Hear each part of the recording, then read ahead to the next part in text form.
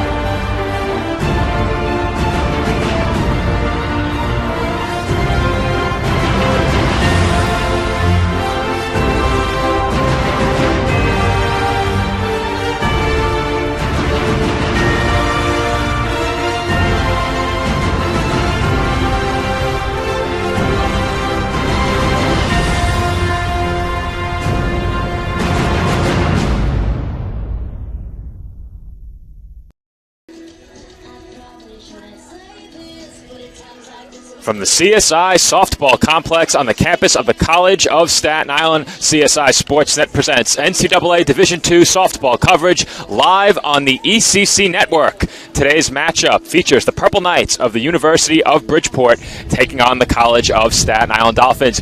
Good afternoon, everybody. This is Joe Foreman, once again joined by my broadcast partner, Nick Bivona. And Nick, the Dolphins come in 9-17, 5-11 in conference play, but over the past week, we have seen a lot of encouraging signs from the CSI team. Well, especially since the last contest with this Bridgeport team, the doubleheader between these two teams was not good for the CSI squad. They lost both games in a mercy fashion, and since that, they have won 4 games out of the last 6, so they have improved a lot with a nice doubleheader win over Malloy, splitting between Dieuville and splitting between Queens. So a big opportunity for CSI to beat a very good Bridgeport team here today. Well, the Dolphins, in their matchup with Malloy this past weekend, a win in Game 1 by a final score of 11-3. They scored a season high in runs with those 11 runs. However, included in those 4 victories were also 2 shutouts, both by Anissa Acosta, a 2-0 win in Game 2 over Malloy, and a 1-0 win against Queens on Wednesday. So this Dolphins team has had a lot of reasons for optimism over their last 6 games. You mentioned the 4-2 record, but the bats have come alive and the pitching has been solid, including those 2 shutouts from Acosta. And I think if CSI is going to win today, they're going to need that pitching to be really successful. I mentioned before, the 2 games they had against Bridgeport the last time at Bridgeport were not good. Lost 8-0 at 6 innings and then lost 11-2 at 5 innings. If CSI is going to win today, at least get one of these 2 games, they're going to need some strong pitching, and they're going to need to hit the ball a lot better. Only 2 runs combined in those 2 games. They're going to need to score a bunch of runs if they're going to compete with this Bridgeport squad. Well, speaking of shutouts, Katie Borowski shut out this Dolphins team the last time she faced the College of Staten Island at the time. That improved her record to 13-5. She threw 6 innings in that game, walked 2, and struck out 12. Her strikeout numbers this season have been unreal, and the Dolphins really had a lot of trouble against her, unable to touch her in that game when they last saw her. No hits for the Dolphins across those 6 innings. You said, Joe, her numbers are staggering. A 14-5 record. This is going to be her 24th appearance of the season, 18th game started. You said it, a lot of strikeouts. I might be seeing this one. Is that say over 200 strikeouts she has on the season? She has been unbelievable for this Bridgeport squad. A big reason why they are in the record that they currently have. 22-11 on the season. They are 10-4 in ECC play. They are one of the top teams in this conference, and it's a big reason. She is the biggest reason why they're up there. Well, you did not see that incorrectly, Nick. 218 strikeouts in 124 and a third innings pitched. Opposing batters hitting at 173 against her, and Borowski has been phenomenal for this Bridgeport team so far this year. However, Bridgeport is not atop the ECC standings in softball. They trail St. Thomas Aquinas. The Spartans have a record of 11-2 in conference play. Bridgeport right now at 10-4 in conference play, as you mentioned. So down the stretch, the Purple Knights will be chasing that Stack Spartans team, and we'll see if they can make up some ground in the conference standings here this afternoon. And games like this for Bridgeport are huge. I mean, you said it, Joe. If they want to catch up to St. Thomas Aquinas, they need to win games like this against a CSI squad that has been doing a lot better in their last 6 games. CSI could be one of those potential upset teams that are looking to get a huge win today and steal one against a very good Bridgeport squad. So the Purple Knights on spoiler alert here this afternoon as they look to continue their climb toward the top of the East Coast Conference. For the Dolphins, they have victories against all of the teams in conference they have faced this year, with the exception of this Purple Knights team and the Stack Spartans team that I just mentioned. They have 2 against Bridgeport today, and they have 2 against Stack on Saturday, April 23rd. That doubleheader will be played in Spark Hill, New York, 1 week from tomorrow. So the Dolphins will hope to get back in the win column in conference play here this afternoon. I mentioned they split their last conference doubleheader played on Wednesday, and for the Dolphins, this doubleheader will be the 5th in the last 7 days for the College of Staten Island. It has been a very busy week. 2 against Queens, 2 against the Uville, 2 against Malloy, 2 against Bridgeport, and now 2 more against the University of Bridgeport here this afternoon. And, you would think that this team is, tired from all the games they've had to play, but they, like you said, Joe, they have shown a lot of improvement over these last couple of games, and that improvement is going to have to be a key factor in today's games against Bridgeport if they're going to be able to sneak out a big win and potentially a huge upset for this squad. We've touched on the pitching for both teams. Let's turn our attention to the hitting for the College of Staten Island. I've said it several times already over the last few broadcasts, and nothing has changed. Anissa Acosta still leads the Dolphins in several major offensive categories: batting average, OPS, runs, hits, home runs, RBIs, slugging, and on-base percentage. Samantha McPherson, not far behind, is second in many of those categories, including batting average, including hits, including RBIs, and slugging. But for this Dolphins team, we mentioned it, the turnaround over the last few games, an 11-run output that came against Malloy last Saturday. They scored 7 in a win against the Uville on Sunday. The Bats quieted a bit against Queens in their last 2 games, and they'll be hoping to bounce back from a doubleheader played on Wednesday where they scored a combined 3 runs over the 2 games against the Knights. Yeah, I mean, if they can get some good pitching again today, that is going to be a huge, because Bridgeport is one of the top teams when it comes to runs scored. So if the Dolphins are able to pitch a very strong outing today in both of these games, I think they have a great chance of winning at least one, maybe even both of these games today. It would be very, very big for this CSI Dolphins morale team on the team. And taking a look at some of the offensive leaders for the University of Bridgeport, Madison D'Amato is hitting at .430 on the season. She leads the team in batting average, leads the team in runs scored, hits, doubles, walks drawn, but she is not the only hitter in this lineup coming in with an average of above 400. As joining her with that distinction, Kiana Robinson hitting at .429, and Kyra Ramon is hitting at .418. So 3 hitters in this Bridgeport lineup batting well above the 400 mark, several more hitting over 300. For the Dolphins, they only have 2 hitters with batting averages above the 300 mark. So certainly a tough test for the Dolphins bats in this game, but also a very tough test for the Dolphins pitching staff. And especially with Borowski pitching, they're going to need those bats to, get going in the first couple of innings. The key to the success of this game, you're going to need to force Borowski to throw a lot of pitches and force the pitch count up and get some key pitches that you can drive into the gaps in the outfield in order to get a huge win. But you're going to need Anissa Acosta and Samantha McPherson to be those keys to this game. They've been hitting very, very well their last couple of games, and they've been a huge key to the success of why the Dolphins have won 4 of their last 6. So the Dolphins will face Katie Borowski in the circle. As of right now, Nicole Rivera is penciled in as the starting pitcher for the College of Staten Island, though we do expect that could change. We've seen Tracy Garofalo make a lot of late scratches in the circle.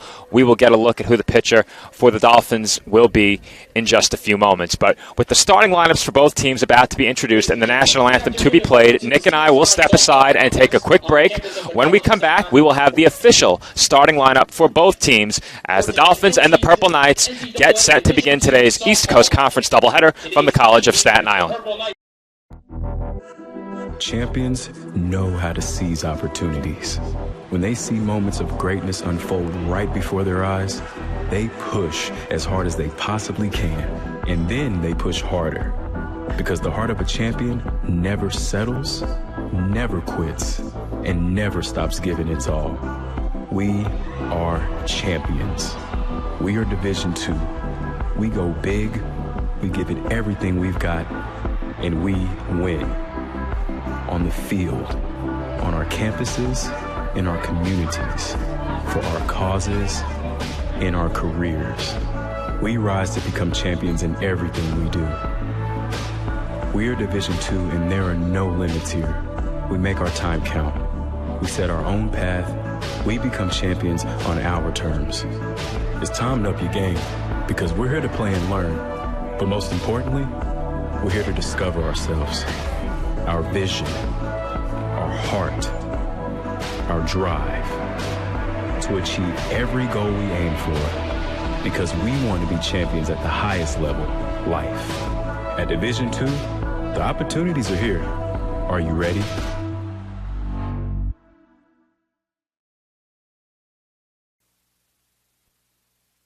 Kettle Black on Staten Island, a top 5 wing joint in America by Food and Wine magazine.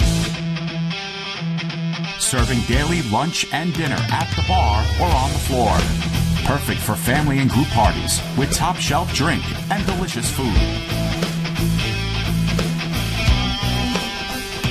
From great times with good friends. Live sports and watch parties. To Staten Island's hottest nightlife. The Kettle Black features live music and DJs weekly. The Kettle Black features daily and nightly food and drink specials. The best Staten Island has to offer is at the Kettle Black. We'll see you there at the Kettle Black, located on 415 Forest Avenue, Staten Island. Hobra, a taco joint, Staten Island, where we're proud to have shared our family-first spirit with people from throughout New York City and the world. With indoor dining available both at the bar and on the floor. Or step outside for additional seating and an outdoor bar. Serving beer that's crisp, ice cold, and worthy of a day at the beach. Cocktails that explode with flavor. And great food made with the freshest and healthiest ingredients available. Events feature food and drink specials. Live music. And the best of Staten Island nightlife. Your CSI Student ID saves you 10% on your dining order at Hobra. Visit us at 412 Forest Avenue, Staten Island.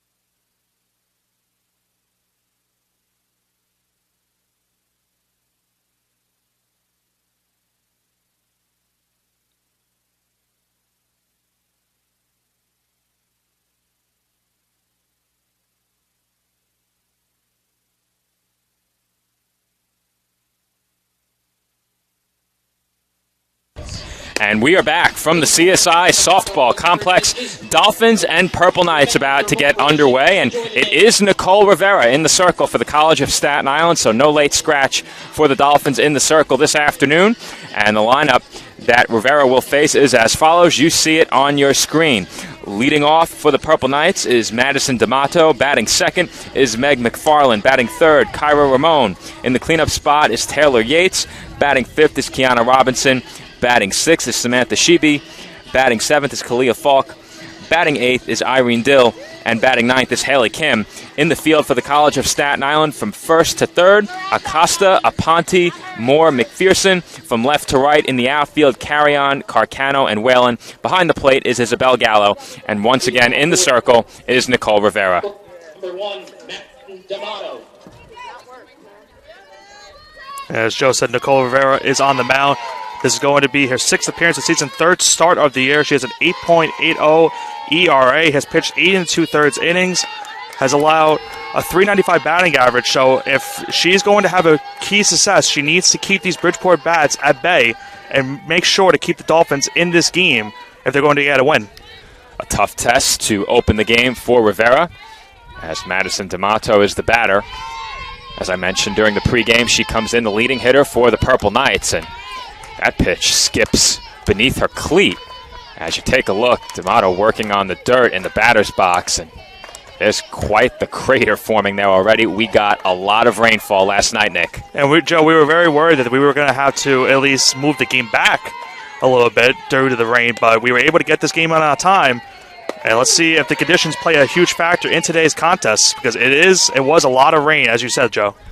It's a beautiful day today, and it was a beautiful day yesterday until about 6 or 7 o'clock last night.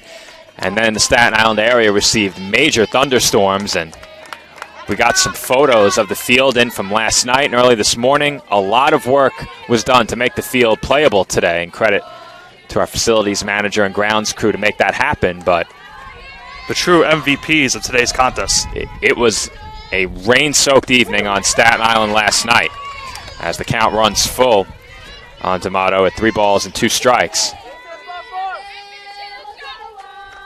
You said Joe D'Amato hitting .430 on the year, so she is definitely a tough out.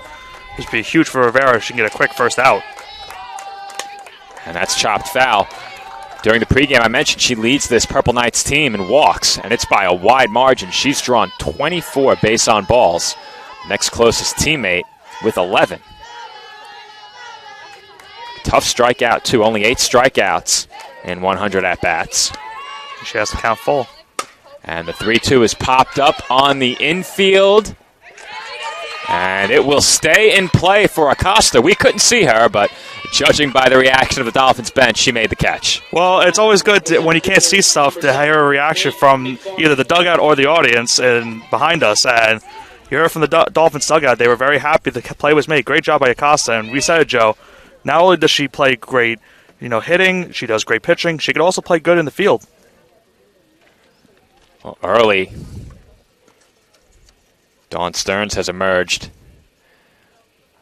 from the Purple Knights dugout, and I mentioned it during the first at-bat that the batter's box looked to be a bit craterous, if that's a word. I'm no vocab expert, but it's definitely an interesting word to use, and you said it, Joe. I mean, it's tough for any hitter to hit in a batter's box like that. Yeah, I don't think that's supposed to happen when you step on the dirt, but no. As I said, this area received torrential rainfall last night, and we don't know if this game will continue.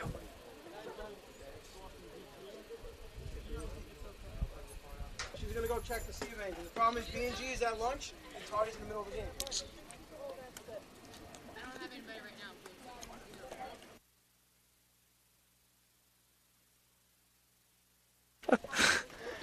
So Nick and I were listening in on the conversation taking place right now between the coaches, the umpires, and you may have heard our athletic communications coordinator, Joe Masha, on the phone trying to relay the information to those in charge of these kinds of issues. But and we were afraid, Joe, that the game would have to maybe be pushed back a little bit, but if the batter's box is in the condition that it's currently in, we might have to push it back.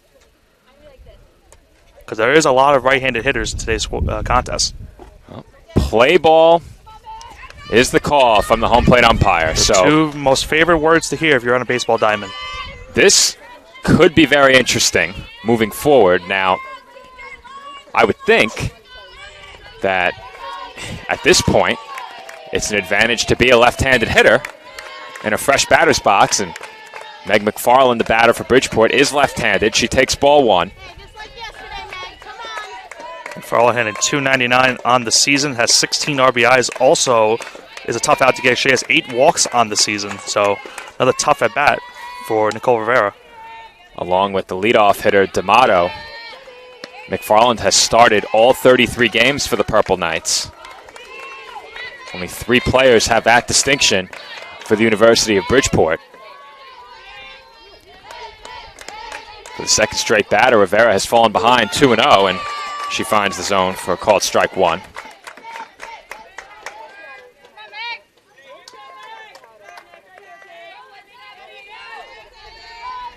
I have a feeling if there's work done to the field, that will happen between the two games. I would have to agree with you, Joe. I mean, Bridgeport doesn't want to drop one of these games. They're one of the highest teams going into the conference. They have won 8 straight games, so they really don't want to drop a game just because of the field conditions. So they want to get this game through. Oh, look at the circle, Nick. As McFarland lines one to left field, but that is a foul ball. But take a look at the circle right in front of the rubber where Rivera is pitching. There's already a crater forming there as well. So we will see how that impacts the pitchers. We will see how the batter's box impacts the hitters. It'll be interesting to see if that affects Borowski, considering her numbers on the season. You would think for CSI that would be a huge advantage. Maybe there's an issue that she has one of her pitches. Seems as if both pitchers and hitters will be affected as McPherson grabs that one on a line. And McFarland is retired for the second out of the inning. What a play by McPherson, flashing the leather at third base. And a nice second out forced by the Dolphins. Now batting the left fielder, number 13, Kyra Ramon. That will bring Kyra Ramon to the plate. Ramon comes in hitting at .418.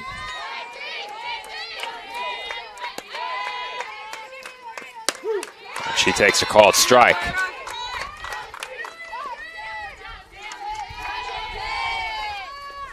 Well, you said it earlier, Nick. This Purple Knights team defeated the Dolphins twice via the mercy rule last weekend, as that's chopped on the ground to second, and Aponte flips to first for the third out. And my point was going to be that makes a 1-2-3 first inning that much bigger for Nicole Rivera, and she's got it as we head to the bottom half of the first with no score from the CSI softball complex.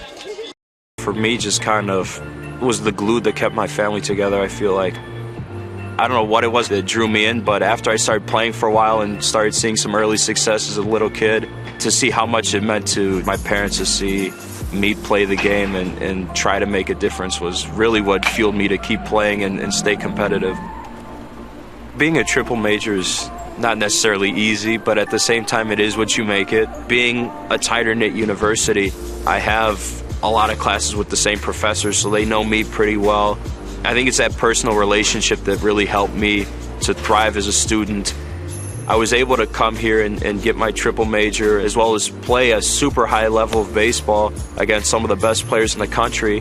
There's a lot of options here in Division II with a lot of great ball players and a lot of great people, and they make sure that they give you every opportunity to succeed on and off the field.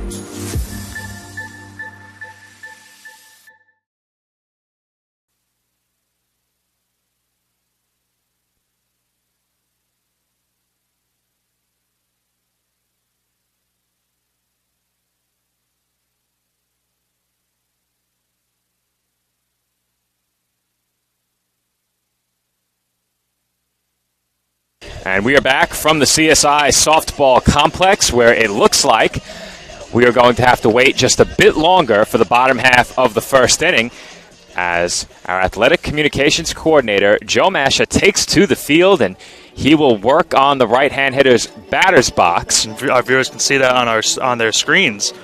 Joe Masha getting to work right now. Going to work with that rake. Look at that technique.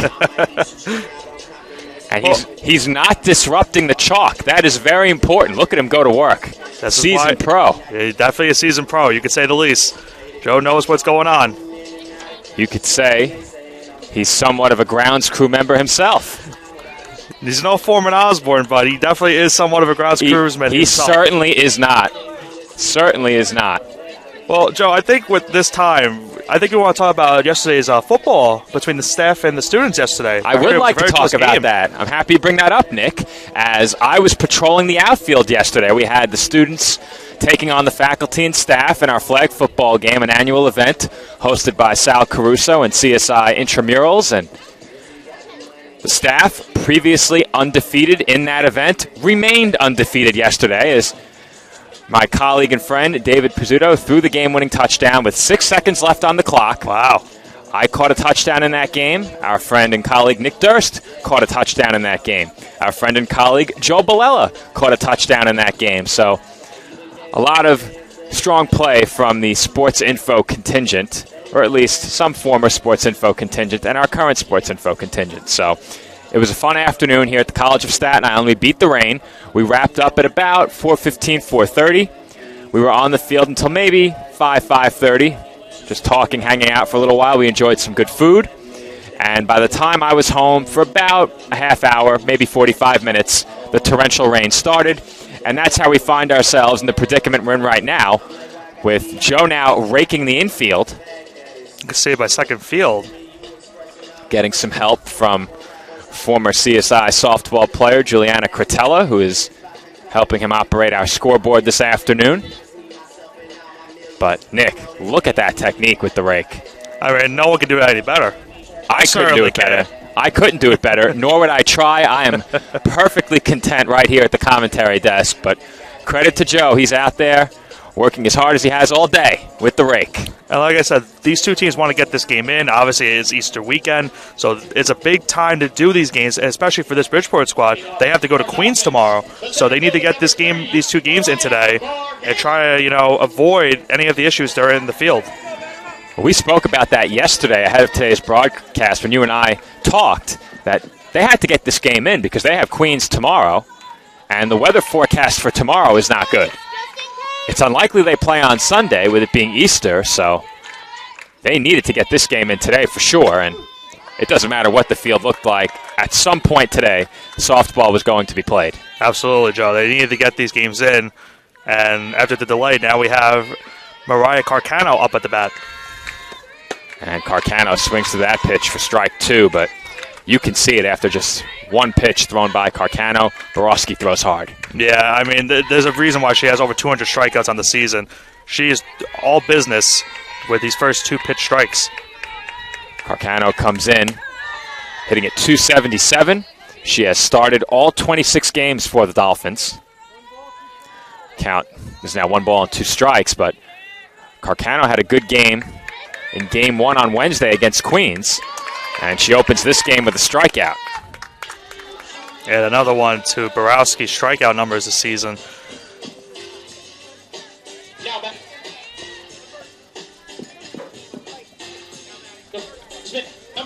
Poor Andrew, man.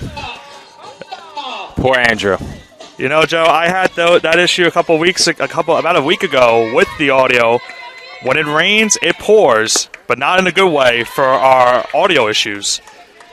The only reason I mention it is because you can clearly hear it over our headsets.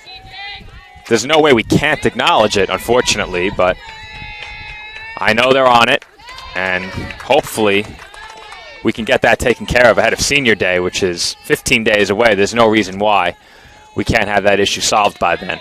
Yeah, that's a huge day for this entire squad. They need to get that audio fixed, as Nisa Acosta swings and misses, and it's now 1-2. For those who follow CSI Softball here on Sportsnet, our next broadcast is the final broadcast of the season. Dolphins take on Mercy College on April 30th. That will be Senior Day. And Acosta looks at a called strike 3, so Borowski quickly opens the game with 2 punch-outs, and Samantha McPherson will be next. Now makes it 220 on the year for Borowski. The numbers just continue to be staggering and staggering as each game goes on. And now an opportunity for Samantha McPherson, who's been red hot at the plate for the CSI squad, with 2 outs, trying to get something for the Dolphins. And McPherson takes out of the zone for ball 1. And we took a look at Borowski's stats during the pregame. Looking at those numbers, there is really no concrete method of attack if you're the Dolphins. She doesn't issue a lot of walks, doesn't give up a lot of hits, and McPherson hits that ball well right at the center fielder. It is off the glove of McFarland. It rolls to the wall.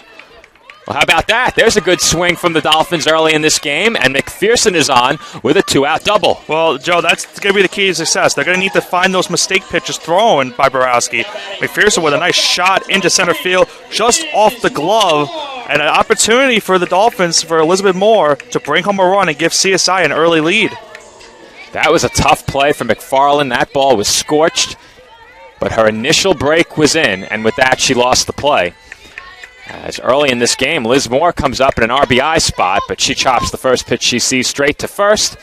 and Shebe will step on the bag for the final out of the inning. A 2-out double for Samantha McPherson, and she is stranded at second. No score from the College of Staten Island through 1.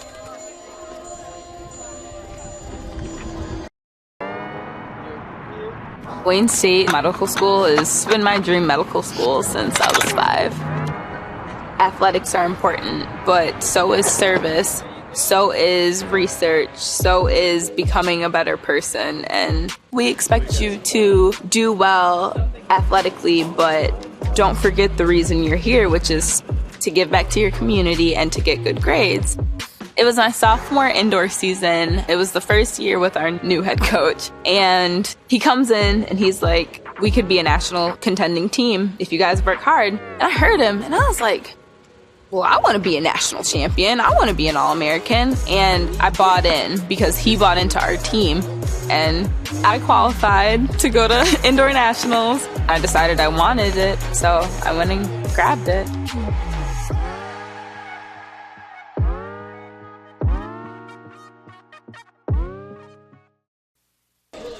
And we are back from the College of Staten Island. No score through the first inning, but right on cue, Nick, Samantha McPherson with a loud double to straightaway center after I mentioned how few hits Borowski allows. As Nick Durst would say, the reverse jinx is alive and well. Well, like I said, but going into that bet, McPherson has been one of the hottest hitters for this Dolphins squad, and she proved it right there with a scorcher into center field off the glove of McFarland. But you said it, Joe. I mean, the timing of that couldn't have been any more perfect after you said it would be tough for the CSI squad to get hits. It seems that whatever comment Nick and I make, the opposite happens. And it's always right on cue. The numbers support our statement, but the action that immediately follows does not. That is true. And usually some of the times it's coming to this defense. You know, we always praise the defense a good amount of times. And the Purple Knights now have their first hit of the game as Taylor Yates grounds one through the left side for a leadoff single. And if you're Nicole Rivera, you don't want to get, that leadoff single into your head. You want to get Kiana Robinson out here. Huge double play ball will be big for CSI if they can get it. But this is a big chance for this Bridgeport squad to get on the board. And Robinson's having herself a great season. 429 batting average. You said, Joe, earlier, D'Amato has the highest with 430. She's right behind her with that 429 batting average. Another dangerous hitter with also 3 home runs on the season. There is just no relief for Dolphins pitching anywhere in this Purple Knights lineup. Top to bottom, averages either just below the 300 mark or well above in most cases, as the 1-0 misses outside for ball 2.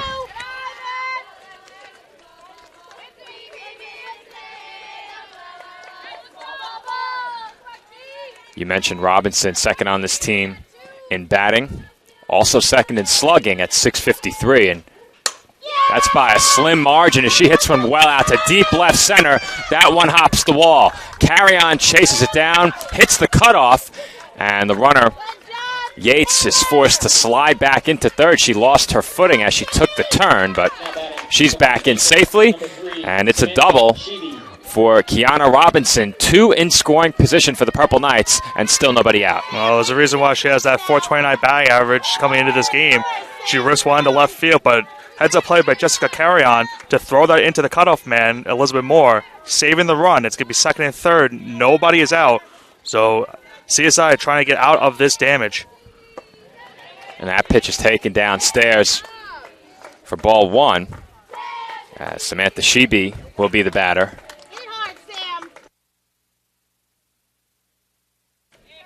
Shebe hitting .314 on the season.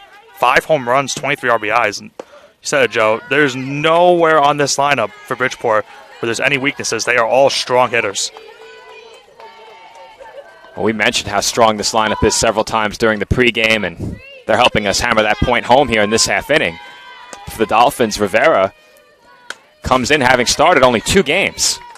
And the Dolphins choosing to go with their second-year right-hander against the Purple Knights in Game 1. Now, Kelsey Strayer is throwing in the Dolphins' bullpen right now. I'm not sure how quick the hook would be on Rivera in this game, but perhaps the Dolphins are trying to hold on to 3 pitchers for Game 2. It could be certainly a test. I mean, we saw Strayer pitch in that game, in one of those games against, what was that, the last game we had? We had against Queens College, in the 7-2 loss. And, she was very productive, but we're going to have to see maybe does she come into this game or is CSI going to hold her off for game number 2? I'm trying to think through all the Dolphins games that we've covered. And it's not often, if my memory serves me correctly, that we've seen the Dolphins use pitchers in back-to-back games. So it's rare that the Dolphins have used a pitcher in both halves of a doubleheader. So perhaps the thought process is you try and take 3 pitchers into game 2 as the payoff pitch is fouled away. But I think that might be the plan, the strategy coming into this game is try and get through game 1 using no more than 2 pitchers, and then you have 3 for game 2. And with this Bridgeport squad, they're going to need as much good pitching as they can get. And that is ripped foul. And Shebe was right on that pitch, just a bit out in front. Yeah, if you're one of these outfielders, you got to be on your toes with this lineup. There is, like I said, no weakness. They are all very good hitters, so they need to be very active in the field. First base is open, 2 in scoring position for the Purple Knights. Here comes another 3-2 pitch, and that is swung on and missed for strike 3. A huge strikeout for Nicole Rivera with 2 on. And it will be Kalia Falk next to the plate for the Purple Knights as she'll look to pick up Shebe with 2 still in scoring position. Falk on the air hitting .286 with 4 home runs, 15 RBIs. She is another dangerous hitter. And, for Rivera, that's a huge strikeout. I mean, you can't ask more out of your pitcher. First base is still open, but to get a huge first out right there, that's big for the CSI Dolphins team. Well, now you have the open base to play with. Not a base you typically see a pitcher use with nobody out, but with 1 out, you can be a bit more careful here. Certainly a chance to get a double play if you do walk and load the bases. For what it's worth, the 8 and 9 hitters are due up next, so we said it. There's not much relief in this Purple Knights lineup, but if you have your pick, odds are you'll choose to go after the 8 and 9 hitter as opposed to the 6 or 7 hitter. And this is like one of those at-bats where you don't force an intentional walk, but it's an unintentional walk with a 3-0 count already. And Rivera finds the zone with the 3-0 pitch. And we've got papers flying here at the desk, having to use our old hands. Try to make some good plays, not only behind the fence, but, past the fence. There's a hit out to straightaway center. The catch is made by Carcano, and the throw is cut off by Acosta. It will be a sacrifice fly for Kalia Falk, and the University of Bridgeport has a 1-0 lead. Well, you know what? If you're CSI, you'll take that. Only 1 run was able to come in. They get a big second out. Nice job by Carcano. They almost got a play at the plate, unable to do so, and these Purple Knights are on the board first. 2 outs, still a runner in score position at second. If Rivera can escape this inning, allowing just 1 run, that would be a huge victory for her and the Dolphins. We mentioned Borowski comes in with an ERA of 1.75. We touched on that during the pregame, so she doesn't often give up more than 1. And facing Irene Dill. This is only Dill's 2nd start of the season, her 12th game of the year. A short work. She has a .333 batting average, but a chance for her to bring home an RBI. The runner on second is Robinson, and the 1-1 pitch from Rivera misses low. This is another situation where the runner on, there is a base open for CSI, but if you're Rivera, you want to get out this hitter right here and get out of the inning with only 1 run given up. And the 2-1 is hit in the air out to deep left center. Carcano settles underneath it, and she makes the catch for the 3rd out of the inning. So after back-to-back base hits to open the frame, the Purple Knights settle for 1 run. They strand 1 in scoring position. Our score heading to the bottom of the 2nd, 1-0 Bridgeport.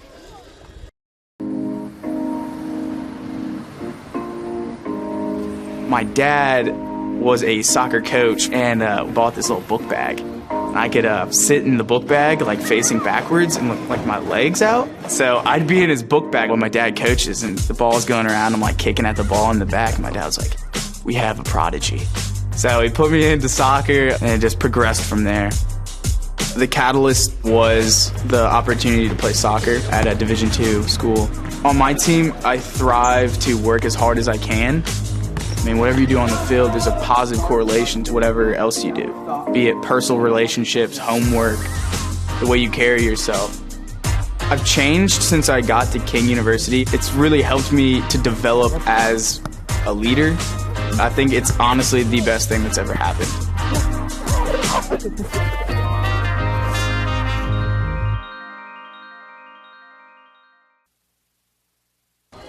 And we're back from the CSI softball complex where the Dolphins now trail by a run. For CSI, it will be 5, 6, and 7 due up against Katie Borowski in the home half of the second. But, Nick, a good job in the circle by Nicole Rivera during the previous half inning to limit the damage to 1 run. Well, I mean, to get out from second and third, no outs, to only giving up 1 run, huge job by Nicole Rivera, and she got some good plays in center field by Mariah Carcano to keep the runners at bay and keep only 1 run from scoring. So a good job all around from CSI. That's been among the biggest strengths of this Dolphins team so far this year, the play of the outfield. They haven't missed many and have made some exceptional plays along the way as well. Jacqueline Cateridge, the batter, leading off for the Dolphins in the second, and she quickly swings through 2 straight high fastballs. And Borowski, we said it earlier, she's just throwing gas. Big reason why she has so many strikeouts on the season. Looking for another one right here. And she goes up the ladder again with that pitch and misses high. But we got to look at Borowski's pregame warm-up right in front of us here at the commentary desk, and we noticed a few unusual aspects of that pregame preparation. She was tossing a hockey puck around at one point, or at least what looked like a hockey puck, but whatever she's doing is clearly working. Well, those pregame rituals that everyone has, and for her, if that's the case, there's a big reason why it's been working for her all season. We saw Borowski here at the CSI softball complex last year as well. And that pitch is off the outside corner for ball 2 to Cateridge. But I'll pull up the numbers from that game in just a moment. Cateridge looking to improve her batting average, currently at .250 on the year. 2-2 pitch. And the 2-2 finds the outside corner for a called strike 3. And just like that, Borowski has her 3rd strikeout. She just continues to throw heat past this Dolphins lineup as Isabel Gallo now comes to bat, and she looks to do some damage against Borowski. Gallo hitting .279 on the year, slugging percentage of .309 as she takes a big hack at it but swings and misses for first call for a strike. So in Borowski's outing here at the CSI softball complex last year, she went the distance, allowed 5 hits, walked 2, and struck out 14. And that was a 3-0 win for the University of Bridgeport. Sure, struck out 14 in that outing, and she's looking for number 4 right here. She got an 0-2 count on Isabel Gallo, and you can just see why she's such a tough pitcher to hit. 0-2 the count on the Dolphins catcher. And Gallo takes high. Dolphins did lose both games of that doubleheader played here at home last season. They dropped game 2, 6-4. And I have a feeling, Nick, that the Dolphins, knowing Borowski would throw game 1, are trying to save pitching for game 2 and give everything they have to take that game if they can't get this game against Borowski. You're right, Joe. I mean, Borowski doesn't make that many mistake pitches. She made that one against McPherson in the first inning, but she's just going right through this Dolphins lineup. She's already off to a great start in this game. And Layla Aponte chases that pitch for strike 1, but I said it during the last broadcast, the Dolphins don't give away many strikes, and I'm not sure if they're a bit overeager or trying to get around on that fastball from Borowski, but they've chased quite a few pitches out of the strike zone early in this game. Yeah, I mean, and you don't want to give a pitcher like Borowski that opportunity to, for chase pitches. You want to force those pitches to be balls and find the exact pitch you want to hit. And Aponte fouls that one back. She's behind 1-2. It's staggering because that's one of the only few contacts we've had so far from this CSI team. It's been very hard early on to hit Borowski. She's throwing a lot of good pitches so far. McPherson didn't appear to have too much trouble, offered it one pitch and crushed it. Comes the 1-2, and Aponte fouls away another. This is a good opportunity for Aponte. I mean, you're seeing what Borowski's going to throw at you. You want to keep fouling off some pitches, protect the plate, and stay alive in this at-bat, and hopefully find a mistake pitch. I think it's important, too, for the Dolphins to prolong some of these at-bats, not just to run up Borowski's pitch count, but to get a look at what they'll be facing in this game. If you go down on 3 or 4 pitches, you don't get as many opportunities to time up that fastball, and it becomes that much harder to get around in your next at-bat. So, certainly you have your scouting reports, but when you're facing it in real time, it's very tough to hit. Comes the 1-2, and Aponte fouls it back again. And, even if Aponte does get out, this has been a very productive at-bat for Aponte. She's fouled off a couple pitches. Is now trying to keep that pitch count going off of Borowski, but if it's a hit or not, it's been a good at-bat by Leila Aponte. Well, it's very early to start talking pitch count as Aponte takes a letter-high strike 3, but that last pitch for Borowski was number 28. Not too bad if you're the Dolphins through 2 innings, but CSI trails 1-0. We'll be right back for the third. You Know 'em Right is the podcast that uncovers the origin stories of some of the biggest names in sports, media, entertainment, and pop culture. On the show, hosts Nick and Joe walk guests through the retelling of their humble beginnings, covering an array of topics from specific interests and hobbies to personal opinions regarding each facet of their industry. You Know 'em Right offers insight on how to adapt and advance, and offers alternative advice as opposed to a one-size-fits-all strategy. Above all else, the number one goal of You Know 'em Right is to offer listeners an exclusive behind-the-scenes vantage point not found anywhere else through its increasing list of professional connections. With a following that continues to grow daily, You Know 'em Right is transforming into a must-listen podcast in the right place at the right time. Find the show on Spotify, Apple Podcasts, iHeartRadio Podcasts, Amazon Music, YouTube, Twitter, TikTok, Facebook, and Instagram. You do not want to miss an episode of You Know 'em Right.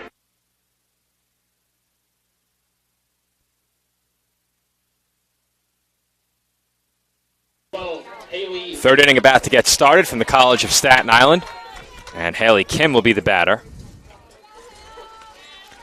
Kim comes in hitting at 308, and the first pitch of the inning from Nicole Rivera is over for a called strike 1. Rivera, got into trouble the last inning, but got out of it, only giving up 1 run, as we have a 1-up the game here in the top of the third. That's chopped on the ground to short. Moore has it, and the throw is in time. Now, it looked like Acosta may have been taken off the bag, but a nice job to keep her foot anchored to first base. And it looks like Dawn Stearns had the same thought I did. We'll go a quick, slow replay. You're right, Joe. Watching in real time, I thought she came off the bag. It looks like from the replay also she came off the bag. Sure did. Now, the runner is out, and I've said it before during other broadcasts, but you really can't defer that call as the infield umpire. He made the call. That has to be the call. Yeah. So I don't think you can overturn that even if he did make the wrong call. Now, Nick always says when we're on the air that umpires don't get credit when you do a good job, but I'll tell you, the crew we had the other day did a great job. No controversial calls. Nothing questionable. No complaints from me the entire afternoon. It was a great day for them on Wednesday. It's funny because usually when you and I call these games, there always is somewhat of a controversial call. So I wonder if I'm the jinx when it comes to that. Could be.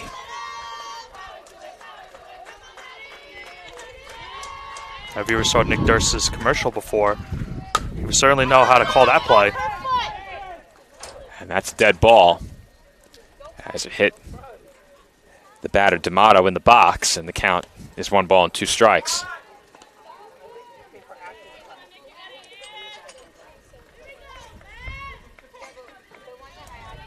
D'Amato comes to the plate 0 for 1 in the game, flew out her first time up. And the 1-2 pitch from Rivera is low for ball 2.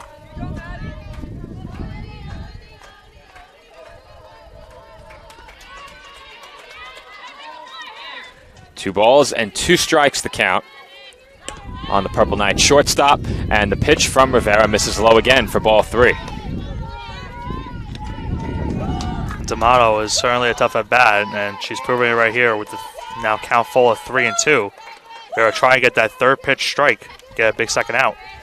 This is at least the 4th or 5th full count for Rivera, and she loses D'Amato to the walk.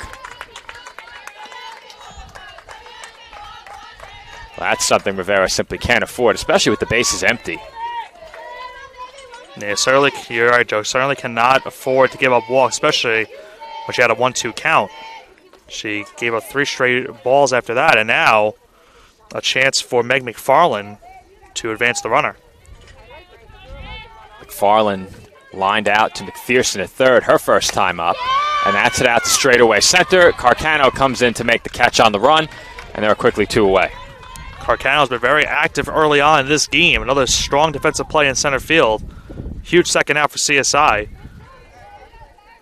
We've said it before, this outfield not an easy one to navigate, but the wind today is as subdued as I've ever seen it. Very little wind. Sun is out also. Runner going from first. Good throw from Gallo, but Moore has it hit off her glove.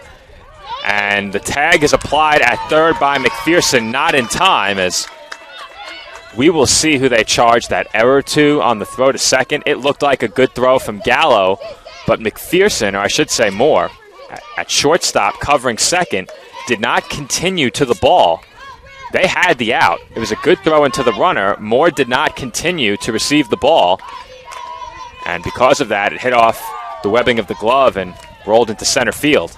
For CSI, you don't want that to be a costly play now, because now, runner at third, 90 feet away, this is a big opportunity for Bridgeport to extend their lead to 2. So Nicole Rivera trying to get out of this jam. That's a tough call for the official scorer. I will definitely get it in between innings. But the Dolphins unable to make the play on that foul pop-up. That ball landed in fair territory. And Tracy Garofalo is very upset with her team after that one. And you can't blame her. I mean, that's a play that has to be made, especially if Ramon can get a base hit right here. But luckily for CSI, that went foul. But definitely a play that has to be made. Very lucky for the Dolphins that went foul. And the 1-2 sails up high. But if that ball lands fair and stays fair, the Dolphins are down 2 runs. And with the condition of the field being a little bit soft, it's much more likely that ball could have landed and not moved.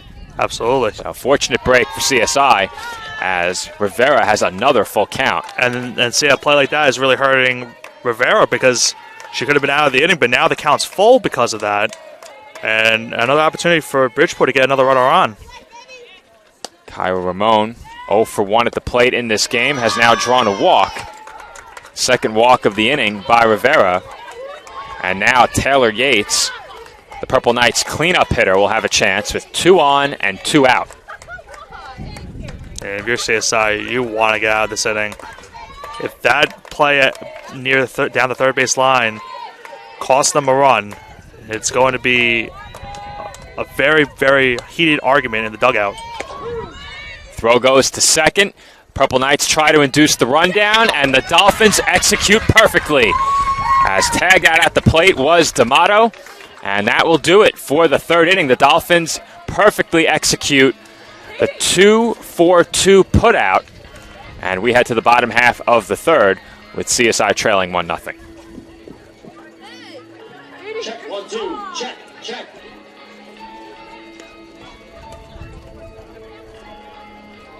My path to a college degree would have been completely different had I not run Division II cross country for the University of Mount Olive. Having an athletic and academic scholarship was key for my success.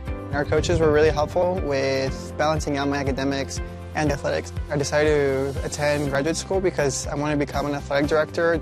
Receiving the postgraduate scholarship through the NCAA provided me with the flexibility to choose the school that I wanted. So now I know that I can accomplish any goal that I set for myself. Being a champion takes more than skill, more than endless drills, more than using your head. Being a champion takes the heart to give it your all, the agility to thrive from any angle, and the relentless drive to be the best. Welcome to Division 2, where the pursuit is yours to create, and the question isn't, can you do it? It's, will you?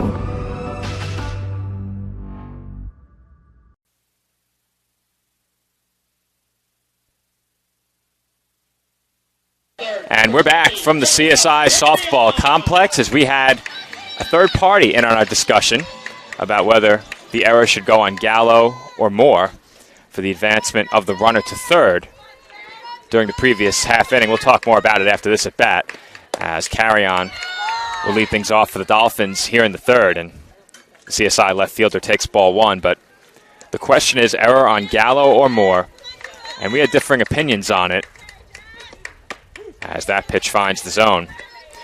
So the question is, do you penalize Gallo because Moore did not continue through second base and into the runner to get that ball?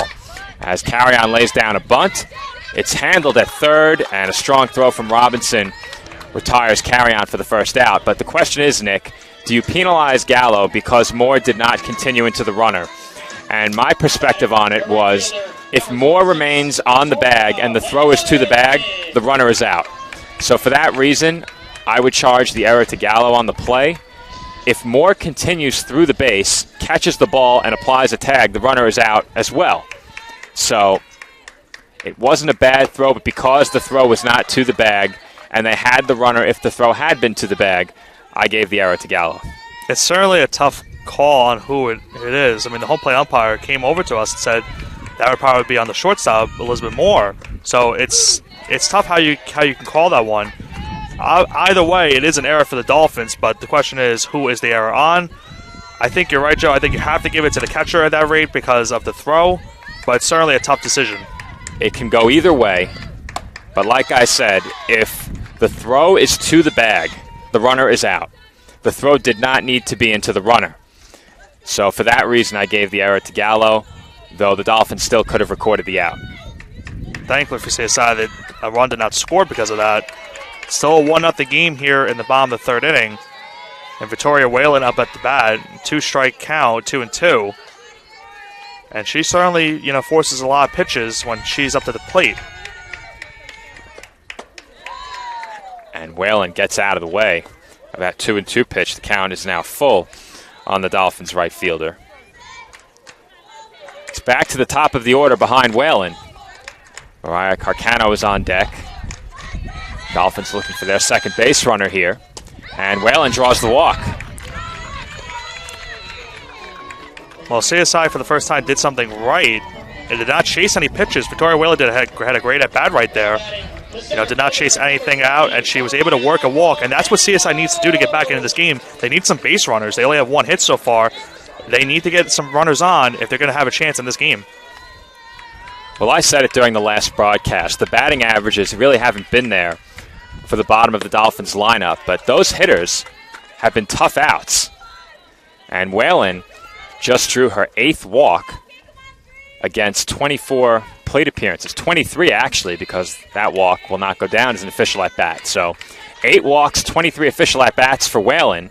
However, she only has 1 base hit on the year. So like I said, the average is not there, but the bottom third of the Dolphins' order, despite not picking up the base hits, have at the very least made opposing pitching work. And Carcano fouls that pitch away. The Dolphins center fielder is 0 for 1 in the game, struck out her first time.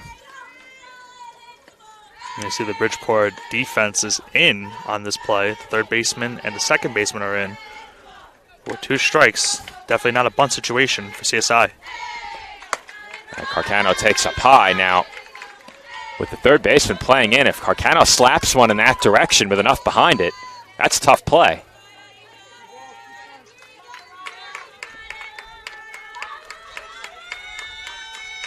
Comes to 2-2, and Carcano swings through that pitch for strike 3.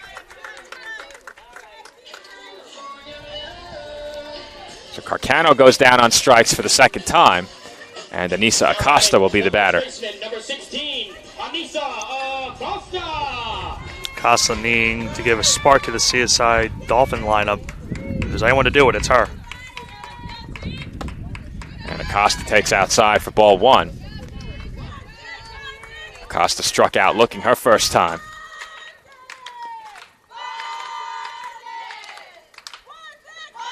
Here comes the 1-0 pitch. And that's up high for ball 2. So this is about as good of a spot as Acosta could ask for here. Ahead 2-0. With a runner on base. No open bases to put her, and McPherson behind her. Having got a great swing against Borowski the first time up, but Acosta looks at a strike. I mean, there's certainly a chance for CSI to, get some damage done. It's right now in this opportunity for Acosta. 2 balls and 1 strike the count on the Dolphins' first baseman. And the pitch from Borowski is chased upstairs, and Acosta swung straight through it. And you said it, Joe, earlier. I mean, CSI has had some of those instances where they've chased pitches, and that was one of them right there. Certainly would have been ball 3, but now it's a 2-2 count. Here comes the 2-2 pitch, and that's out of the zone for ball 3. And I'm sure Acosta is not accustomed to getting beat upstairs with a fastball, and she likely believes she can get around on that pitch, but when you don't see this kind of velocity often, sometimes your thoughts are misguided, as that's fouled back. And she just got a piece of that one. That was almost a strike 3. Just got a tip of it. The good news is for the Dolphins that now Whalen can get a head start over at first base. An extra base hit would almost certainly score her now. Here comes another 3-2 pitch. And that's it out to right. Shallow, and running in to make the grab is Yates for the 3rd out of the inning. So the Dolphins get their second base runner on a walk, but that is all they get as they strand Whalen at first, and CSI will trail 1-0 when we come back for the 4th. As a student athlete in college, I first got involved with the NCAA at the national level. It was through the Student Athlete Advisory Committee, SAC, gave me an opportunity to advocate on behalf of all student athletes, to affect change and to make an impact. The NCAA is giving the student athlete a platform to voice their concerns and to be able to advocate for what's going to affect their well-being. The policies that are being put in place are speaking towards academics, they're speaking towards well-being, they're speaking towards fairness, creating a culture so that the student athletes have the best experiences possible. Being a champion takes more than talent, more than the perfect pass, more than using your head. Being a champion takes the spirit to always push harder, the ability to overcome any hurdle, and the fire to be the best. Welcome to Division II, where the pursuit is yours to create. And the question isn't, can you do it? It's, will you?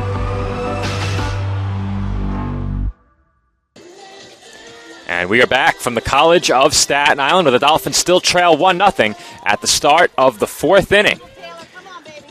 For the Purple Knights, it will be 4, 5, and 6. Yates, Robinson, Sheeby. As Nicole Rivera returns to the circle for CSI. She begins her 4th inning of work and has pitched well. She's allowed only 2 hits and the 1 run. A couple of walks in the last inning.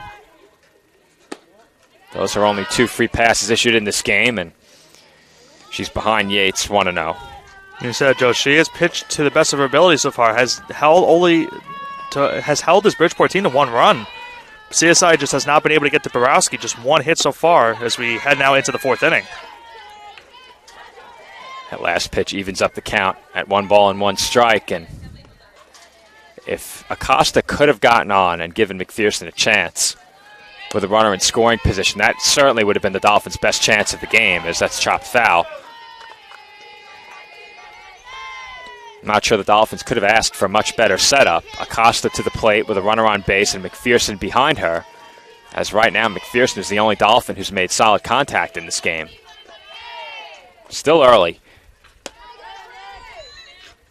As that's popped up, that will stay in play, and nobody is there to get it. And you saw Isabel Gallo just could not see where the ball was. As soon as she took the catcher's mask off, we saw her play down the 3rd base line the last inning. and thankfully it didn't cost CSI there, but now questions will it cost them here. Chance to get a first out, but still 1-2.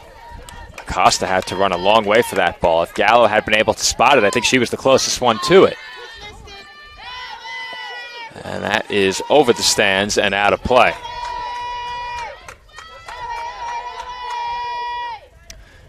The battle continues between Rivera and the Purple Knights cleanup hitter, Yates. Yates looking for her second hit of the game. And she takes down and in for ball 2. And this has been a problem for Rivera. She has not been able to find that third pitch strike so far. Because of that, Bridgeport has worked some of these counts from 1 and 2 to full and has gotten some walks because of it. So Rivera trying to avoid that right here. Both walks came in the last inning as that pitch is in for a called strike 3. Interesting call to say the least. Bridgeport was not happy with that strike 3 call, but nonetheless a huge first out for Nicole Rivera. No argument from Yates, though she looked a bit exasperated with the call. This is our first look at Nicole Rivera here at home this year, and from what I've seen so far, she looks like a different pitcher than the pitcher we saw last year, as that pitch skips in for ball 1 to Kiara Robinson. Well, that's only being her third start of the season, so not much work for Rivera on the year, but she's done a great job so far here in the top of the 4th. That's chopped foul. You mentioned the numbers for Rivera at the start of this game. She came in with an ERA of 8.08 and a whip of 2.31. A record of 0-1 across 5 appearances and 2 starts. I would have to think that to this point, this outing has been her best of the season, as Robinson lines one through the left side for a base hit. And for Kiana Robinson, that's her second hit of the game. And that's only the third hit for this Bridgeport team. Robinson has certainly been a factor so far in this game. As we're only here in the 4th inning, she's on first base with only 1 out. That will bring up Samantha Shebe. Shebe came to the plate with 2 in scoring position her last time up and struck out. And she looks at that pitch on the outside corner for a called strike 1.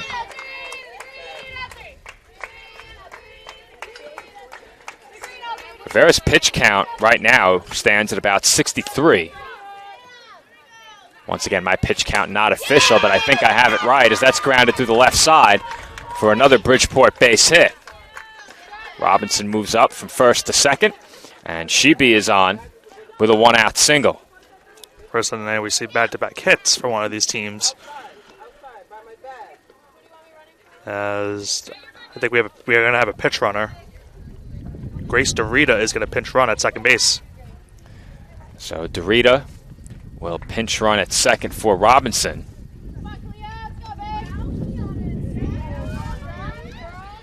And stepping to the plate will be Kalia Falk. Falk had a sacrifice fly her first time up.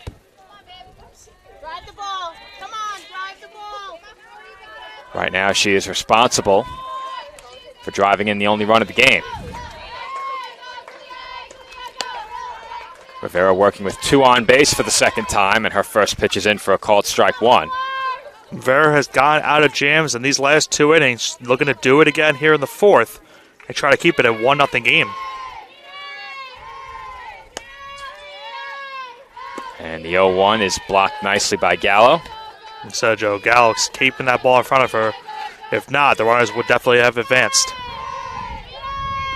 With less than 2 outs, the Dolphins need to keep these 2 base runners right where they are. Can't give the Purple Knights a chance for an RBI and a sacrifice fly or maybe a ground ball.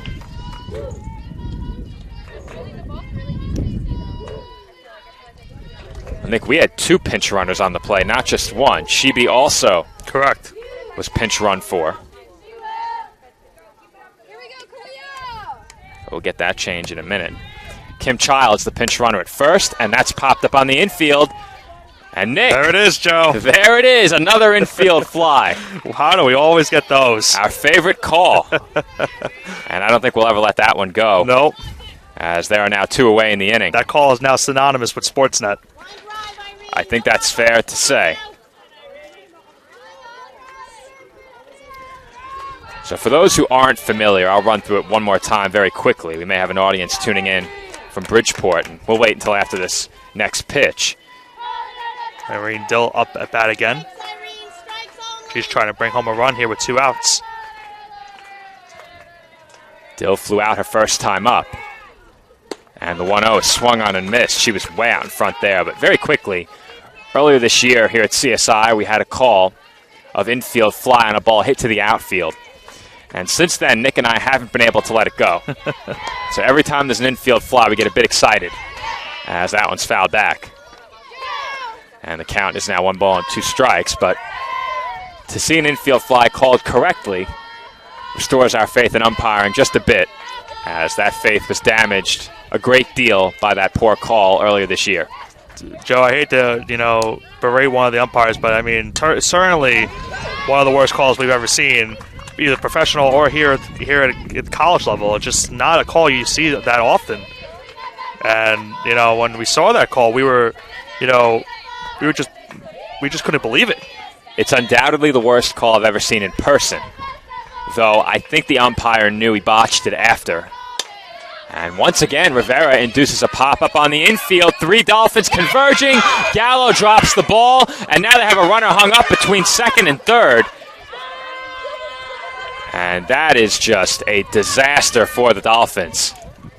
That's the 3rd time now in this game. CSI's had a pop-up, and they've not been able to make the play. And this time around, we saw the one earlier, went into foul play. This time around, it does not go into foul play. It stayed fair. Because as you said, Joe, earlier, the field is going to keep it in that situation where a play like that, it might keep the ball into fair territory. A costly error.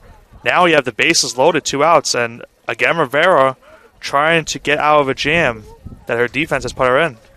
That is an absolutely brutal error for the Dolphins right there. And they didn't realize that they threw behind the runner at third. They had the runner at second. Childs, she was hung up between second and third. If they threw behind Childs, there might have been a play at second base, but they honed in on third. Didn't see Childs about halfway between second and third. Not sure they had anyone covering second anyway. I don't know if you saw, Joe, the throw of third went into left field, but Jessica Carrion was there to be the backup, so she saved the run. I did not see it. As the umpire was positioned along the line, I could not see into left field. So that's a good catch, Nick. I did not see that. Heads-up play by Carrion. She knew that the throw was going there, so she was able to back it up and keep the runners where they were. Just a testament to her great defense as that ball is lined through the right side for a base hit. 1 run is in to score, but holding at third will be Childs. And with that, Purple Knights take a 2-0 lead. Man, that error now just really going to hurt CSI.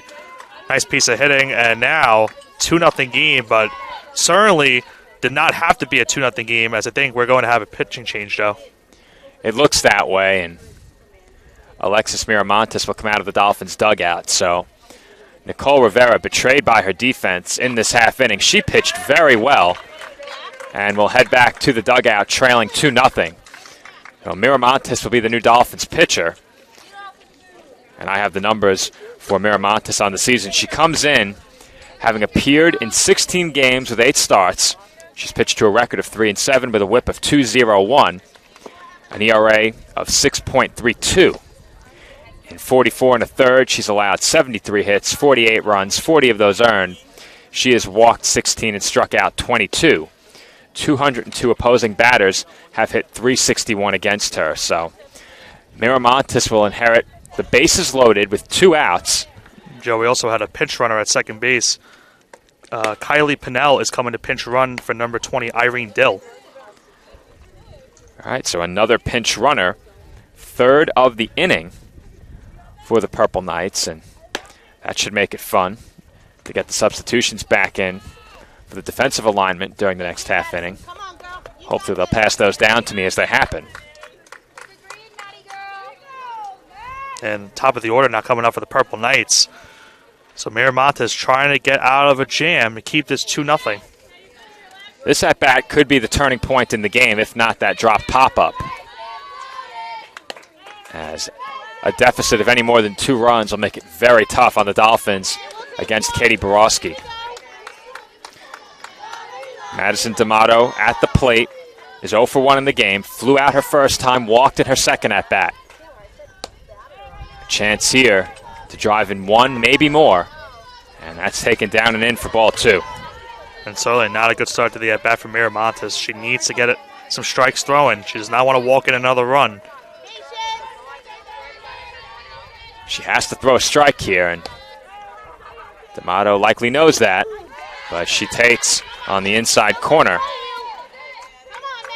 And Miramontes is back in the at-bat.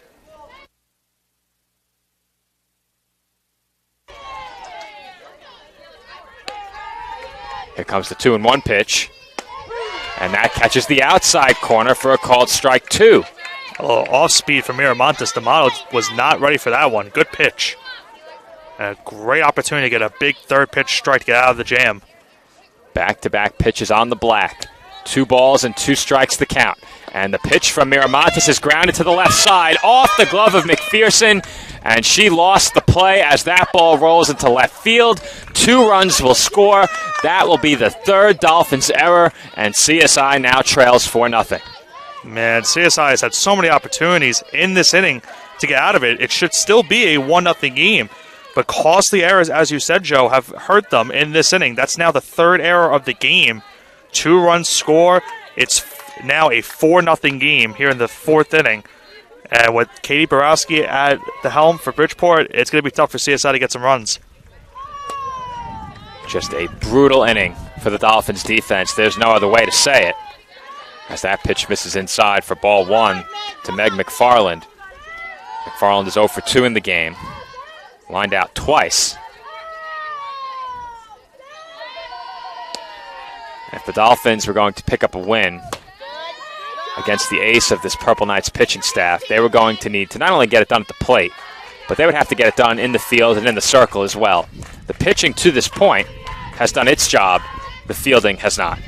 And, I mean, you can't have those costly mistakes in these type of games, especially against one of the top teams in the ACC.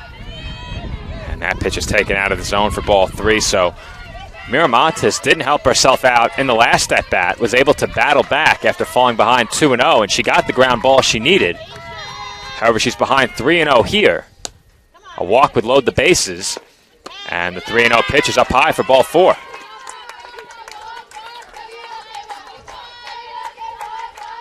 You have to believe that if the Dolphins turned to Miramontes, they were certainly playing to keep this game right where it was. You could have made the case to keep Rivera in, but going to the fresh arm indicates the Dolphins were very serious about making sure this stayed a 2-run game at the very worst.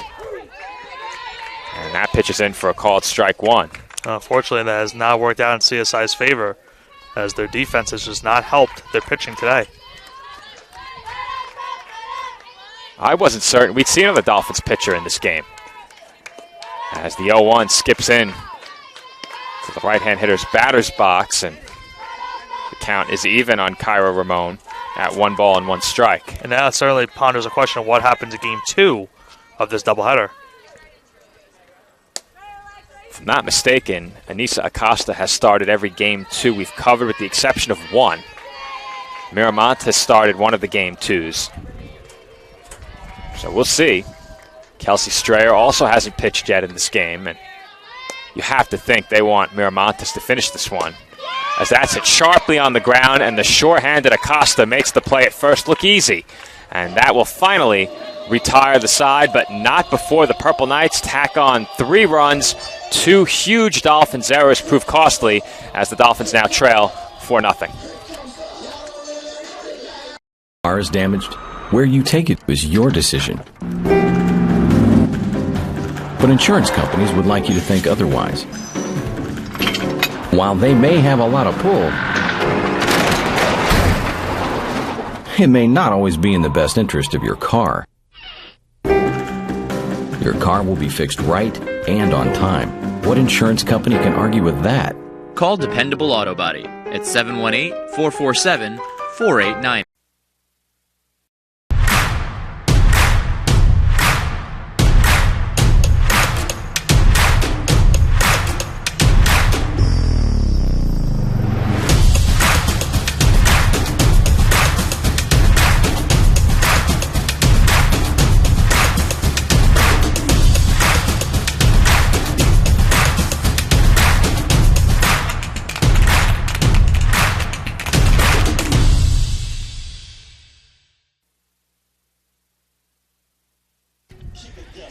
And we are back for the home fourth inning. The Dolphins now trail by 4 runs. And Nick, the story of that last half inning, clearly the Dolphins' defensive miscues.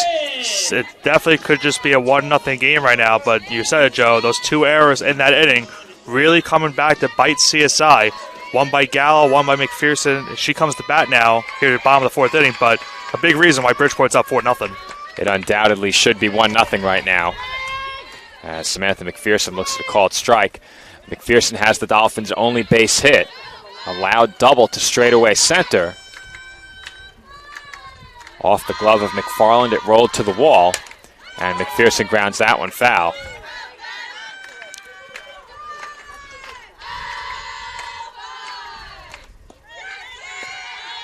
And despite that demoralizing inning, CSI's dugout is still very active. They are rooting on McPherson.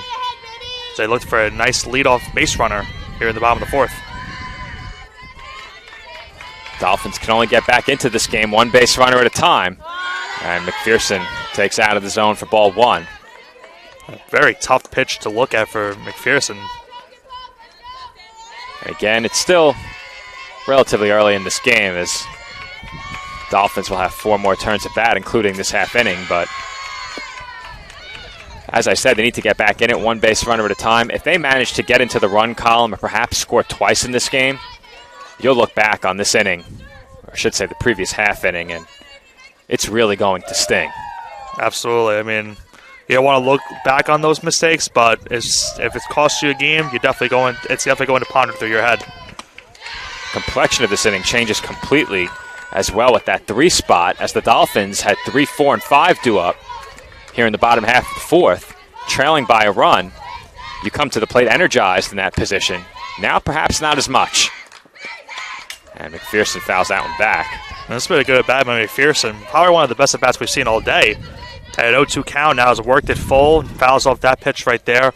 She's got a chance to, maybe see if she can get another mistake pitch by Borowski like she had one earlier. Well, you can see McPherson has not had any problem getting around on the Borowski fastball. And the 3-2 is chopped back to the circle. Borowski plays it on the backhand and throws out McPherson for out number 1. Well, a very productive at-bat, but, I mean, Borowski just cruising through this game here at the bottom of the 4th inning. Well, she's yet to allow a run on this field between her outing last year and now 3 1/3 this year. Liz Moore is the batter, and she takes up high.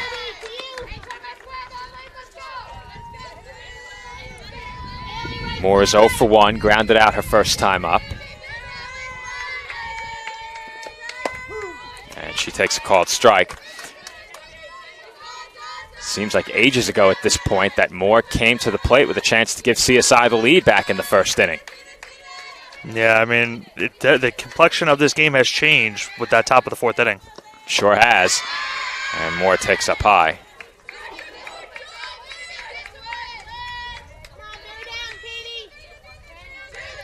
Two balls and 1 strike the count on the Dolphin shortstop. And Borowski deals and misses high yet again. With that last pitch, the Dolphins have run Borowski's pitch count up to 60. They typically say that about 15 pitches per inning in the major leagues is what you shoot for. Now, of course, softball, a very different game, being only 7 innings, and pitchers typically are extended far more, but Dolphins have had some good at-bats in this game, much better than the at-bats very early on. Yeah, they have not chased as many pitches as they did earlier on. Nice at-bat by Moore to get out first with a 1-out walk, and Jacqueline Cateridge now coming up to bat. Moore represents the 3rd Dolphins base runner. CSI has drawn 2 walks. McPherson has the only hit, and Cateridge looks at a called strike. And we brought up those numbers from Borowski earlier. It's certainly tough to get base runners on, so when you get the opportunity to get them, you got to strike. Comes the 0-1. That's fouled back. Cateridge struck out looking her first time. Was behind 0-2 in that at-bat as well. Battled back a bit, but was ultimately set down on strikes. Here comes the 0-2 pitch from Borowski. And that's off the outside corner.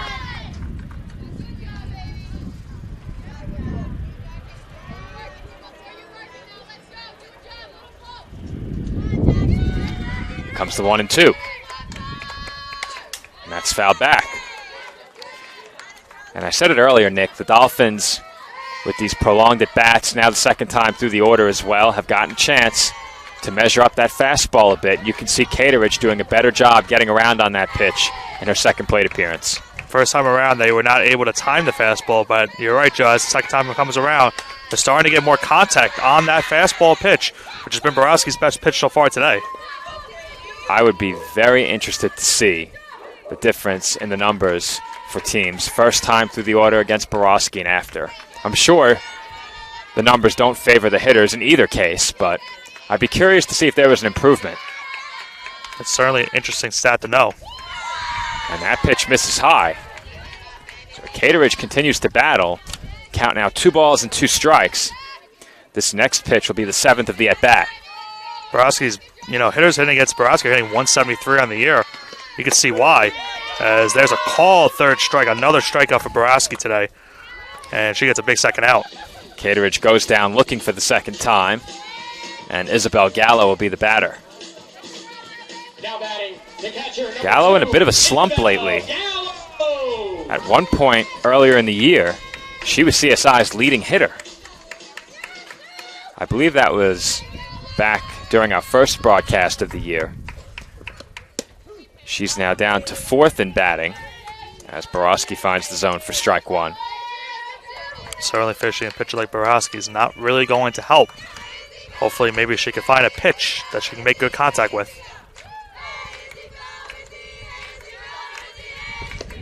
And the 0-1 sails up high.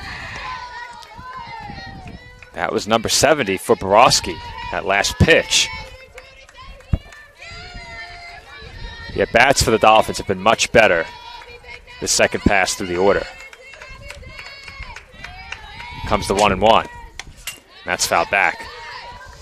You're right, Joe. They certainly have made a lot more contact the second time around, but still only 1 hit to their stats today. It's been a rough day for this Dolphins offense.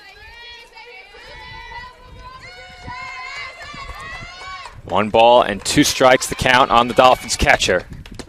And that is in for a called strike 3. And there's another strikeout for Katie Borowski, who came in with well over 200. In this game, she already has 8 more. And with that last strikeout, the Dolphins are set down and trail 4-0 heading to the 5th. If I lose, I'll respond with respect. If I win, I'll back it up with humility. If I fail, I'll rise up with honor. It's tough for us to put it all on the line. Don't undo my hard work with poor sportsmanship. Respect. It's the name of the game. NCAA Division II Community Engagement is an initiative at all 25 national championships because student athletes want to give back while competing for a national title. Over the course of the year, Division II student athletes have an opportunity to leave a lasting impression in local communities throughout the country. Whether Division II student athletes are volunteering at hospitals, schools, after-school care programs, foster homes, or retirement villages, they make a difference in the lives of others. In Division II, we rise to the opportunity and make community engagement ours. And we're back for the 5th inning from the CSI softball complex. Dolphins trail by 4 runs, and CSI with only 3 base runners in this game. 1 coming on a double by Samantha McPherson, the other 2 coming on walks. And for the Purple Knights, in the road 5th, it will be 4, 5, and 6. Taylor Yates first to the plate for the University of Bridgeport, and she takes a called strike. Well, CSI trying to forget about that top of the 4th inning where they had 2 errors that cost them 3 runs as this game opened up after it was only 1-0 through the first 3 frames. And the 0-1 is swung on and missed. That's a good drop pitch from Miramontes. One of the only times today we've seen Bridgeport now chasing pitches. We've seen CSI chase a couple. Miramontes try to get one right here with Yates. But you could tell that's not what Yates was looking for there. And the 0-2 misses up and away. Yates 1 for 2 at the plate, has singled and struck out in 2 at-bats.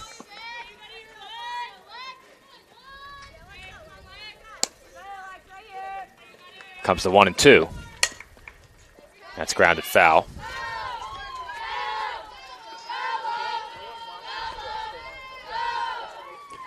This game now at the 1 hour and 15-minute mark, as we're just underway in the fifth.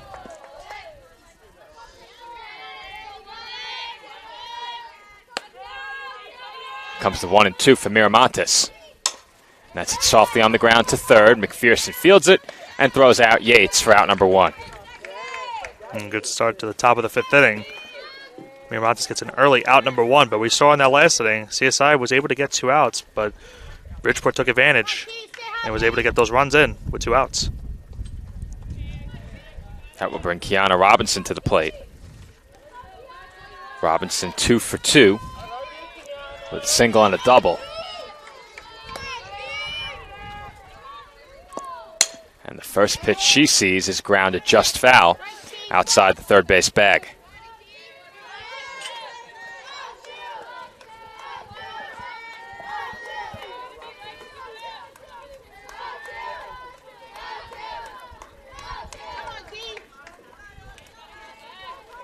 Comes the 0-1. That off-speed pitch misses off the outside corner. And you can really see it when Miramontes pitches, the difference in velocity between the drop pitch and the hard stuff. A noticeable difference. We saw in that last at-bat as the 1-1 pitch swung on a miss for strike 2. But we saw in the last at-bat with Yates, that second pitch, she was very fooled by the off-speed in the dirt. It's certainly not a pitch she was looking for, and she's right there again for Miramontes. She throws one in the dirt for a called strike. Try to get a strikeout here with 1 away. Definitely a noticeable speed differential for Miramontes, and you're always looking for that as a pitcher. This Bridgeport team, we've seen it today. They've hit a lot of good fastballs. It's a big reason why they have 5 hits. But have also forced some of those errors from CSI. And Robinson swings over the top of that one. She's set down on strikes, and there are now 2 away. Nice start to this inning from Miramontes. As she gets a ground ball, started off down the strikeout there. And CSI looking to get a 1-2-3 inning here in the top of the fifth. Well, you can see that Miramontes clearly has these hitters a bit off balance. Samantha Shebe is the batter. She's 1 for 2, has struck out and singled, and she takes inside for ball 1.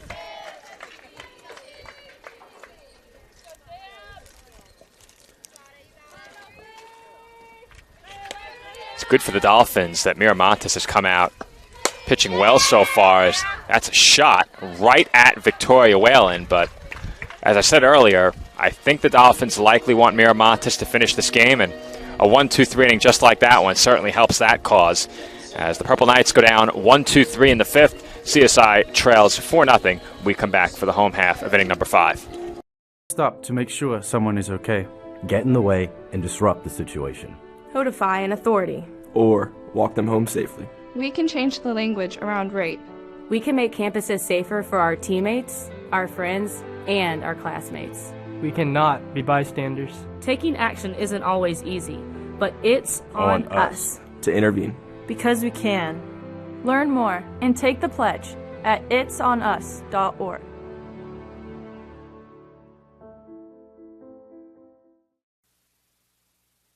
My path to a college degree would have been completely different had I not run Division II cross country for the University of Mount Olive. Having an athletic and academic scholarship was key for my success. Our coaches were really helpful with balancing out my academics and athletics. I decided to attend graduate school because I wanted to become an athletic director. Receiving the postgraduate scholarship through the NCAA provided me with the flexibility to choose the school that I wanted. So now I know that I can accomplish any goal that I set for myself. And we are back from the College of Staten Island with the Dolphins still trailing by 4 runs. CSI yet to score in this game. Just 1 base hit for the Dolphins. And for CSI in the home half of the 5th, it will be the bottom third of the order. 7, 8, and 9. Aponte, Carrion, Whalen.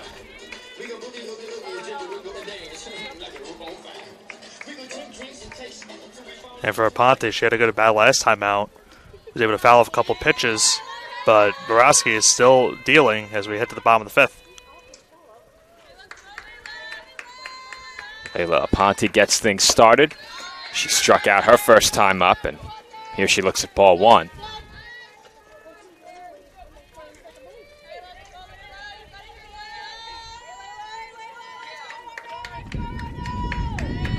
Comes the 1-0.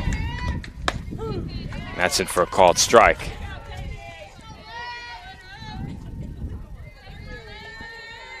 Robinson playing about halfway in over third. Don't think we'll be seeing a bunt here. And the 1-1's fouled straight back right at us. No flinching here, though. No, we are seasoned vets here at the commentary desk. No flinching, even if we get showered with green paint chips. I'm well covered today, though.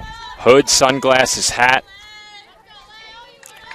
Hoodie Foreman Osborne sitting to my left.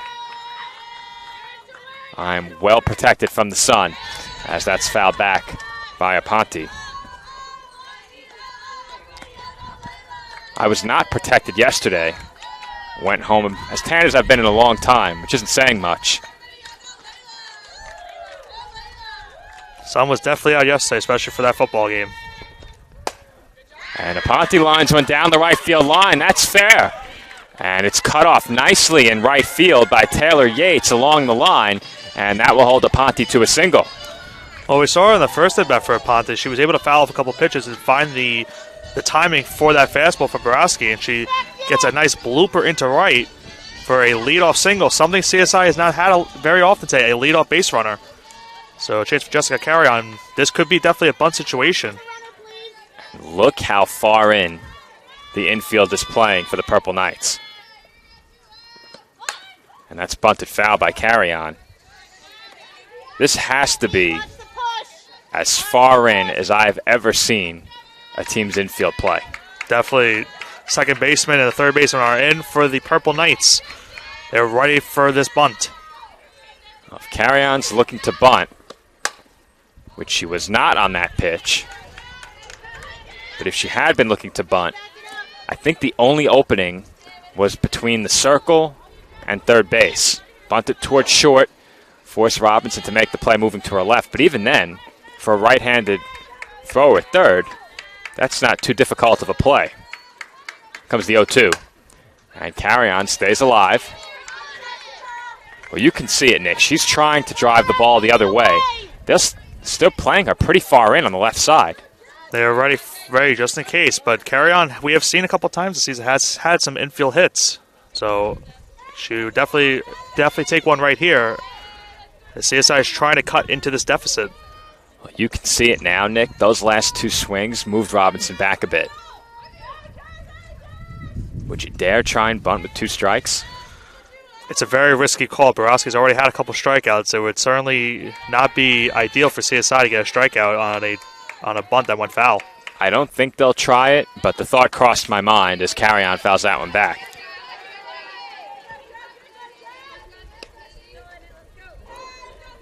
Now the infield is at regular depth. A fair bunt here would likely be a hit. Comes the 0-2. And that's on the inside corner for strike 3 called. A huge first out for Borowski after that leadoff single from Aponte. And Victoria Whalen, who walked in her first at bat, now comes to the plate.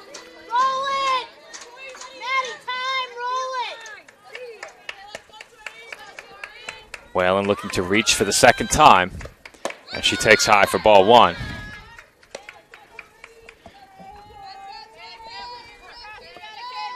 In terms of walk rate, I mentioned it during her first at bat, Whalen near the top of this Dolphins team. If I'm not mistaken, only Claudia Porcaro has walked at a higher rate. Porcaro has walked 12 times against just 32 official plate appearances. And we've seen Aponte. She's been getting a good lead at first base. She's 2 for 2 on the season in stolen bases. I doubt she's going anywhere, trailing by 4 runs as Whalen is now ahead in the count, 3-0. Very quickly, Katie Borowski is approaching 90 pitches. This is what CSI needed to do. They need to get that pitch count up if they're going to have a chance. Comes the 3-0, and that finds the zone. No green light given there. And you have to wonder, and again, pitchers are typically extended far more in the game of softball than in baseball, but is there any situation where the Purple Knights would pull Borowski from this game? I don't think so. At the pace she's gone, I don't think you can. Only allowing 2 hits on the day. She has pitched a gem so far. She only needs 8 more outs, so we'll see. Just 1 strike away from getting one right here. That won't do it, as that misses up high, and Whalen has walked for the 2nd time. And if you're Borowski, to walk the number 9 hitter twice in a game where you've pitched so well seems a bit unusual. But we've said it earlier, Victoria Whalen is not a very tough at bat. She always forces a lot of pitches and can always get herself on base with some walks. And now Mariah Carcano up at the bat. CSI's got to take advantage right now. Look at this infield alignment. Carcano's not bunting here, and she takes a strike. CSI cannot afford to bunt with only 1 out. There's no way Carcano is bunting here. I'd be shocked. She is showing bunt to start off. There was never any intention of bunting, but she swings straight to that pitch for strike 2. Not an ideal pitch either. That was way high. Not a good pitch to offer at there, especially after showing bunt. Comes the 0-2. And Carcano takes up high, and you can see Borowski put a little bit extra behind that one. A little bit of oomph into that one. Yeah. 1-2 the count on the Dolphins center fielder. And a pitch from Borowski misses high again. This will be huge for Carcano if she can work the count full. Give a chance to load the bases with Anissa Acosta on deck. There's a chance Borowski could reach 100 pitches in this inning. And that is a dropped 3rd strike on a foul tip. Wow, if you're CSI, that is a big break for you right there. That's Kalia Falk behind the plate. Had it for a second, but couldn't hold on. New life for Carcano. Here comes another 2-2 pitch. And that's high for ball 3, so another full count for Borowski. 3rd time around for this Dolphin order now, and they are getting some good at-bats now. This is 2nd time and 3rd time around, forcing a lot of pitches. Here comes the payoff pitch. And that is in for strike 3 called. Huge strikeout for Katie Borowski. That's our biggest out of the day, because now Anissa Acosta comes up, and she'll try to get on base so that Samantha McPherson could be the tying run. How different does this inning look if Acosta comes to bat as the tying run with 1 out and the bases loaded? Just a completely different inning. Now Acosta has to get on, as you said, to bring McPherson to the plate as the tying run. 0-1 the count on the Dolphins' first baseman. And Borowski's pitch misses up high.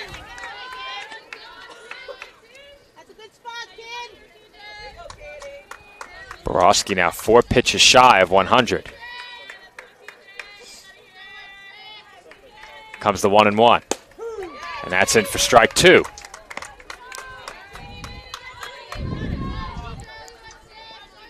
And judging by the takes from Acosta, I think she wants to pitch upstairs. I think she's waiting on it. We've seen a couple of swings from her earlier on in this game. There it is, but that's too high. CSI cannot be affording to chase pitches. They've got to force some bad pitches on Borowski's part. They're going to have a chance. 2 balls and 2 strikes the count. And the pitch from Borowski is blooped into shallow center, and that is down. And McFarland had it trickle away, but it's backed up nicely. And the Dolphins are on the board. It's an RBI single for Anissa Acosta, and the score is now 4-1. Joe, she put it in the one spot where no one can make a play. And now the complexion of this game has changed. Now Samantha McPherson comes to bat as the tying run. It's a 4-1 ball game. Well, Nick, you weren't here on Wednesday. But on Wednesday, that type of hit happened to the Dolphins no less than 3 times. It was incredible to watch. It was as if I was seeing the same at bat on replay 2 times over. A bloop off the end of the bat where the hitter was off balance and the ball happens to fall in between the 2 middle infielders and the center fielder. That's exactly what happened right there. Now, the Dolphins will certainly take it. And more importantly, that base hit brings Samantha McPherson to the plate as the tying run. And CSI, this has been their best inning by far. They've gotten 2 hits, a walk from Whalen. McPherson now has a chance to really get some damage, as she is the tying run. For Acosta, that RBI was her team-leading 28th, and McPherson takes high for ball 1. And what an opportunity it would be for McPherson if she was able to get on base. Elizabeth Moore would be the go-ahead run if she was able to get up. 1-0 the count on McPherson. That's downstairs. And unofficially, Joe, I think you're right. I think she's now at 100 pitches, if I'm not correct. That last one was 101. Now behind 2-0, if you're Borowski, how careful are you here? And that misses for ball 3. So now behind 3-0. Can't be too careful. There is a base open, but like I said, the go-ahead run would be up the bat at Elizabeth Moore. So you can't be affording to walking people with 2 outs. Comes the 3-0. And that's in for a called strike 1. McPherson does get on. She would represent the tying run on base. Moore would be the go-ahead run at the plate. And the 3-1 was a high pitch. McPherson, with a half swing, taps it over to first. And stepping on the bag was Shebe for the final out of the inning. The Dolphins do get 1 run closer. They now trail 4-1, heading to the 6th. As a student athlete in college, I first got involved with the NCAA at the national level. It was through the Student Athlete Advisory Committee, SAC, gave me an opportunity to advocate on behalf of all student athletes, to affect change and to make an impact. The NCAA is giving the student athlete a platform to voice their concerns and to be able to advocate for what's going to affect their well-being. The policies that are being put in place are speaking towards academics, they're speaking towards well-being, they're speaking towards fairness, creating a culture so that the student athletes have the best experiences possible. Car is damaged, where you take it is your decision. But insurance companies would like you to think otherwise. While they may have a lot of pull, it may not always be in the best interest of your car. Your car will be fixed right and on time. What insurance company can argue with that?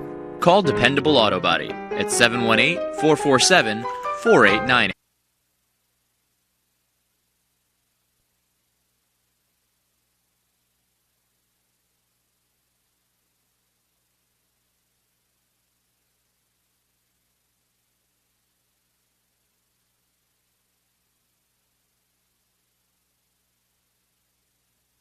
And we're back for the 6th inning from the College of Staten Island.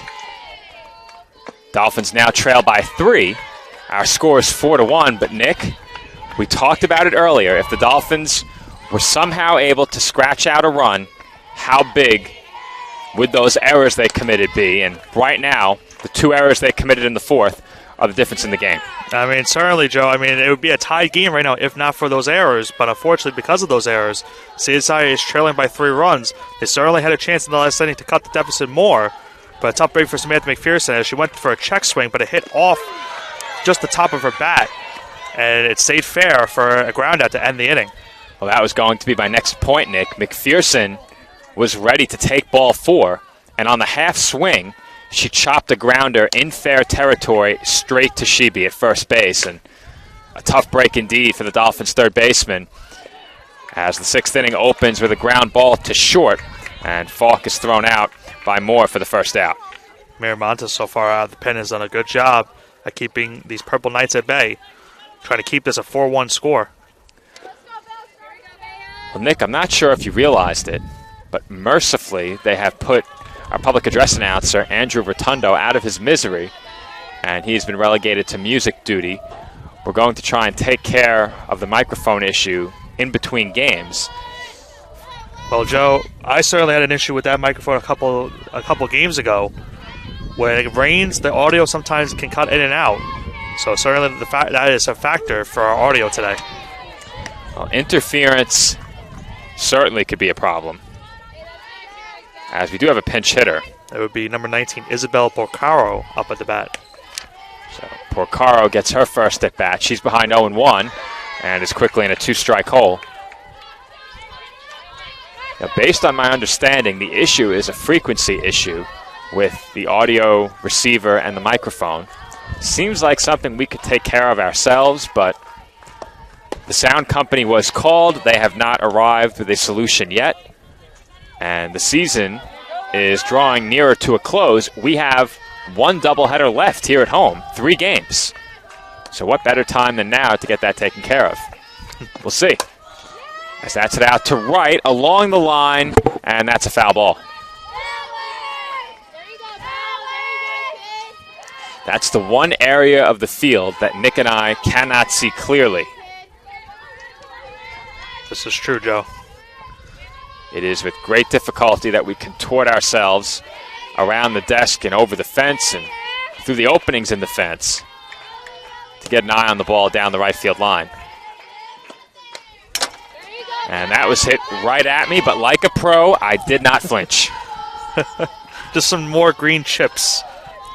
Quite a few more, but a stoic expression on my face cannot be fazed by a foul ball. 1-2 the count on Porcaro, and the pitch from Miramontes is swung on and missed for strike 3. Miramontes continuing to pitch very well out of the bullpen. This is what CSI needs. They need some strong pitching if they're going to be able to get back into this game. Still 4-1 now, 2 outs. And Haley Kim is up to bat. Kim comes to the plate, 1 of 2. She's grounded out and singled in her 2 at-bats. And Miramontes delivers, and that is grounded through the middle for a 2-out base hit. Well, if you saw, Joe, the infield was playing in on that play, so it was going to be a tough play for anyone to make that play up the middle. Good job by Kim to notice that. She gets a single into center field with 2 outs. See if the Purple Knights can make anything of a 2-out base runner.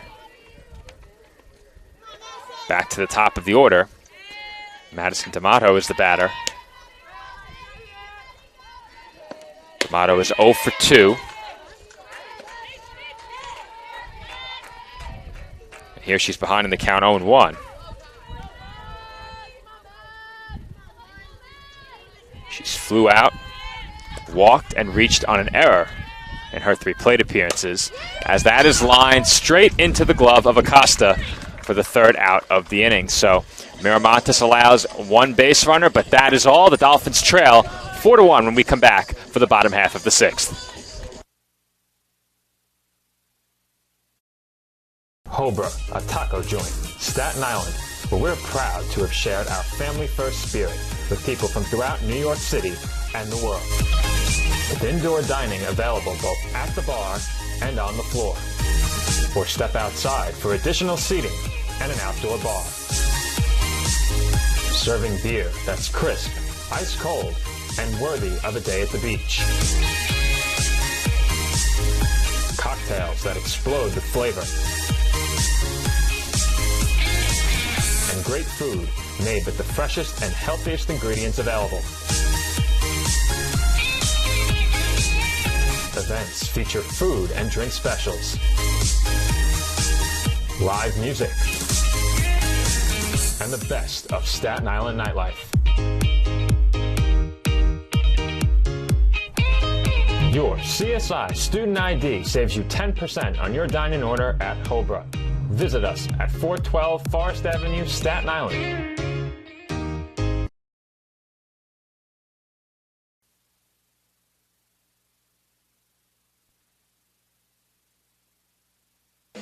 And we're back for the bottom half of the 6th inning. The Dolphins are down to their final 6 outs in this game. It will be 4, 5, and 6 due up for the College of Staten Island against Katie Borowski, who has now eclipsed the 100 pitch mark. I have her at 104, and she returns to the circle in search of another win on her record. She's able to get the win. That would be her 15th win of the season. And Liz Moore takes out of the zone for ball 1. Moore is 0 for 1 officially, has grounded out and walked.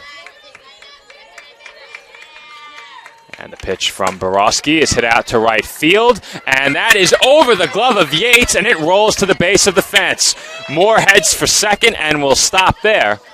It's a leadoff double for Liz Moore, and the Dolphins have a runner in scoring position with nobody out.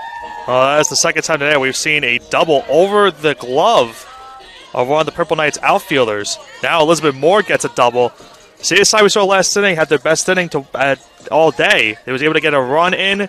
They got 2 hits and a walk and was able to score. Now they're going to need to try to chip into it again. Jacqueline Caterich up with a runner on second. Nobody out. This is CSI's opportunity to cut into the deficit. Caterich takes a called strike. She's 0 for 2, has struck out looking at both of her at-bats. But, Nick, the Dolphins have 4 hits in this game. 2 of them have come on scorchers, hit right at outfielders that were initially misjudged. And that bad read off the bat cost them hits, as that's skied straight into the glove of McFarland in shallow right center. And there's one away. But if those line drives are read correctly off the bat, the Dolphins may only have 2 hits. Yeah, I mean, CSI's definitely had some big breaks, but they've also had some misfortunes in this game. And they definitely do not want to blow an opportunity right here with a runner on second, nobody out. Now a runner on second and 1 out. Isabel Gallo will try to move the runner. If the Dolphins are going to have a real chance in the final inning, they need to find a way to get more in to score.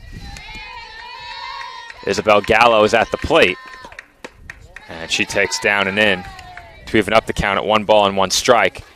Gallo is 0 for 2, has struck out twice. Ahead of her, Caterich was 0 for 2 and had struck out twice. Gallo will look to turn that around here as the 1-1 sails up high. I think best case scenario for the Dolphins heading into the last inning is if they can somehow set it up with the top of the order leads things off in the 7th. They have a lot of work to do to get there. And that's it at the letters for a called strike 2. Well, for them to do that, they also would like to get at least 1, hopefully maybe 2 runs in. If Gallo can get on, Layla Laponte would be the tying run at the plate. Comes the 2-2, and that's up high. So count is full on Gallo. Borowski has now thrown 113 pitches. She shows no signs of slowing down. The payoff pitch is on its way. Here comes the 3-2. And that's on the outside corner for another called strike 3. Ponte thought that was ball 4.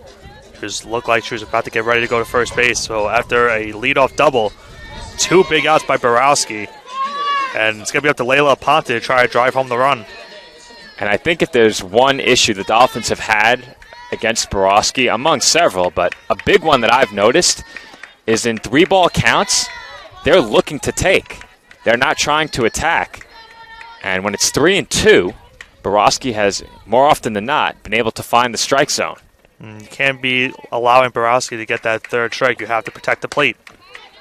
It's been a bit of a passive approach in full counts, and I think that's hurt the Dolphins more than it's helped them so far.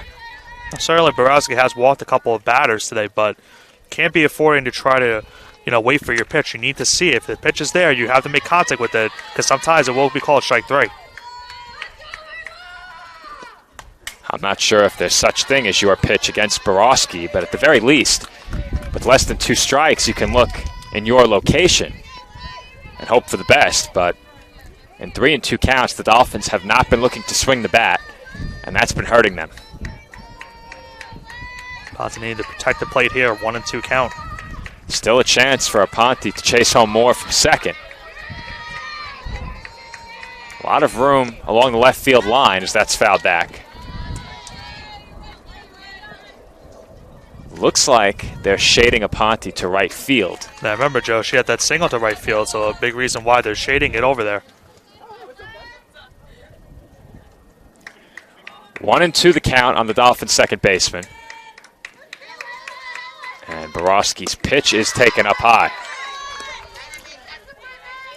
This next one will be 120 for the Purple Knights left-hander. Dolphins looking for a big base hit from Aponte. And that is sent foul.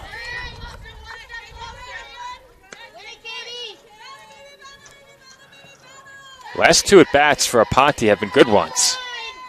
You mentioned the base hit she had last time along the right field line is locked in another battle here. This next pitch will be number 7. And she would be facing Claudio Porcaro, who's up on deck, because she's going to pinch hit if the inning can continue for the Dolphins. 2 balls, 2 strikes, 2 outs, a runner on second, and Borowski's pitch is in for another called third strike as Katie Borowski strikes out the side in the home half of the 6th. That strikeout for Borowski, the third straight looking in the inning, and for the game, I have to pull up the strikeout numbers quickly, but for the game, that strikeout for Borowski is number 12. She has been dominant in this one. The Dolphins trail 4-1 heading to the 7th. Champions know how to seize opportunities. When they see moments of greatness unfold right before their eyes, they push as hard as they possibly can, and then they push harder. Because the heart of a champion never settles, never quits, and never stops giving its all. We are champions. We are Division II. We go big, we give it everything we've got, and we win. On the field, on our campuses, in our communities, for our causes, in our careers. We rise to become champions in everything we do. We are Division II, and there are no limits here. We make our time count. We set our own path. We become champions on our terms. It's time to up your game, because we're here to play and learn. But most importantly, we're here to discover ourselves, our vision, our heart, our drive, to achieve every goal we aim for, because we want to be champions at the highest level, life. At Division II, the opportunities are here. Are you ready?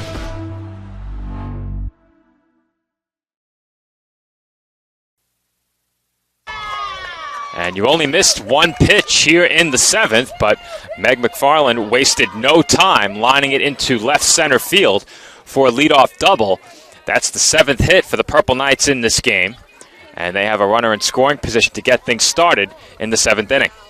Well, for Alexis Miramontes, she's done a good job out of the bullpen, but she needs to keep this game a 3-run score if CSI is going to have a chance at the bottom of the inning to tie the game or potentially hit a walk-off. I think it's fair to say the Dolphins need this deficit to stay right where it is. CSI with just 4 hits in the game. There's another one of those off-speed pitches Miramontes has thrown, as Ramon was just frozen by that pitch. It's harder to read what pitch has just been thrown when the ball is put in play, but I could be mistaken, as that's hit well deep to right field. Whalen backs up toward the wall, and she makes the catch. And they will hold McFarland at third, as McFarland thought about it for a second. And that's allowed out number 1. But as I was saying, Nick, it's harder to read the pitch that was just thrown when the ball is put in play. That being said, they haven't offered it that drop pitch much. That off-speed pitch is one that they've either swung over in some cases or let go by. Absolutely. I mean, they've been looking for that fastball, but Miramontes has thrown a lot of off-speed pitches and has fooled this Knights offense. That's put in play, and that's it deep to left field. Carry on the warning track, makes the catch, and that will bring McFarland home with the 5th Bridgeport run. Hey, you're right, Joe. It didn't look like off the bat it was going to be a deep fly ball, but the ball did carry. Carry on made the play, but was not able to get the runner out from third. Knights get another big insurance run as they now take a 5-1 lead. I'll tell you, Nick, that didn't sound like a deep fly ball either. The sound of that contact was a routine F7, but that ball took carry on to the warning track. Like what you did there, Joe. The ball carried on to the outfield. Still not much wind. Beautiful day here on Staten Island after a torrential downpour last night and some of the most violent thunder and lightning I've ever seen. At one point, my house was shaking. Absolutely, yeah. Same here. Had to close the windows. Wasn't a long storm, but it was a forceful one as that's fouled back. Count on Robinson, 1 ball and 2 strikes. Purple Knights third baseman comes to the plate, 2 of 3. Has singled, doubled, and struck out. And the 1-2 pitch from Miramontes sails outside.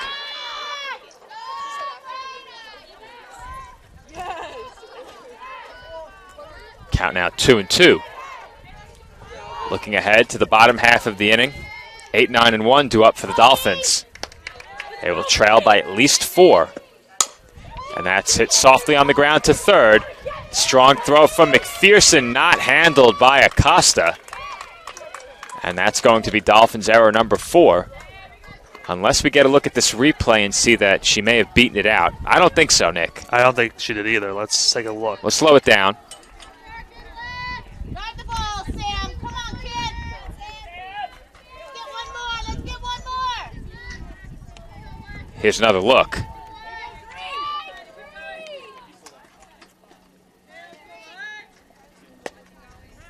What do you think, Nick?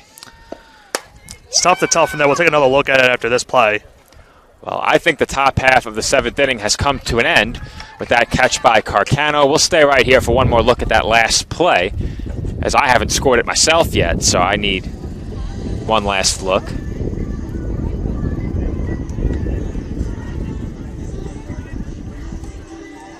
It's bang, bang. It looked like at the same time she went to step on the base, the ball hit off of Acosta's glove.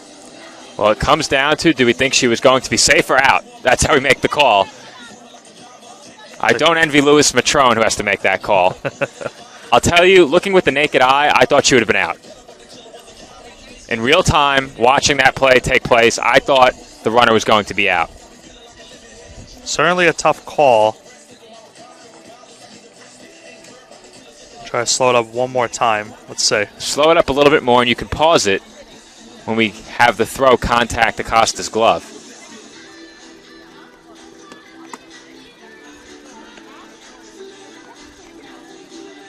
That's when the ball hits. Look, right there it hit. I think if it's this close, you give it a hit. I think if it's this close, you give it a hit.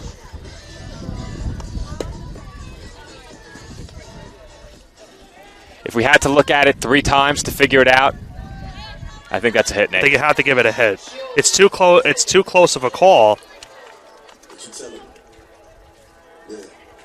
In real time, I thought the runner would have been out, so my instinct would have been error. But if we have to look at the replay 3 times and still can't make a decision, that goes down as a hit.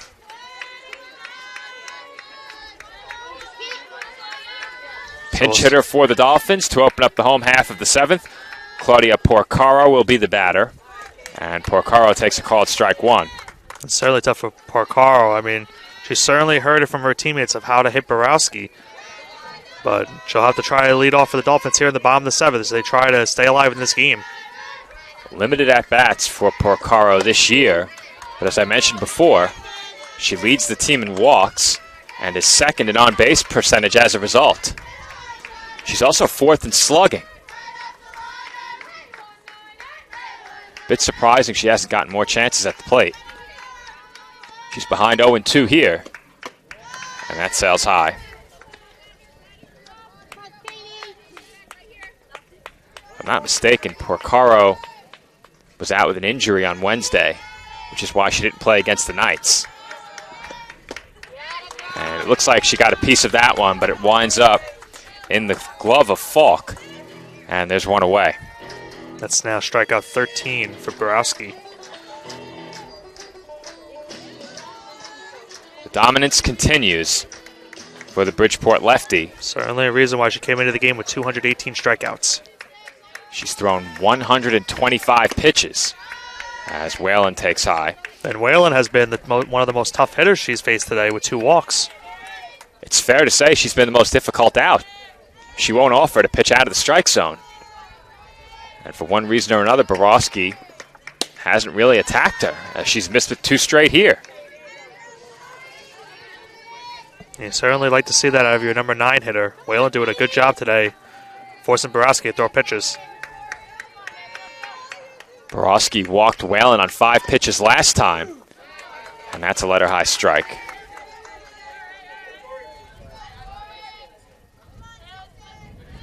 Behind Whalen, it's back to the top of the Dolphins lineup. Comes the 2-1. That's tipped into the glove of Falk for strike 2.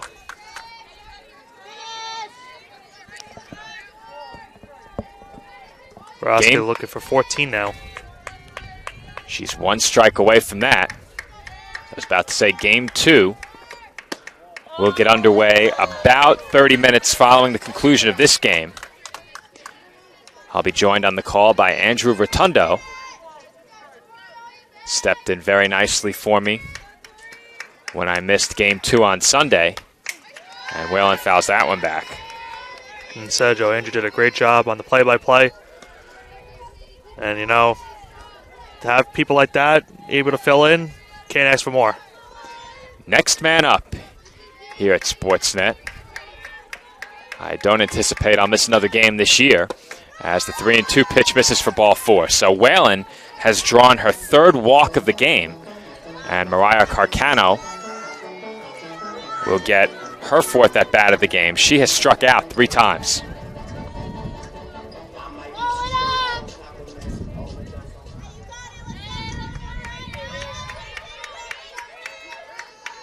Comes the pitch to Carcano, and that's a letter high strike 1. See the third baseman Robinson not playing towards the line, so if Carcano can get something down that third base line, she would definitely have a hit.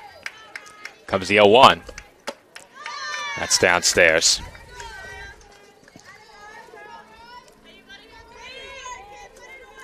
Just 1 away here in the home 7th. Dolphins need 2 more base runners to get the tying run to the plate, as that misses high for ball 2. That last pitch for Borowski, 135. She's showing no signs of stamina loss with this game. The only negative in this outing has been the walks. And it hasn't been a huge problem, but it's been there. She's issued 4 walks. 3 of them to Victoria Whalen.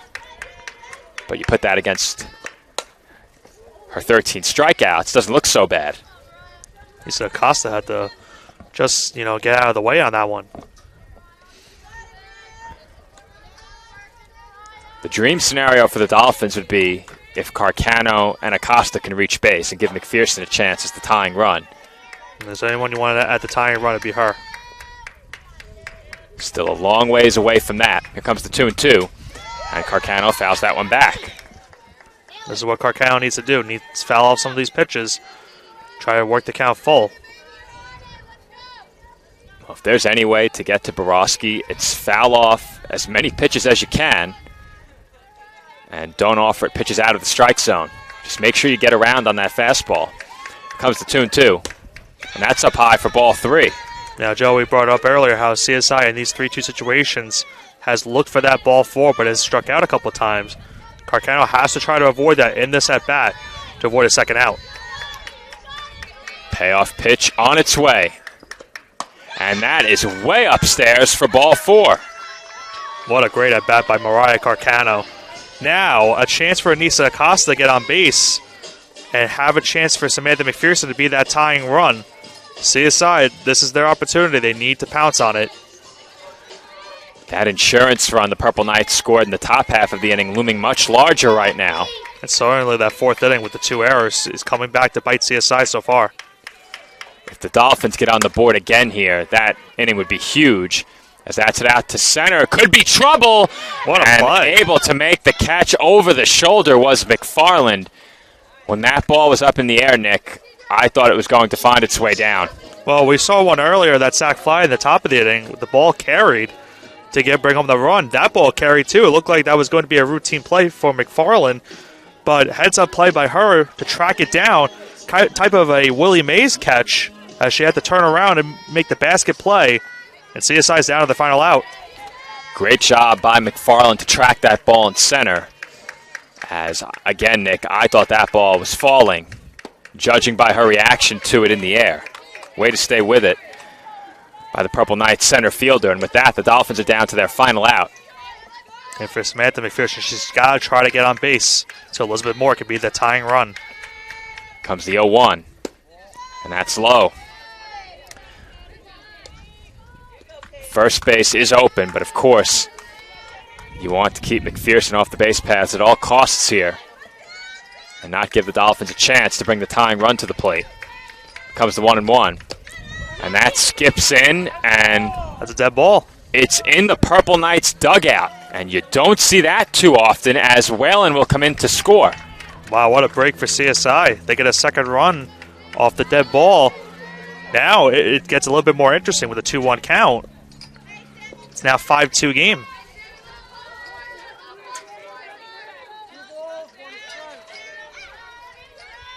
Two balls and one strike the count on the Dolphins' third baseman.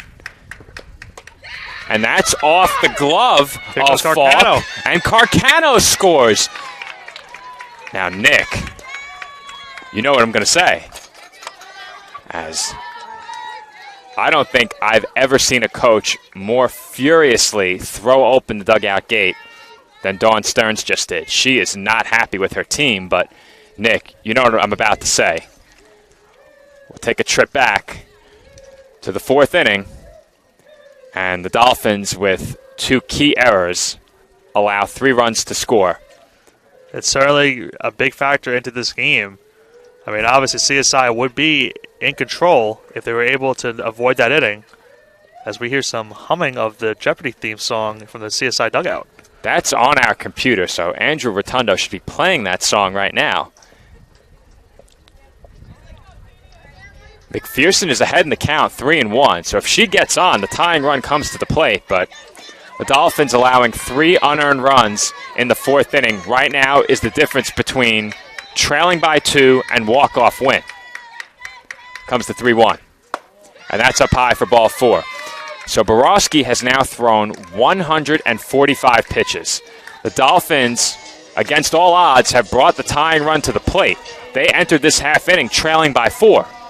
And now, with one big swing, Liz Moore could tie this game. And, you know, certainly when you have 3 errors, you don't expect to be in the game, but here's CSI with a chance. Elizabeth Moore looking for her first home run of the year, if she can get it. The scoreboard reads 4 errors, so they disagreed with us on that ground ball to the left side. Can't say I blame them. It's a bang-bang call. I mean, either way, it was too close to call. That's a conversation for later. 0-1 the count on the Dolphins shortstop. And the pitch from Borowski misses for ball 1. Bridgeport not happy with that call. They thought that was a strike. That was close. 1-1 the count on Moore. And the pitch from Borowski is on the outside corner for a called strike 2. And now another chance for Borowski to get out of the inning and get Bridgeport a big win. But for Elizabeth Moore, she's got to protect the plate here with 2 outs. Dolphins down to their final strike. Borowski throwing pitch 151 right here. And the 1-2 is in for a called strike 3, and that will do it. As Katie Borowski picks up the win in a complete game effort, the Dolphins bring the tying run to the plate in the 7th, but McPherson is stranded on first, and Liz Moore goes down looking for the final out of the game. Nick, the story in this one, 2 big errors for the Dolphins in the 4th, 3 unearned runs come in to score. That ultimately proves to be the difference. Joe, you said it. I mean, that one inning in the 4th inning where they had those 2 errors, the one by Isabel Gallo and the one by Samantha McPherson, proves to be the game right there. Bridgeport easily could have lost this game, but CSI gave them enough breaks to keep them alive and get some big key hits and bring them some key runs. And unfortunately for CSI, that is the difference in this game. They had a great chance here in the bottom of the 7th inning, and certainly, if not for those errors, they would have walked it off right there. But unfortunately, they fall in defeat 5-3. Well, I said it on Wednesday. The Dolphins came in playing their best softball of the season. They lived up to that in this game in all aspects except for the defense. And 4 errors up on the scoreboard. We can debate whether or not it should be 3 or 4. Either way, those costly mistakes in the field prove to be the difference in this game. And we saw Tracy Garofalo extremely upset with her team during that 4th inning after those errors were committed. But despite that, there's a lot to be happy with in this game as well. Especially when you're facing a Bridgeport squad that came into the game with 22 wins. The fact that they lost this game 5-3 and kept staying in it despite the errors that they committed. A great effort all around by CSI. Now a big game 2 coming up. Can they correct those mistakes that they made in game 1? And what an improvement over the effort from just last weekend, where you mentioned it during the pregame. The Purple Knights picked up 2 Mercy Rule victories over the Dolphins. Here today, CSI falls by only 2 runs in Game 1. And now they've gotten through Katie Borowski, gave a pretty good showing at the plate, especially later in the game. The at-bats got much better. They ran her pitch count all the way up to 151. What a number. In this game. So the Dolphins, in 7 innings, forced the Purple Knights starting pitcher to throw 151. I would assume with that, there's no chance we'll see her in Game 2, and perhaps the Dolphins can get to the rest of this Purple Knights pitching staff. And if CSI is going to have a chance, they're going to need to do a lot better when it comes to their hitting. They only had 4 hits here in this Game 1, but that was a credit to Borowski. Despite some of the big pitch count that she had, she threw 14 strikeouts today, and she gets her 15th win of the season. She's still being a dominant force for this Purple Knights team. And if CSI is going to have a chance in game number 2, they're going to need to correct their fielding mistakes and also take advantage of some of their key plays in the field and for hitting. And when all was said and done, Borowski also had 6 walks to go along with those strikeouts. So the Dolphins found ways to put runners on base. Unfortunately, it was not enough in this game as they fall by a final score of 5-3 in Game 1 of this East Coast Conference doubleheader. Once again, this has been Joe Foreman on the call alongside my broadcast partner, Nick Bavona. When you hear the sound of my voice again, it will be time to get Game 2 underway from the CSI Softball Complex. I am joined on the call for Game 2 by Andrew Rotundo. Stay right here, same stream, same place. Game 2 coming up in approximately 25 minutes, right back here on the ECC Network.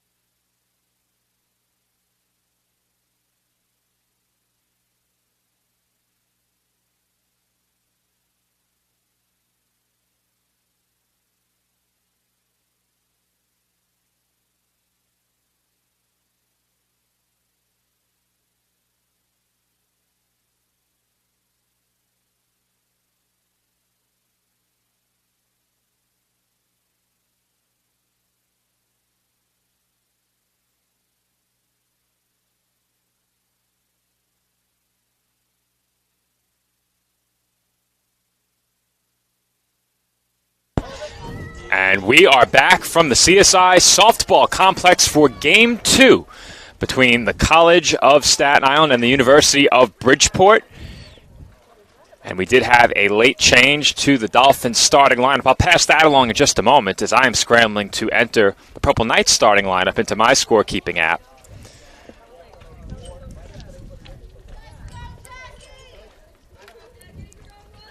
Leading things off, once again, for the Purple Knights is Madison D'Amato.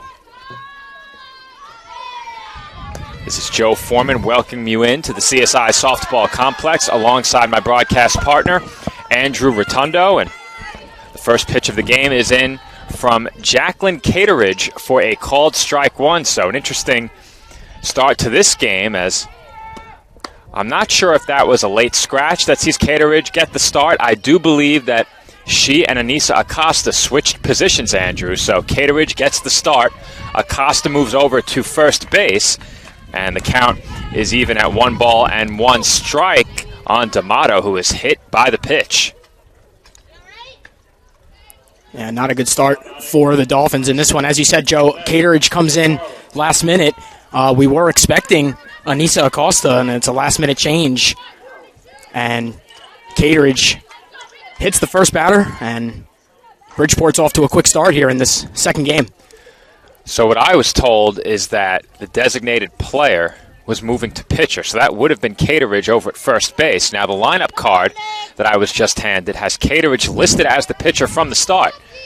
So maybe that change was not what we thought, and Cateridge was originally penciled in. Either way, she gets the start for the Dolphins, and I'll have her numbers after this next pitch.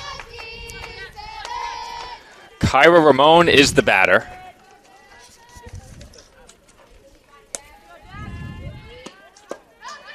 And she takes downstairs for ball 2. Cateridge comes in having appeared in just 4 games. This is her first start. She has a whip of .267, an ERA of .467.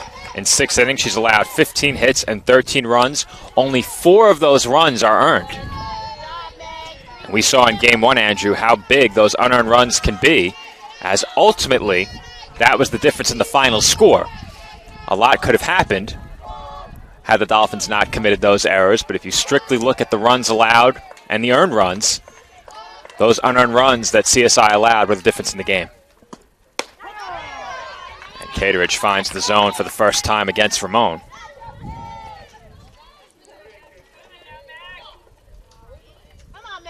This is Meg McFarland, so my lineup is out of order. I'll have to double check that. So the switch of DP to pitcher was for the Purple Knights, not for the Dolphins. So the lineup change was for Bridgeport, and that's why my lineup is all out of order. So that really disrupts what I had going for me here. We'll see if I can somehow fix that. But I'll have to refer to my roster to bring you the batters. So we'll go get that from the bottom of a stack of papers, and that's what a late scratch will do to you. So now Kyra Ramon is the batter. Meg McFarland drew the walk, and time is called. Already taking some time to talk to Cateridge, Joe. They want to settle her down here early. Andrew, this might be it for Cateridge. After just 2 batters plus. We'll see. Typically, head coach Tracy Garofalo doesn't come out of the dugout unless there's going to be a pitching change. But there will not be a pitching change here, so Cateridge stays in the circle for now, and Ramon will be the batter.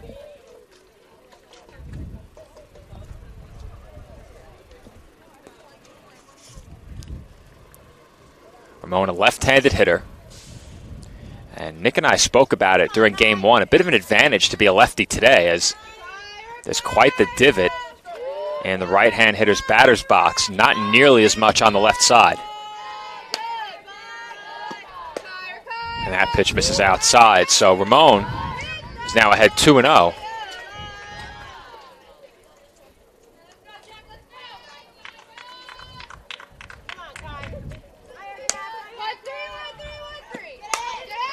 And that's it in the air, foul territory, and McPherson makes the catch. So a big first out for Jacqueline Cateridge and the Dolphins, as neither runner is able to advance.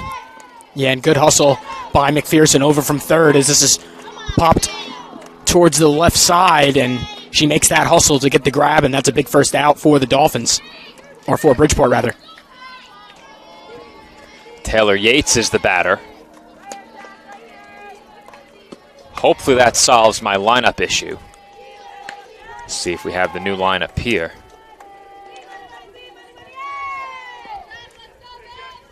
It's possible I just made an error in putting the lineup, but there was a late change for the Purple Knights as that's fouled back. And the count is even on Yates at 1 ball and 1 strike.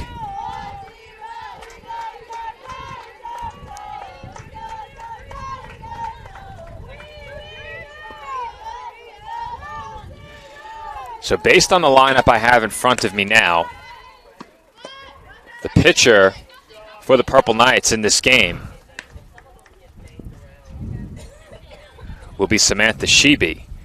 That seems right, as she is listed as a pitcher and an infielder on my official roster. So the change was Sheeby from designated player to pitcher, as that is ripped to short. Moore plays it on a hop and throws to third to force out D'Amato for the second out. And they go for the force out.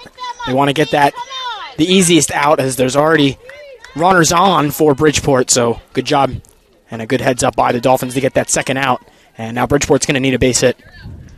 So after a very tough start to the inning that prompted a visit from her head coach, Jackie Cateridge is 1 out away from a scoreless first inning.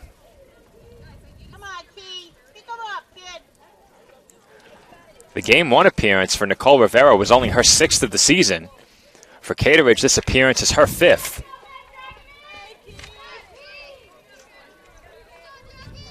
It's hard to believe now that it was 3 years ago, but Cateridge logged so many innings for that Dolphins team in 2019 that won a CUNYAC championship. Didn't pitch nearly as much last year. But the Dolphins owe that championship in large part to Cateridge, who had to pitch so many innings down the stretch. Comes the 1-1. And that's chopped on the ground to third, and McPherson fields it and steps on the bag for the third out.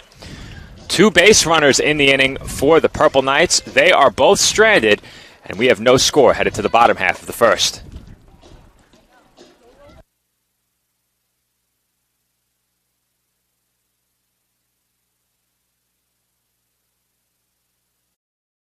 Cobra, a taco joint, Staten Island, where we're proud to have shared our family-first spirit with people from throughout New York City and the world. With indoor dining available both at the bar and on the floor. Or step outside for additional seating and an outdoor bar. Serving beer that's crisp, ice cold, and worthy of a day at the beach. Cocktails that explode with flavor.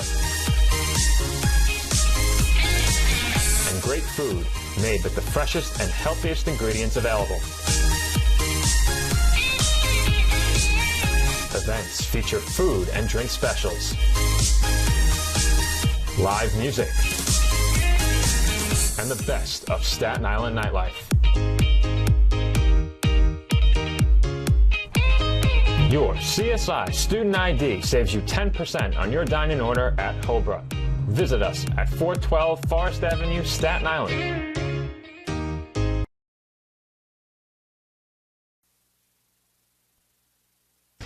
And we're back from the College of Staten Island, where the Dolphins and Knights are scoreless. Excuse me, the Purple Knights are scoreless. We played the Knights on Wednesday. A lot of Knights rolling into the CSI softball complex this week. Today it's the Purple Knights. On Wednesday it was the Queens College Knights. Queens will be the next opponent for Bridgeport. That doubleheader scheduled for tomorrow, weather permitting. And the first pitch of the game to Cateridge hits her on what appeared to be the left wrist. So the Dolphins quickly have a base runner. Well, Joe, one pitch, one base runner for the Dolphins here to start their first. They'll take it. Is first pitch to Cateridge up high, and she gets on base with that hit by pitch. And here comes Anissa Acosta to the plate.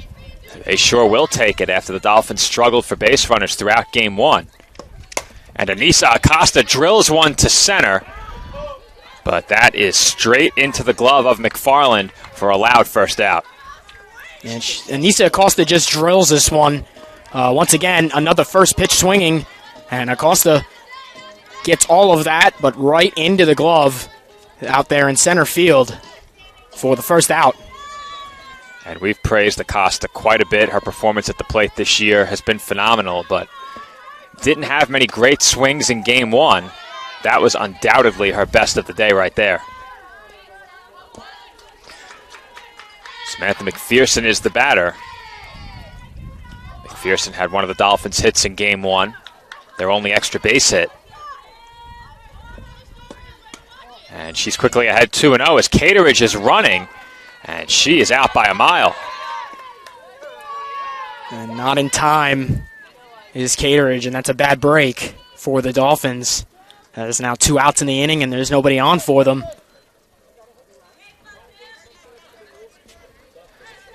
Not a great jump for Cateridge at first base.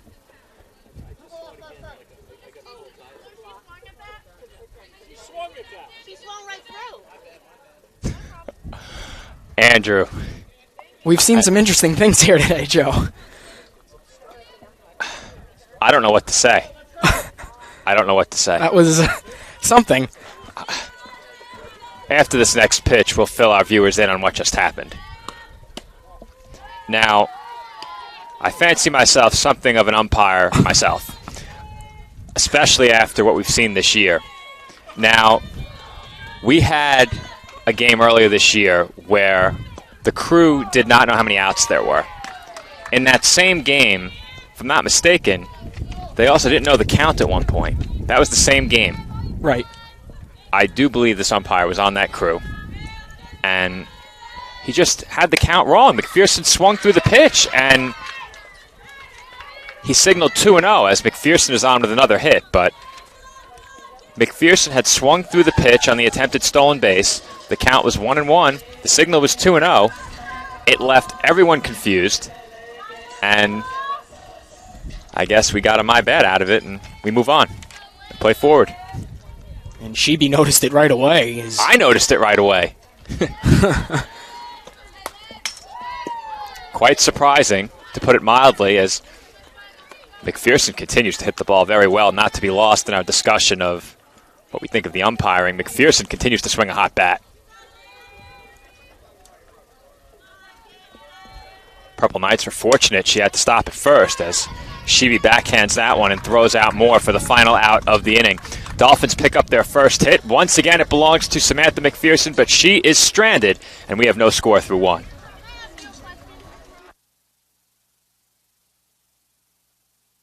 Car is damaged, where you take it is your decision. But insurance companies would like you to think otherwise. While they may have a lot of pull,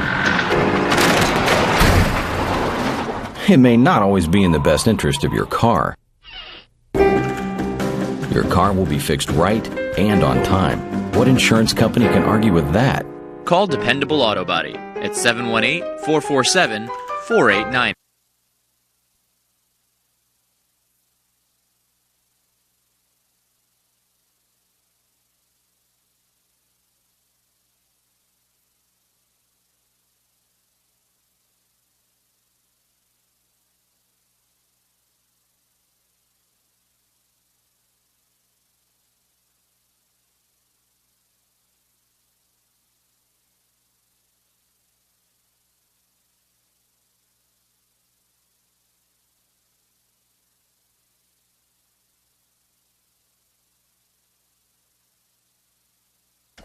And we're back on the ECC network. Our commentary desk and our stats desk sharing a laugh over what we'll call the shenanigans from last inning. But they get it sorted out. One word to use, Joe. One word to use. Yeah, I can think of a few more colorful words, but I'll keep those to myself, and I'll share them with you tonight at Buffalo Wild Wings as that pitch is fouled back.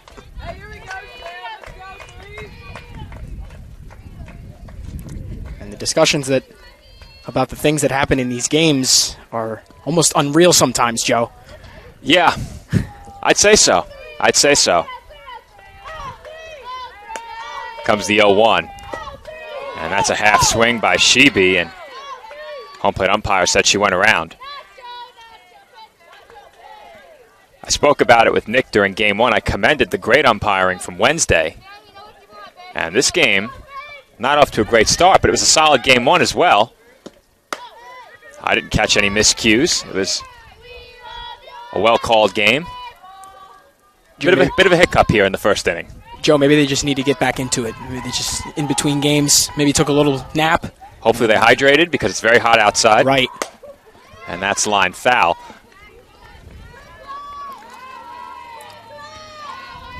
I tell you, if you have a complexion like mine, I hope you applied the sunscreen today. I was bundled up during game one. The hood up and everything. And a great question is, where did my jacket go? Oh, it's on the ground. Good place for it, in the dirt. Here comes the 1-2, and that's lined to the right side and into the glove of Aponte for the first out. And a good heads-up play by Layla Aponte over at second. She's right there for it, as it was lined right into her glove for the first out of the inning. One away in the road second. And Kalia Falk will be the batter. You know, I do have a mobile printer at home, and I think we need to make its debut for the last home game of the year, as that's top foul. But not having the official stats from game one is really hurtful at this point. I instinctively looked down at my notes to find out what the batter did at the plate in the previous game, and then I realized that when we're not at baseball, we don't have that information.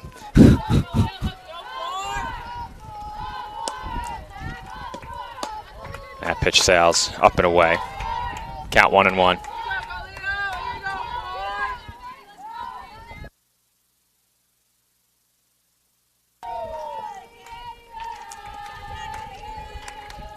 Comes the 1-1. And that's hit hard, but right into the glove of Moore. We see it again, Joe. Another line drive right into the glove. This time it's the shortstop, Liz Moore, with the grab. So 2 up, 2 down for the Purple Knights in this second inning. So Shebe lined one into the glove of Aponte. Following batter lines one into the glove of Moore. That was Falk, and now Missy Dagneau is the batter. First pitch in for a called strike one. We also saw Acosta line one into the glove of McFarland during the last half inning. So these two teams have come out hitting the ball hard.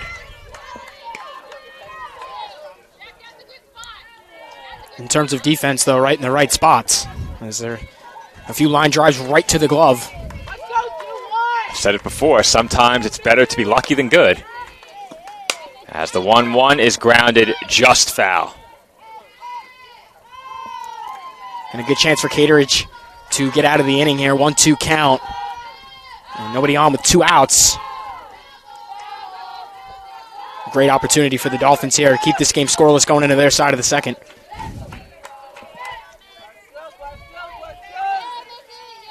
Very interesting to see the Dolphins have not used Kelsey Strayer or Anissa Acosta yet in either of these two games. That's hit over to second base softly, and it's off the glove of Acosta. Aponte just flipped it right off her glove, and the Dolphins once again have committed an early error. And that's just something you gotta have. I mean, she was right there. Anissa Acosta, and the throw is just off and off of her glove, and now Bridgeport with a base runner here. 2 away. Dagneau is the runner on first, and that is lined into left center field for a base hit. So Haley Kim is on with a 2-out single. Dagneau moves up to second. And a chance here for Madison D'Amato with a runner in scoring position, 2 on base, 2 outs in the inning. And Andrew, if the Dolphins do not get this out and allow a run to score, that is yet another unearned run scored against CSI today. And it's the mistakes in field, like we just saw, off the glove, the flip that was right there. and they couldn't make the play. And Caterage and the Dolphins were close, just one strike away from getting out of the side. And now all of a sudden, 2 runners on for Bridgeport. That was such an unusual play. I'm not sure if Acosta thought Aponte was going to cover the base and perhaps bailed. It's tough for us to see as we're seated right along the fence behind the backstop. But it looked like the ball just hit off of Acosta's glove. And Caterage finds the zone there for strike 2. So Jackie's now 1 strike away from keeping this game scoreless. She was in the situation with nobody on. Now she's in this situation all of a sudden with 2 runners on. Let's see how she gets out of it here, Joe. And that's hit in the air, shallow right field. And Mockery comes in to make the catch for the final out. So the Dolphins commit another error but do not pay for it as the Purple Knights strand 2. We are scoreless headed to the bottom half of the second.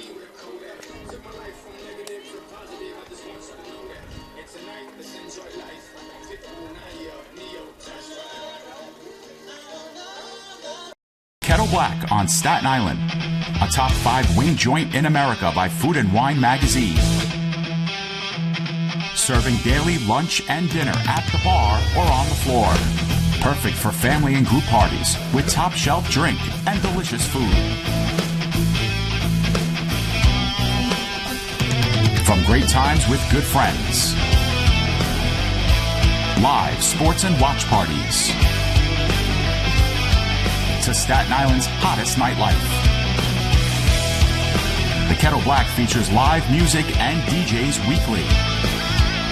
The Kettle Black features daily and nightly food and drink specials. The best Staten Island has to offer is at the Kettle Black. We'll see you there at the Kettle Black, located on 415 Forest Avenue, Staten Island. And we're back from the CSI softball complex. No score. Heading to the home half of the second inning. For the Dolphins, it will be 5, 6, and 7. Carcano, Gallo, and Aponte due up against Samantha Sheeby. She allowed a base hit in the first inning, as once again Samantha McPherson reached in her first at-bat, just as she did in Game 1. And Carcano takes inside for a ball.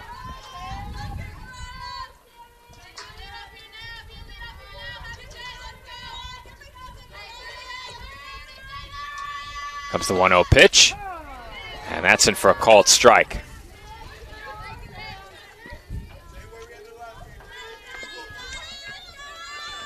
So I got a bit preoccupied with entering the lineups during the first inning of this game, as there was a late change for the Purple Knights, and we got the lineups here at the commentary desk right before first pitch. But I do have the numbers on Sheeby this season, and I'll bring you those after this pitch.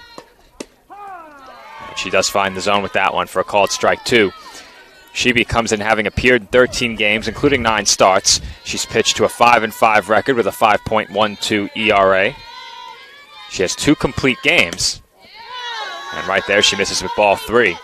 In 53 1/3, she's allowed 77 hits, 52 runs, 39 of those earned. She's walked 32 and struck out 30. Opposing batters hitting at .326 against her. Here comes the 3-2 pitch. And that's a half swing by Carcano, who fouls it away. Carcano's been battling here, Joe. 3-2 now the count to lead off the inning. She's had some good takes in this at-bat. And a good battle with Sheeby. We saw that a lot during Game 1. These Dolphins hitters really battled against Katie Borowski as she finished over 150 pitches. And Carcano takes ball 4 right here. So the Dolphins draw a leadoff walk. And that will bring up Isabel Gallo. And a great opportunity on a great start to the inning for the Dolphins as Carcano wins the battle with Sheeby and earns the walk to first. So now for Gallo, a base runner at first and nobody out. And let's see what they can get cooking here. Gallo comes to the plate with a runner on. Good speed over at first and Carcano. And Gallo looked to bunt and bunts it foul. Carcano 7 for 7 on stolen bases this year. No other Dolphin has attempted more than 2 stolen bases. couple of Dolphins have stolen 2 bases in 2 tries, but that's it. Dolphins don't look to run much. They're 14 of 17 on attempted stolen bases. And now Gallo is quickly in a 2-strike hole. And Sheeby staying with it this time, as she had a tough battle with Carcano in the last at-bat. And quickly up 0-2 on Gallo. And Gallo hits one into the glove of Yates at first, but sliding back in safely is Carcano. And a good job by Yates right there once again. And those gloves are magnetic out there today, Joe, as the line drives just keep going right into those gloves. And nonetheless, a good job by Carcano, though, to dive back over to first to stay safe. It sure looks that way as the ball continues to find fielders all over the place. Eventually, someone will have to hit it where they ain't. As that pitch misses for ball 1 to Leila Aponte.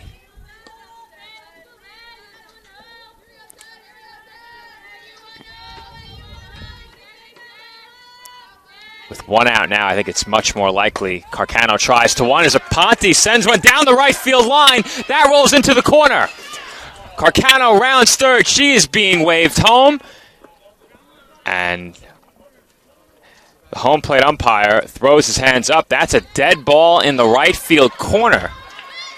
In trouble seeing it, Joe. Once again, eluding our vision in that right corner. Did that ball roll under the fence? I see a softball resting behind the right field fence in the corner. Now, there is an opening out there in the right field corner that is typically closed when there's a game going on. And I don't know if that gate was left open or if the ball somehow found its way under the fence. Oh, we have a spectator in right field who retrieved the ball and threw it in. Now, like I said, Andrew, if the gate was open, that's huge because that, of course, is the reason why the ball found its way through. Now, I'm not sure if there's any opening underneath the fence where a ball could get through there. So, a very interesting play. Unfortunately, we can't see it from where we're seated, but nonetheless, that's a huge play, as Carcano certainly would have scored the game's first run. Yeah, Bridgeport catches a huge break there. Like you said, Carcano, if that gate was closed or if there's no hole, Carcano scores on that play, and Dolphins are up in the game. Absolutely she scores, no doubt. And a big opportunity here for Avery Mockery with 2 in scoring position and 1 out.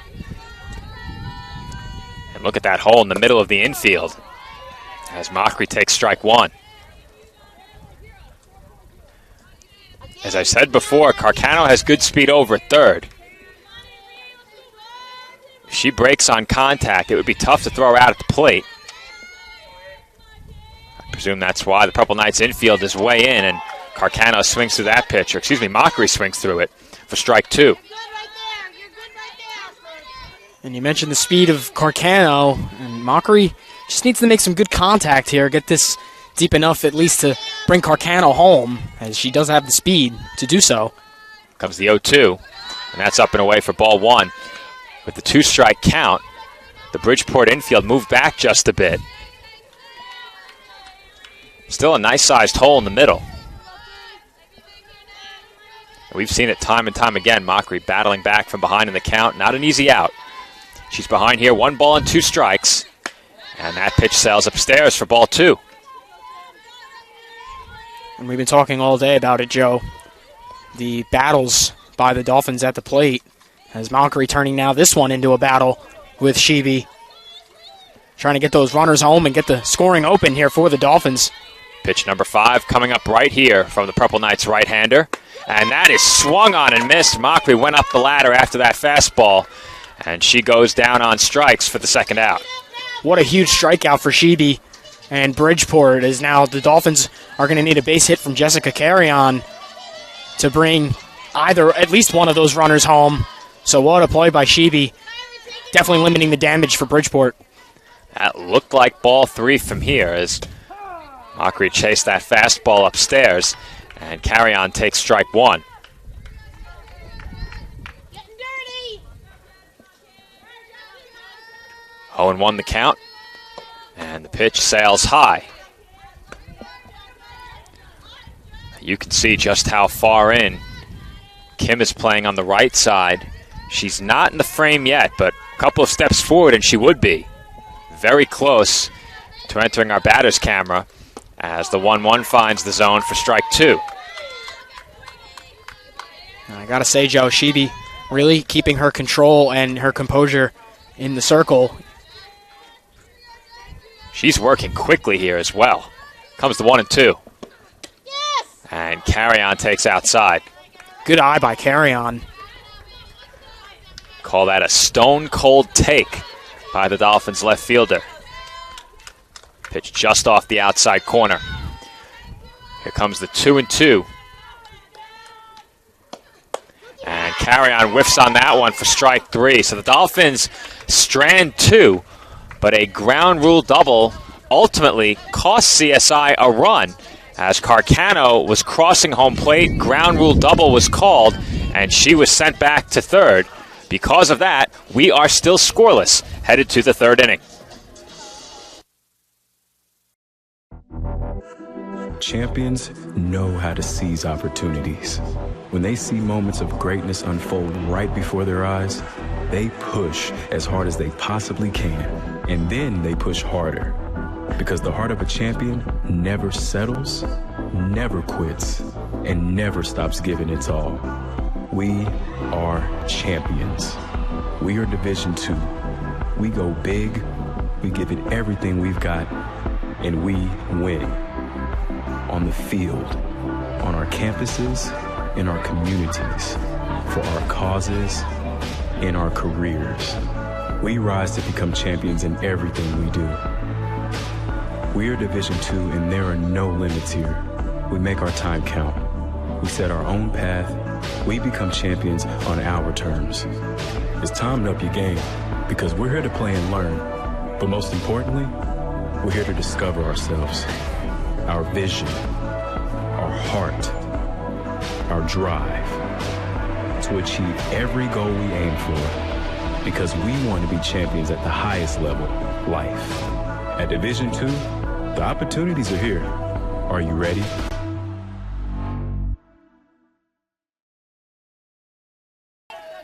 And we're back one pitch deep into the third inning as Meg McFarland just looked at ball 1.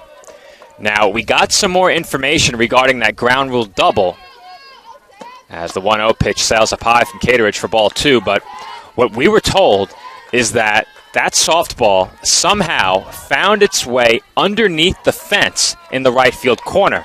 Now, I'm not sure where there would be an opening at the base of the fence for a softball to find its way through, but we're told that's what happened. As McFarland bounces one to first and Acosta steps on the bag for the first out. We do have a report incoming from the right field corner as our interim director of athletics, TJ Tibbs, is making his way down to the right field corner to take a look and is going to report back to us with the verdict. Man, as you said, Joe, in the commercial break, what luck? Luck for the Purple Knights, bad luck for the Dolphins.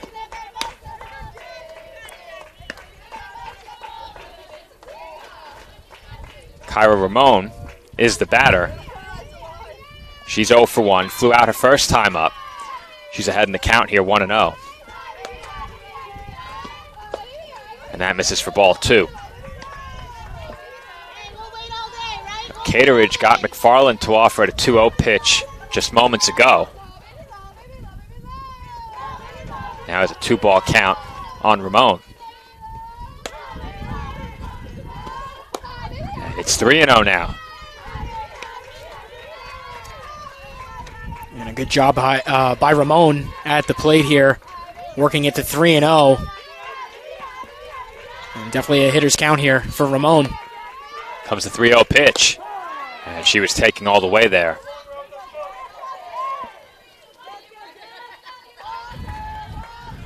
Much like Nicole Rivera did in Game 1, Jacqueline Cateridge has given the Dolphins a couple of good innings to open up this game. And the Dolphins dugout did not like that call on ball 4. And definitely not, Joe, but as I just mentioned, Ramon with some good eyes there at that at-bat, and she works herself into the walk at first base. It's a 1-out base on balls issued by Cateridge. And Taylor Yates will be the batter.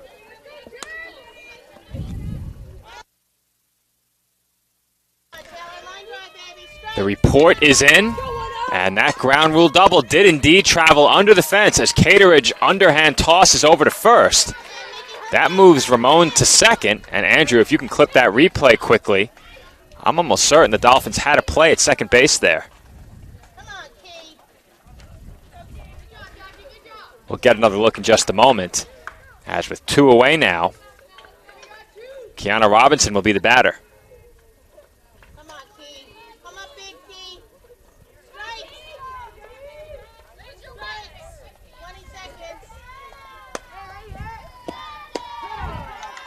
And that pitch is in for a called strike one.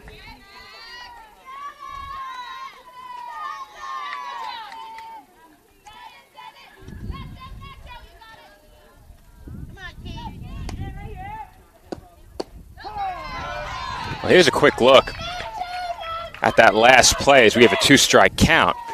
Now, the ball was hit right back to Cateridge, and it's tough to tell as the camera spun right as she went to toss the ball, but if you can kind of piece it together mentally, I think she certainly had a play at second base. Do you agree, Andrew? I absolutely agree, Joe. Like you said, it was a little hard to see there, but definitely had a play and goes for the easy out.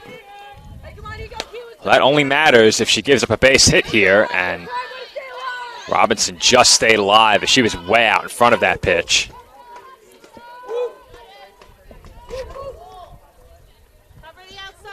One hit in the game for the Purple Knights against Cateridge to this point. The Dolphins with 2. The Dolphins' error prolonged an inning. Cateridge 1 strike away from 3 shutout innings right here. And that's popped up, foul territory, McPherson back, and that looked like a carbon copy of the play from back in the first as the Dolphins' third baseman makes the catch to retire the side. Once again, the Purple Knights strand 1, this time in scoring position, and we remain scoreless headed to the bottom half of inning number 3.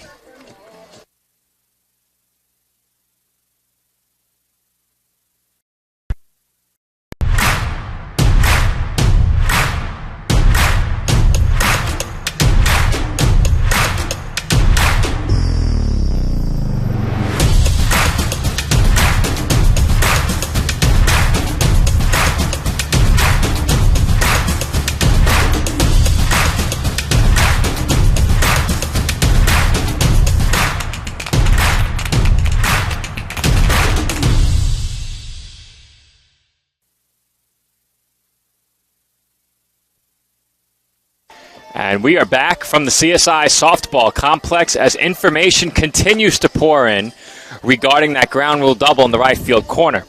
From what I've been told, that is a play we will never see again, as the opening in the fence required a perfect roll from that softball with no bounce whatsoever to get underneath the fence. So a tough break for the Dolphins. Looks a little bit tougher right now as we receive that information. Yeah, Joe, and not something you're going to see probably ever again. Not something you want to see, a big hole like that in the bottom for a ball to creep through. Nonetheless, game still scoreless here in the third for the Dolphins. Well, if the Dolphins want to pick up their first victory of the season against Bridgeport, they will have to earn it at the plate. And it's back to the top of the order. Jacqueline Cateridge will lead things off, and she fouls away the first pitch. Cateridge was hit by the first pitch she saw in her first at-bat. Was erased on a caught stealing. Comes the 0-1. And that sails to the backstop.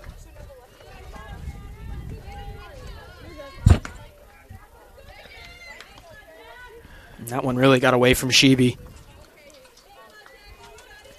Hit off the glove of Falk before bouncing off the fence right in front of us. Comes the 1-1. That's taken for ball 2. We spoke about the pitch count of Katie Borowski in game 1. Pitch count has not been an issue to this point for Sheeby. This pitch will be number 33. And that's off the outside corner for ball 3. Good job by Cateridge here to work to 3-1 and being very patient to lead off this bottom of the third. We've seen the pitchers in this game falling behind hitters quite often to this point. Here comes the 3-1, and that's hit hard.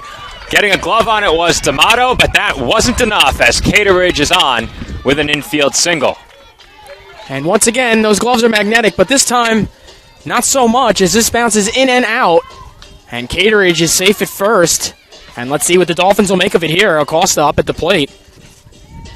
That was a good effort at short by D'Amato, but that wasn't enough. And Cateridge is on base for the second time. Reached to lead off the first, now reaches to lead off the third. And Anissa Acosta, who drilled one into the glove of McFarland in center, looks at the first pitch of her at bat for ball one.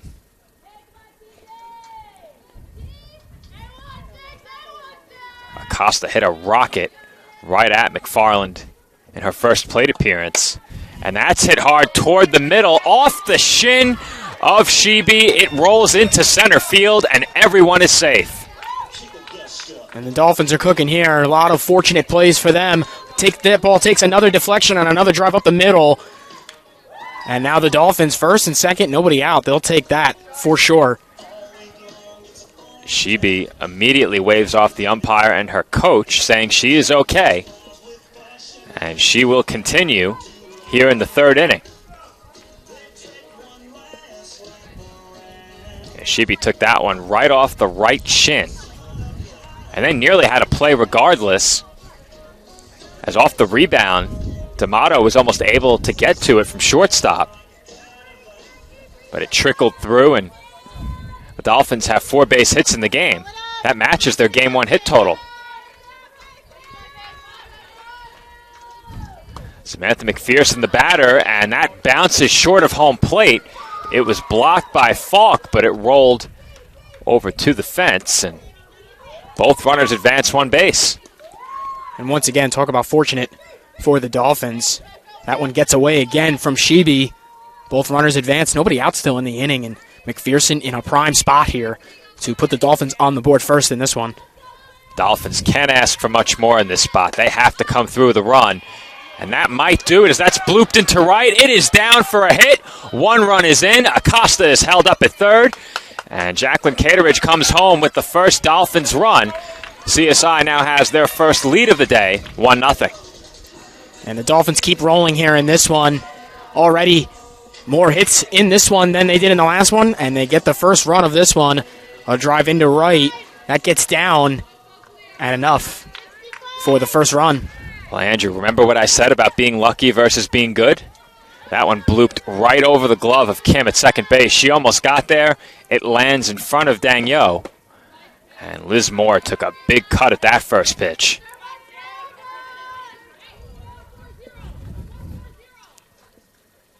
One run on 5 hits for the Dolphins as we play in the bottom half of the third. Moore with a chance to put CSI up by a pair. And the 0-1 catches the low inside corner. McPherson headed for second. And they will allow her the stolen base. Now, interesting to see that ball cut off because Acosta did not move a step. And if that throw continued through, they might have had a play at second. That was a little surprising to see D'Amato come over and cut that off. As you said, that could have been a big play. It was going to be a close play at second for sure, but I think they had a chance to get McPherson. McPherson didn't slide either, as that's fouled back. Moore in a 2-strike hole, but now bats with 2 in scoring position. Still nobody out.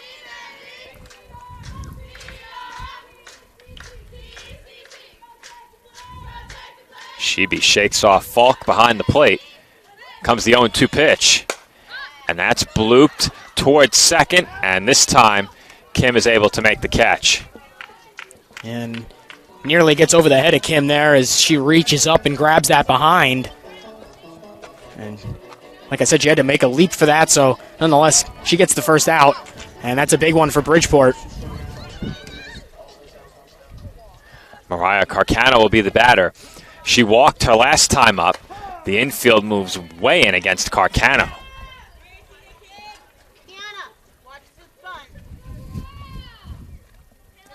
two middle infielders are playing alongside the pitcher as Carcano fouls that one away, and she's quickly behind 0-2.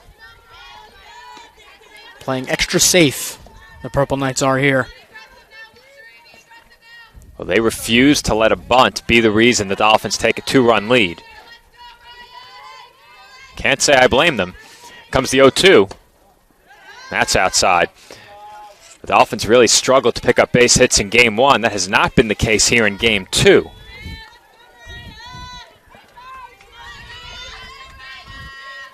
Dolphins looking for a big base knock from Carcano as the 1-2 is chopped foul.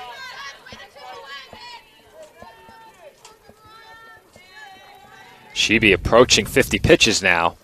This next one will be number 47.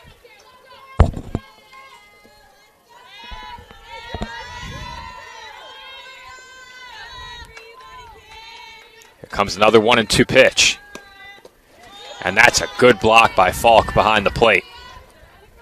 Good concentration, takes that right off the bounce. That could have got away, and that could have been big trouble for the Purple Knights there. Count now 2-2 on the Dolphins center fielder. And the pitch from Sheeby is lined into the glove of D'Amato, and both runners will hold. Once again, another big play from Bridgeport to hold those two runners at second and third, and now they're going to need a base hit, so a great job here by the Purple Knights to limit any damage, as it looked like it was going to be a pretty big inning for the Dolphins. So what did you say about those magnetic gloves, Andrew? No more, Joe, no more. Well, that last play, a prime example, as that pitch is in for a called strike. Right now, the softball just can't help but find the glove of someone in the field.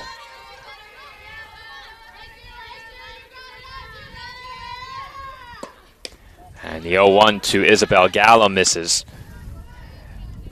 Gallo lined out her first time up.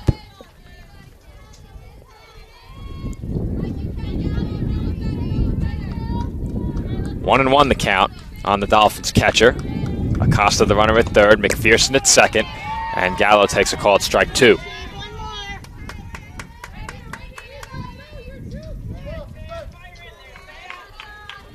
Sheeby 1 strike away from limiting the damage to 1 run. Dolphins had 2 in scoring position with nobody out, and the 1-2 pitch is fouled back. Gallo staying with it, battling away here. She really wants to extend that lead for the Dolphins. Those runners have been at second and third waiting. Count remains 1 ball and 2 strikes. And the pitch from Sheeby is up high for ball 2.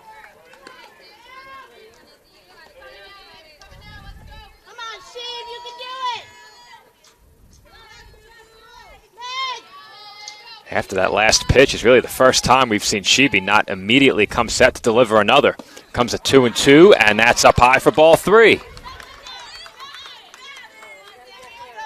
First base is open, and Layla Aponte would be next.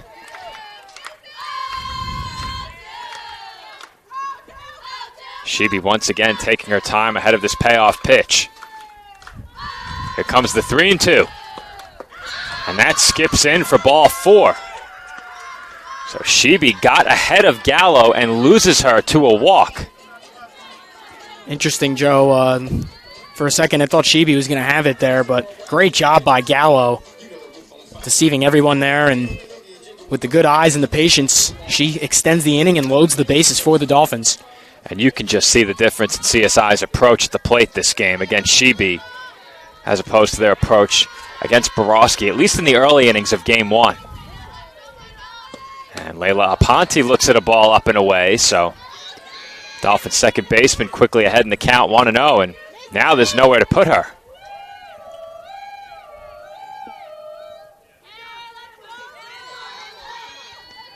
Dolphins dugout serving as a soundboard today, as the 1-0 misses outside for ball 2. Especially in this one, Joe. Sorry, very loud in this one. And they want to keep going here. Speaking of soundboards, I incorrectly chastised you during Game 1 for not playing the Jeopardy theme talk more about that after this pitch. And Aponte takes a called strike. But the Dolphins dugout was humming the Jeopardy theme. And I said to my broadcast partner, Nick Bavona, Andrew should be playing it. We have it on the laptop. Apparently we do not anymore. We do not. So I apologize for that. 2-1 the count on Aponte. And that's foul back. So Shebe battles back. The count is now even at 2 balls and 2 strikes. And you certainly don't want to run the count full if you're Shebe here. So Aponte will be locked in, looking for a pitch to hit on 2-2. Here comes the 2-2 pitch, and that's it on the ground sharply, backhanded by Kim, and she flips to second to force out Gallo for the 3rd out of the inning. So the Dolphins load the bases with 2 outs. They had 2 in scoring position with nobody out, and they only score 1 run. Our score headed to the 4th, 1-0 Staten Island.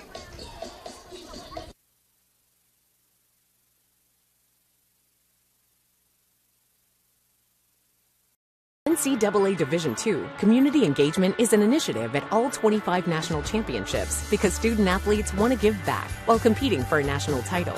Over the course of the year, Division II student athletes have an opportunity to leave a lasting impression in local communities throughout the country. Whether Division II student athletes are volunteering at hospitals, schools, after-school care programs, foster homes, or retirement villages, they make a difference in the lives of others. In Division II, we rise to the opportunity and make community engagement ours.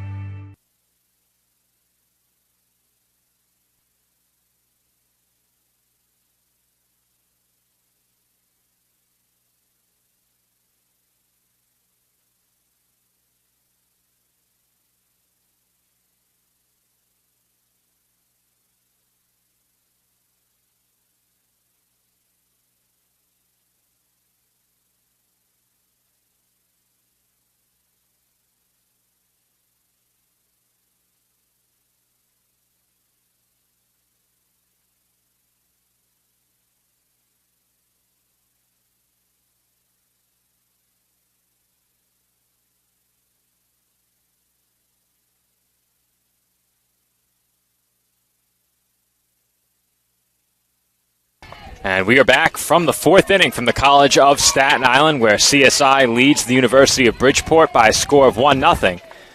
Dolphins scratch out the game's first run in the bottom half of inning number 3, but Andrew, they certainly had a chance for much more. Yeah, absolutely. They had runners at second and third pretty much the whole way, and Bridgeport did a great job of limiting the damage, getting a few line drives, and keeping those runners right where they're at, and they only succeed that 1 run in the inning. Purple Knights pitcher Samantha Shebe is at the plate, and she's quickly ahead, 2 balls and no strikes. Dolphins ran Shebe's pitch count all the way up to 60 in the previous half inning, and Shebe takes that pitch from Jacqueline Cateridge right back up the middle for a leadoff single. So Shebe not letting that last long inning of pitching elude her. She goes right after this and drives it right up the middle for a base hit. And the Purple Knights are going to try and answer quickly here in their side of the 4th. And that will be all for Dolphins starting pitcher Jacqueline Cateridge. It looks like Cateridge will move over to first base, and Anissa Acosta will step into the circle for the College of Staten Island. We also had a pinch runner over at first. Kaylee Pinnell will be the pinch runner. Bring you the numbers on Anissa Acosta in just a moment. Acosta comes in, having appeared in 12 games, including 5 starts. She's pitched to a 6-5 record with a whip of 1.56 and an ERA of 2.36. She has 3 complete games and 2 shutouts, and 53 1/3. She's allowed 51 hits, 22 runs, 18 of those earned. She's walked 32 and struck out 28. 212 opposing batters hitting at .241 against her. She leads the Dolphins in ERA, whip, wins, complete games, shutouts, innings pitched by a slim margin, and batting average against. Anissa Acosta doing a little bit of the throwing the team on her back as far as pitching goes. And she's been very, very good in the circle this season for the Dolphins. And if there was ever a day for the Dolphins pitching staff to step up, today was the day, and they've certainly done that as a unit. In Game 1, allowed only the 2 earned runs. And here in Game 2, Jacqueline Cateridge gives the Dolphins 3 scoreless innings to open up this game. Dolphins certainly couldn't have asked for too much more from her, as clearly it was the plan to get Acosta into this game. And she inherits 1 base runner. Kalia Falk will be the first batter she faces, and Falk looks at a called strike 1. And the Dolphins seem to rely a lot on Anissa Acosta, and reasonably so. There's a big swing by Falk, and she was not close on that breaking ball. Good pitch from Acosta, who's quickly ahead of Falk 0-2.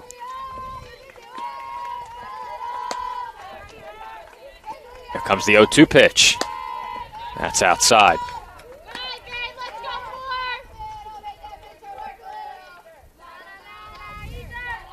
Pinnell is the runner at first after Shebe singled to open up this 4th inning.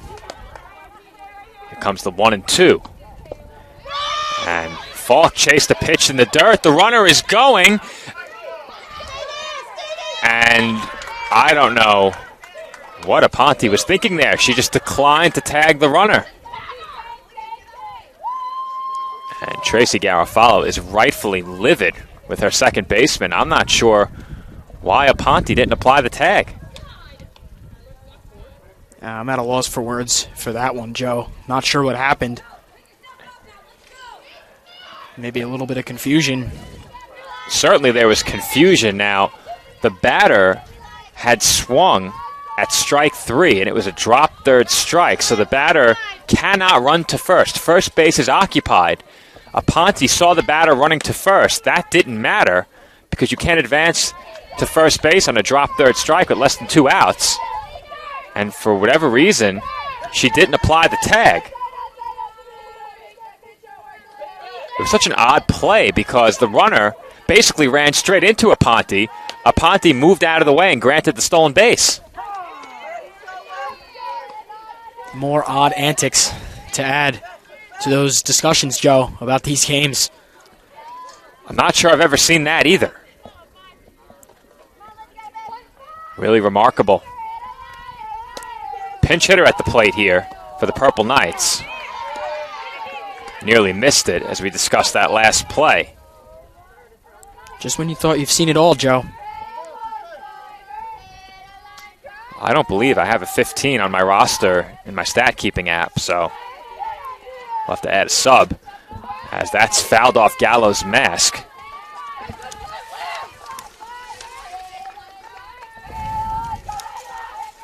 I have to refer to my roster. Olivia Socochio, that would be, Joe. Thank you, Andrew.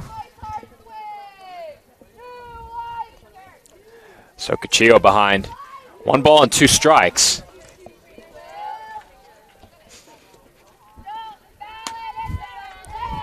Not sure how I missed 1 player in the roster, but we get that taken care of. Things happen, Joe.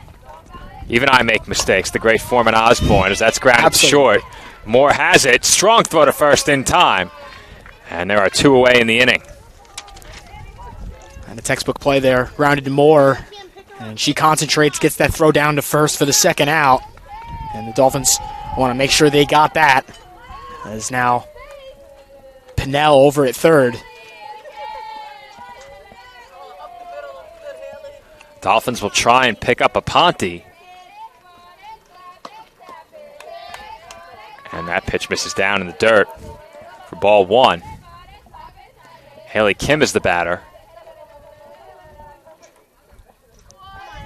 Now, it's not often I have a question about scoring, but can you charge an error on Aponte for not applying the tag? Can you assume that out when it appeared as if there would clearly be one? We'll have to talk about that between innings. That's a good point, Joe. That's definitely a good point you raise on that one. Because if the run comes home, that's a consequential scoring decision. We'll talk about it during the break. as Acosta finds the zone for the first time against Kim. And the count is 2 balls and 1 strike. Were that tag applied, CSI would be out of this inning. Acosta looking for a big third out. That sails up high. If Kim can get on here, it's back to the top of the order. A very dangerous top of the lineup with Madison D'Amato at the leadoff position and coming in, Purple Knight's leading hitter. You certainly don't want to face her. That's chopped to third. McPherson has it. Throw to first in time. And Acosta gets the big third out. The tying run is stranded over at third base and headed to the home fourth. CSI maintains a 1-0 lead.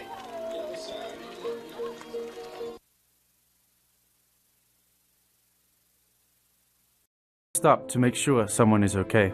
Get in the way and disrupt the situation. Notify an authority. Or walk them home safely. We can change the language around rape. We can make campuses safer for our teammates, our friends, and our classmates. We cannot be bystanders. Taking action isn't always easy, but it's on us to intervene. Because we can. Learn more and take the pledge at itsonus.org.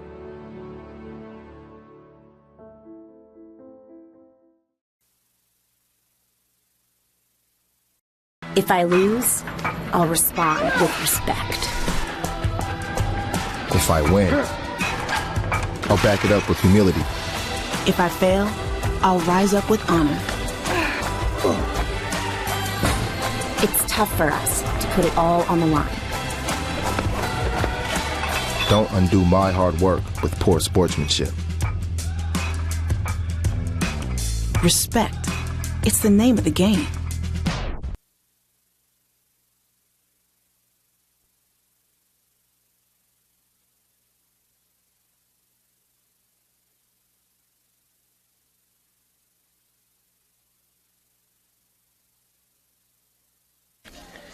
And we are back from the CSI softball complex, and as I suspected, you can charge an error for not applying the tag in that particular situation.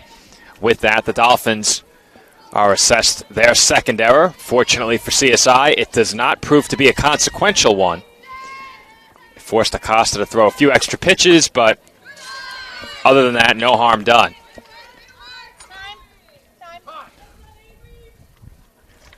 And time is called by Dawn Stearns. Now, she's having a conversation with the home plate umpire right in front of us.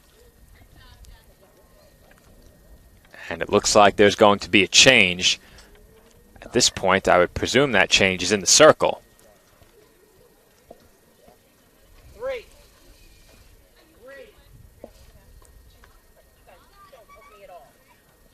The home plate umpire has exclaimed 3.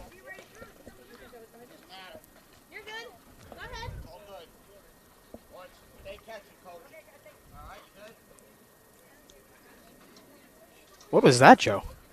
That is a great question. The umpire yelled 3.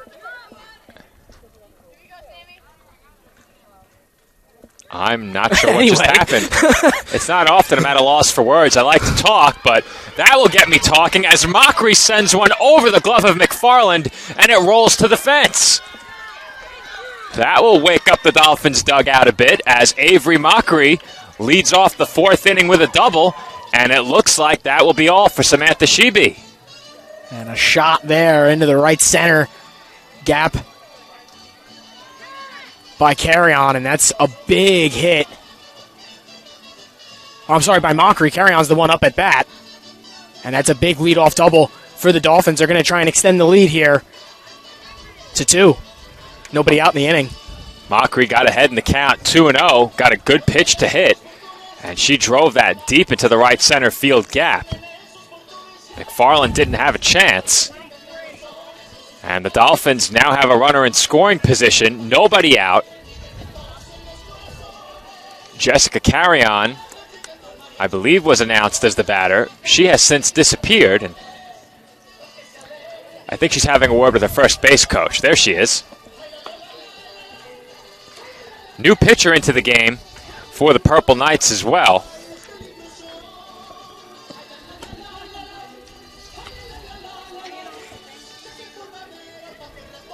it will be Erin Lifrieri into the game. For Lifrieri on the season, she comes in having appeared in 13 games, including 6 starts.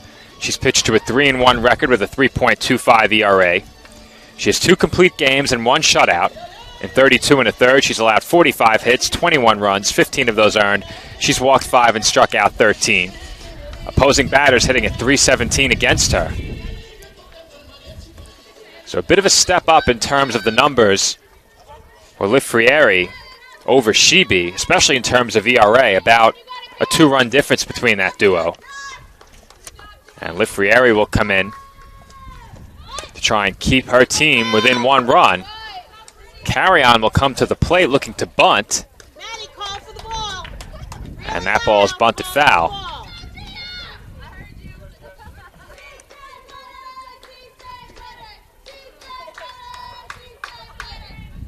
That dugout for the Dolphins continues to be rowdy over there, Joe. They want this one. Carry-On quickly behind 0-2. She's had a tough time laying down the sacrifice today. Very uncharacteristic of Carry-On. And she slaps one to the left side. That will get the job done, or at least it appeared so. What a play by Robinson. I did not think they had a chance. And we will get another look. Mockery is called out. That is a tremendous play by the Purple Knights' third baseman. Tracy Garofalo is livid, claiming that is not a force. Now, we will slow it down and get a look at it after the next pitch. Jacqueline Cateridge is the batter. And that pitch is in for a called strike. So, Andrew, let's get another look at that replay. Slow it down, too. Get it down to about 0.5. One more pitch.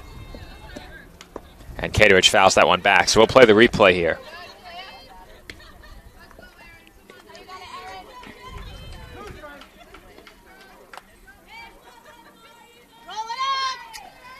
That's close. That's one situation where the batter's camera was the better look. But obviously that's not a chance we could take in case the ball goes to first. Watching it live, I thought she was out. What did you think, Andrew? Yeah, I'm going to have to agree with you, Joe. And Cateridge fouls back another one. A really tough break for the Dolphins there. That was a bang-bang play at third, but credit to Robinson over at third. She quickly turned, and there was really no way for her to know if anyone was covering. If there was no one there, that ball ends up in left field. And there's another chance for Robinson, and she gets the force at second.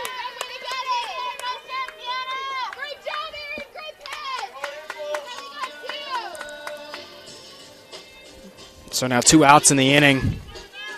And Cateridge now over at first as she reaches on the fielder's choice. But Acosta's going to need a pretty deep shot here to bring her home. Acosta comes to the plate with Cateridge over at first. 2 outs. And that pitch is fouled straight back. So Lifrieri came on in relief after Shibi allowed the leadoff base runner on the double by Mockery. Mockery is tagged out at third on a ground ball to the left side. I thought for sure Mockery would be in there, no problem. But a great play by Robinson over at third prevented that. And now Acosta hits one out to right center. This could be trouble. And McFarland makes an over-the-shoulder basket catch on the warning track. Add that to the list of great plays by McFarland in this game, and the Dolphins' lead will remain just a single run. CSI strands another on base, and we head to the 5th with the Dolphins leading 1-0.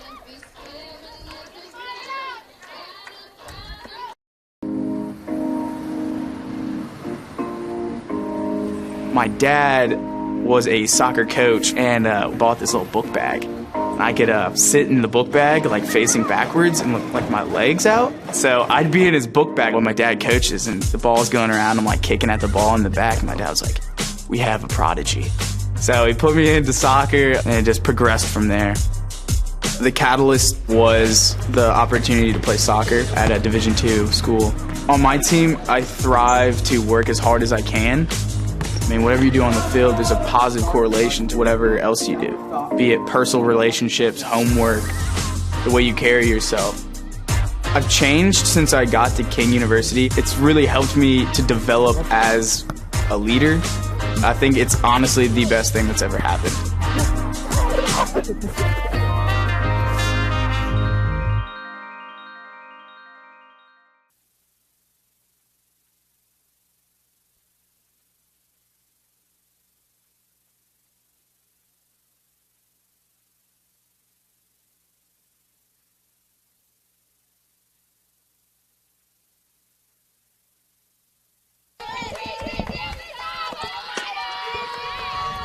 First pitch of the 5th inning misses for ball 1 from Anissa Acosta, as Madison D'Amato will lead things off for the Purple Knights in the road half of inning number 5. Now, I did get clarification about what happened at the start of that last inning, as I'll clarify after that last out is recorded by the Dolphins on that bunt. So D'Amato is retired for the first out. But what happened, Andrew, is that Shebe was pinch run for, as we knew. Okay. She re-entered the game. Now, when she re-entered the game, that change had not been passed to the home plate umpire. If the Dolphins had caught that, there would have been a penalty for it. I'm not exactly sure what that penalty would have been. And McFarland gets drilled right in the number. And that was a hard ball right to the back of McFarland, and she'll take a walk to first, and seems to be all right down there at first after that. Well, that sounded very painful. She got hit square in the back. There are certainly worse places to get hit with a pitch, but that did not sound good. And that will bring the trainer from the Dolphins dugout. And McFarland clearly looks shaken up. He's trying to jog it off along the right field line, but she's now out of our view. The sound that ball made when it hit her back, Joe. That was some thud. Now, we are very close. Andrew and I are about maybe 15 feet from home plate at most. As I say every broadcast, we're on a 45-degree angle behind the plate on the right side of the backstop.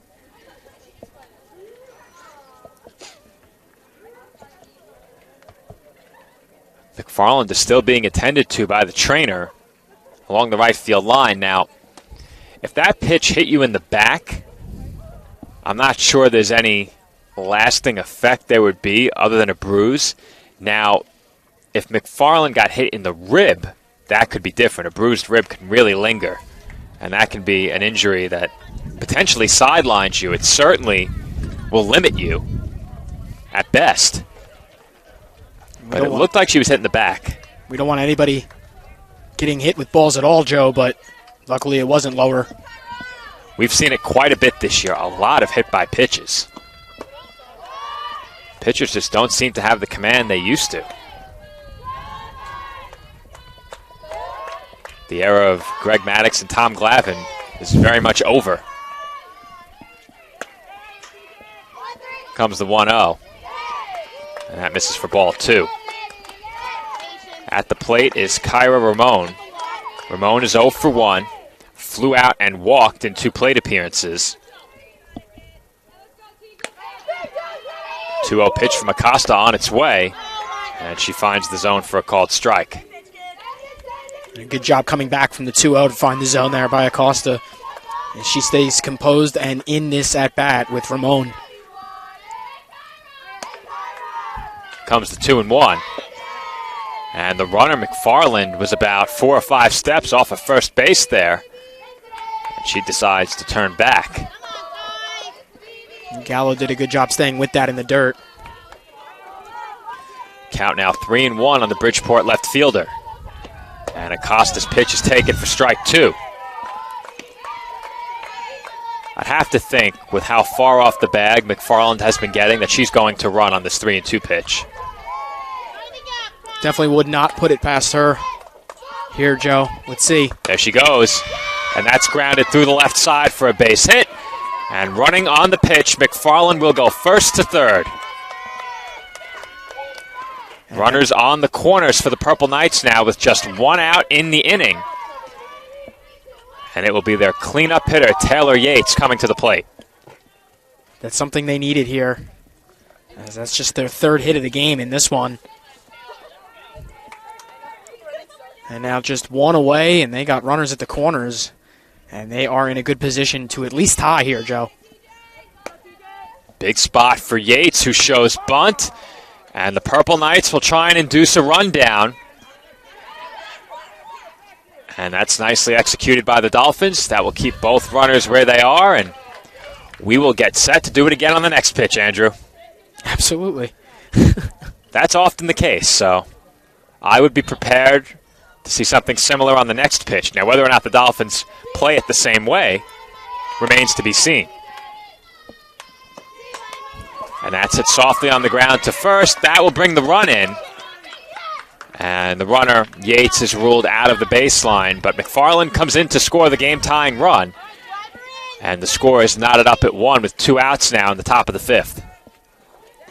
And they'll take them any way they can get them with that play. And nonetheless, Bridgeport's going to get this game tied. A big tying run there for Bridgeport. The irony of this game right now is that 2 of the most softly hit balls in the game have resulted in the game's 2 runs. A pop-up by McPherson that landed in shallow right, and then that topped ground ball that barely reached halfway down the first base line.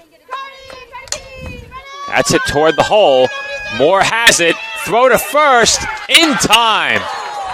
And we will take another look at it ahead of the break. That was a close play over at first. And with that, the side is retired. The Purple Knights strand a runner in scoring position, but they have evened up the score at 1. And ahead of this break, we will get one last look at the previous play. Here it is.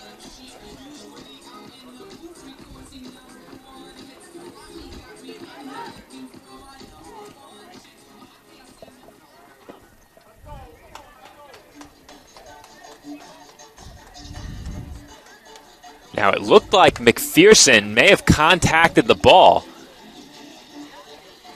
I think that's the right call. Close play, but I think it was the right call. So we'll run a quick 30-second commercial, and when Andrew and I come back, Dolphins and Purple Knights will be tied at 1 in the bottom half of the 5th.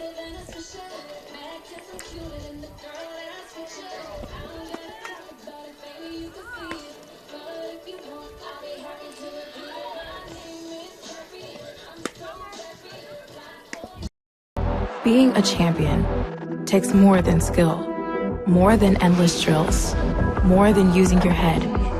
Being a champion takes the heart to give it your all, the agility to thrive from any angle, and the relentless drive to be the best. Welcome to Division 2, where the pursuit is yours to create, and the question isn't, can you do it? It's will you?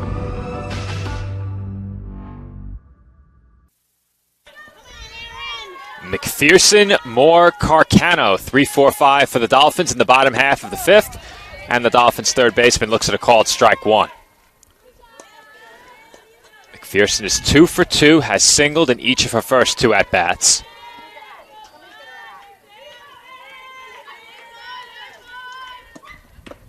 And McPherson takes in the dirt for ball 1. Bridgeport battled hard.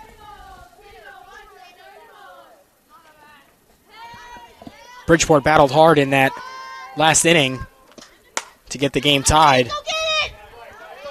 As McPherson fouls that pitch away, but tough luck for both of these teams in this game.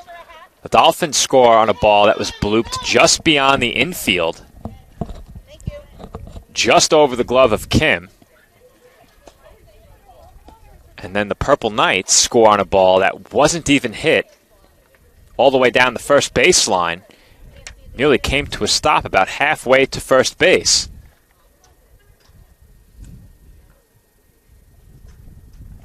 And the delay is the passing along of a visor to the right fielder, Sokuchio.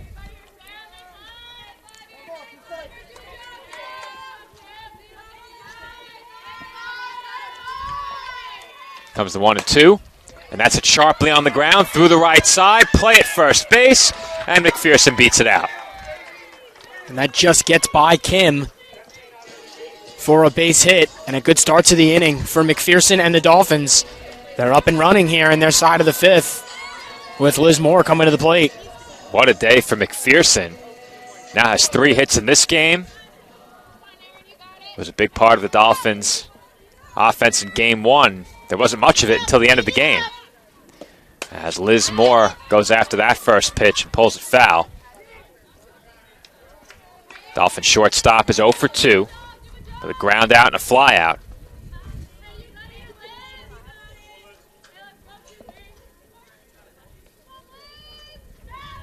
Comes the 0-1. That's off the outside corner.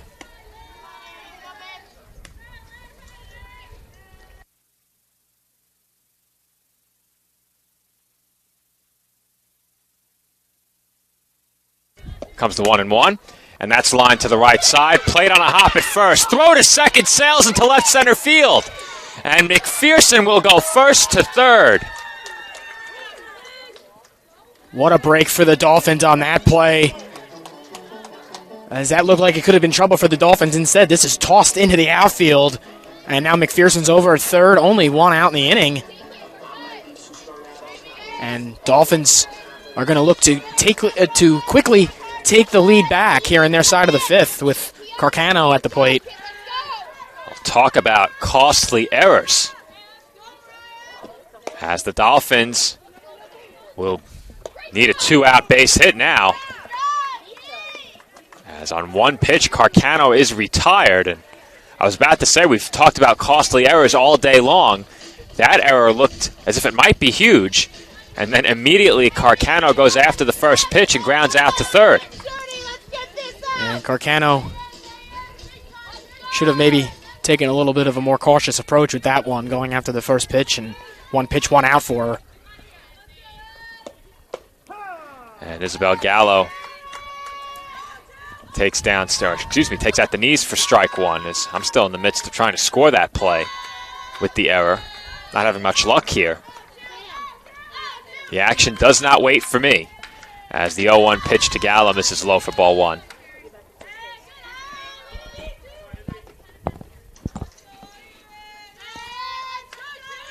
One ball and 1 strike, the count on the Dolphins catcher. And Gallo takes ball 2. Good patience here from Gallo in this at-bat. And I had 2-1 in the count. And a base hit would be huge. That would score McPherson and take the lead back. And that's lined towards center field. What a diving catch! No, it's off the ground, and the runner is called safe.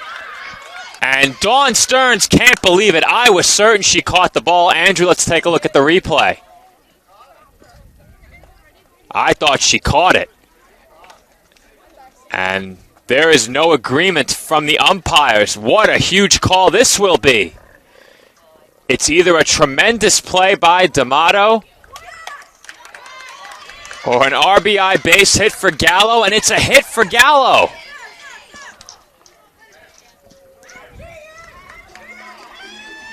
So tough. Andrew, slow it all the way down to .25 and then try and pause it before the lower, .25, and then try and pause it when it looks like she catches the ball.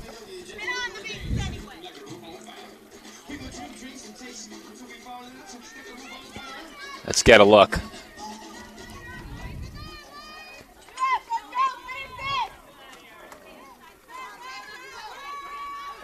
It's so tough to tell. Unless the ball came out of the glove when the glove hit the dirt, that was a catch. I was certain she caught it. Yeah, I was pretty certain she caught it too, and I saw some dirt fly, though, and everybody's still going on that play. A little bit confusing on that What play. A huge call, as that swung on and missed by Aponte for strike 1. Of course, nonetheless, though, Joe, huge.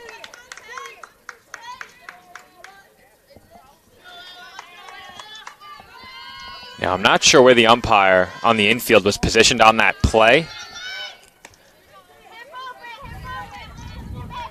but I'm not sure who had a better look. You don't need to run the replay, but just go back to that window when you get a chance, Andrew, so I can see where the umpire was as Aponte looks at strike 2. So he was on the left side of the infield. So he was actually viewing that play from behind. Didn't have a great look at the glove. Honestly, I think if there's any call where you defer to home plate, it was that one. And Aponte chops it on the ground back to the circle, and she's thrown out at first for the third out of the inning. But the Dolphins get the benefit of what could be a game-deciding call. It is ruled that D'Amato did not catch the ball on a fly, and that infield single puts the Dolphins ahead 2-1.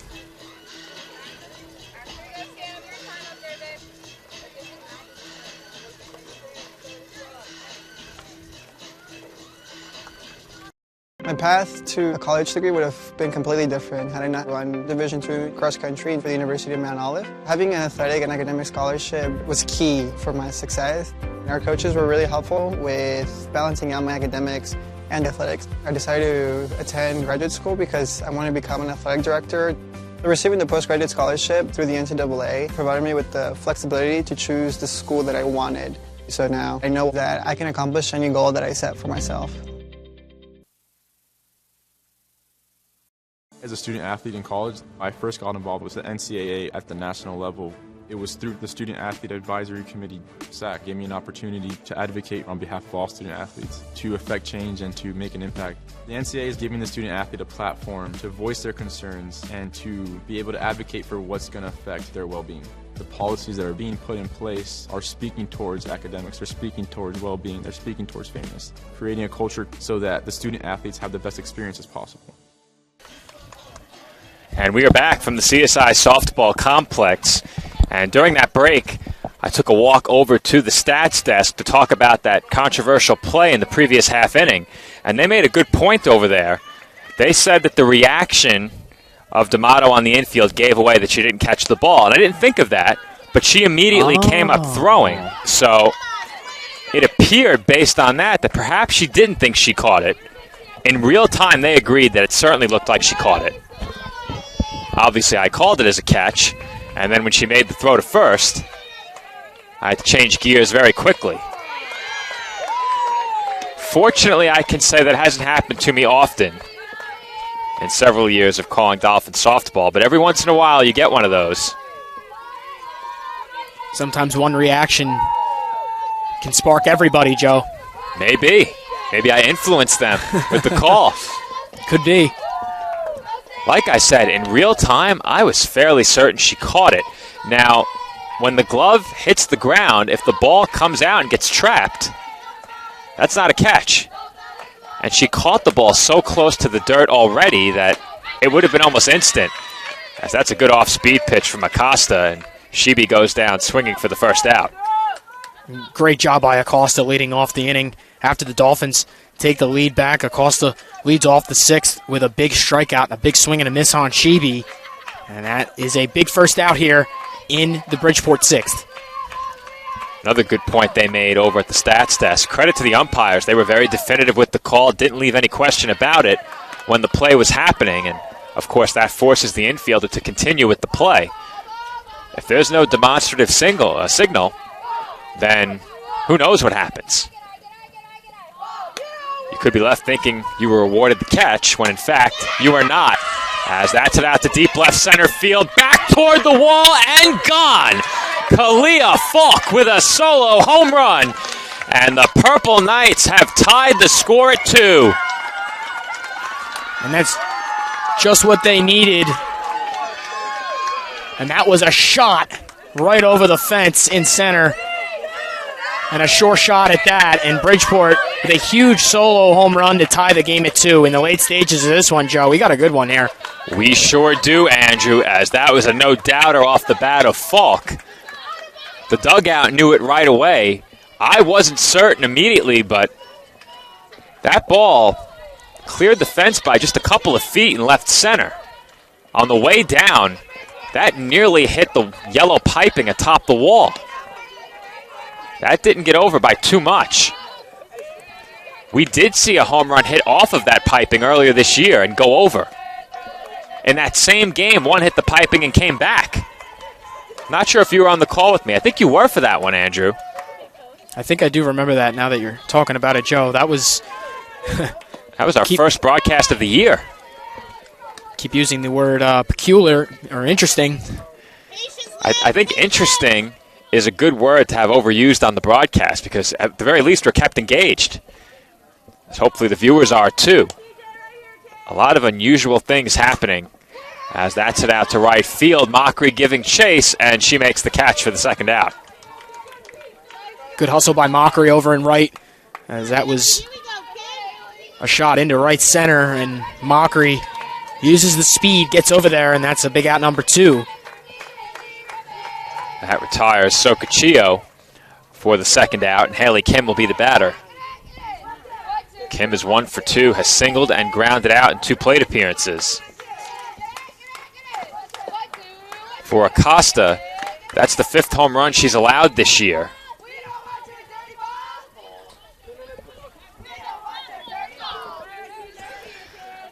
Well, the Purple Knights dugout doesn't want the Dolphins' dirty balls as the first pitch from Acosta skips in. And we've heard that chant several times this year and had to do a double take each time to make sure we heard correctly.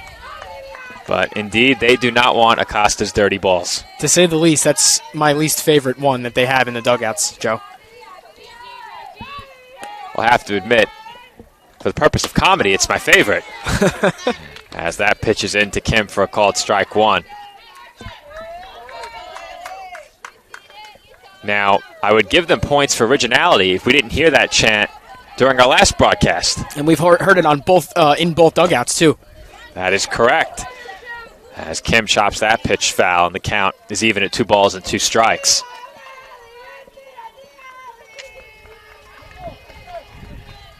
I would guess it's pretty hard to be original, which is why I thought Foreman Osborne was so clever from Nick Bavona. And the 2-2 is chopped back to the circle. Acosta fields and throws out Kim for the final out of the inning. But right after the Dolphins go ahead by a run, the Purple Knights get even. A solo home run by Kalia Falk has knotted up the score at 2 when we come back, bottom half of the 6th inning from the CSI Softball Complex. Kettle Black on Staten Island, a top 5 wing joint in America by Food and Wine magazine.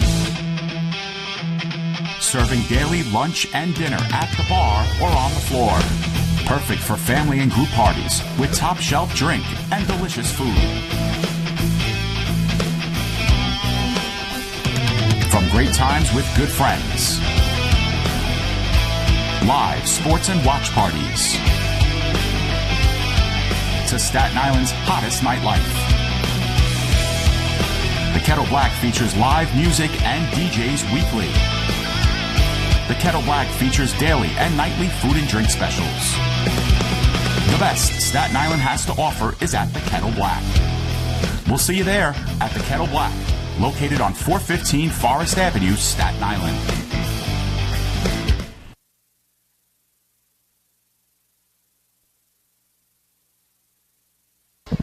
Home half of the 6th inning about to get started. A good one here between the College of Staten Island and the University of Bridgeport. The score even at 2 following a solo home run by Kalia Falk.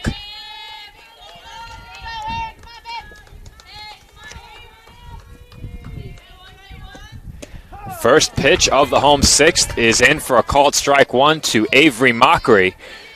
Mockery struck out her first time, doubled her second time, but was thrown out trying to advance to third on a ground ball to the left side. And Mockery grounds that one straight into the on-deck circle. But what a big play that was. We forgot about that in the midst of so many other big calls and big plays by both teams throughout this game. That play by Robinson over at third to throw out Mockery was huge earlier in this game. Yeah, absolutely, Joe. I think the score could have been different, to say the least, too. As we see another line drive right into a glove over at short for the first out there, Joe. Purple Knights will take it as Mockery has made good contact throughout this game. First on that double and then right there. As it looks like we're going to have a pinch hitter for the Dolphins, and Claudia Porcaro will come to the plate. She will pinch hit for Jessica Carrion.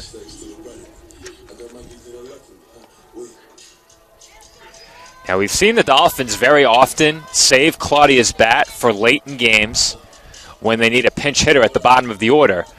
Now, there's no guarantee that if this game comes to an end in 7 innings that they make it to the bottom of the order again. So they'll use Claudia here as she swings through that pitch for strike 1.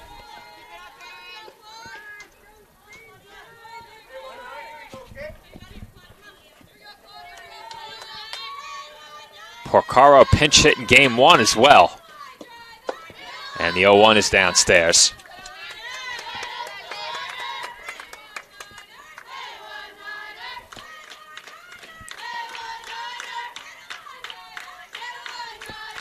Comes the 1-1. That's up and away for ball 2. And I mentioned it to Nick during game 1, Andrew, but Porcaro, despite having very limited plate appearances, second on this Dolphins team in on-base percentage. She leads them in walks. Comes in just 7 of 32 at the plate, but has an on-base percentage of .432 and has drawn 12 walks. She's also 4th in slugging. Has 3 extra base hits out of her 7 hits. Clutch player to say the least there, Joe. Count even here at 2 balls and 2 strikes, and Porcaro looks at a called strike 3. 2 up, 2 down for the Dolphins here in their side of the 6th. And that's just what Lifrieri wanted, as Bridgeport was able to tie it back up again in their side of the 6th.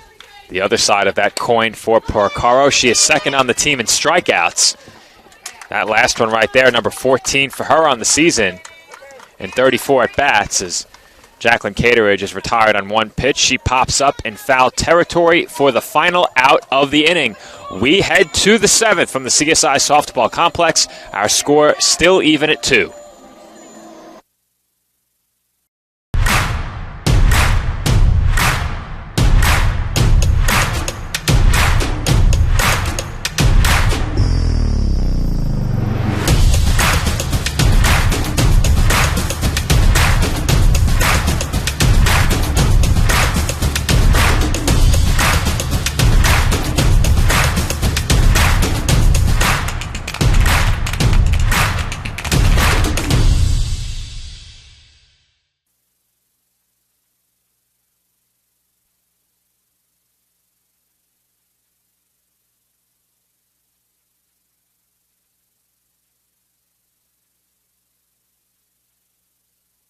If I lose, I'll respond with respect.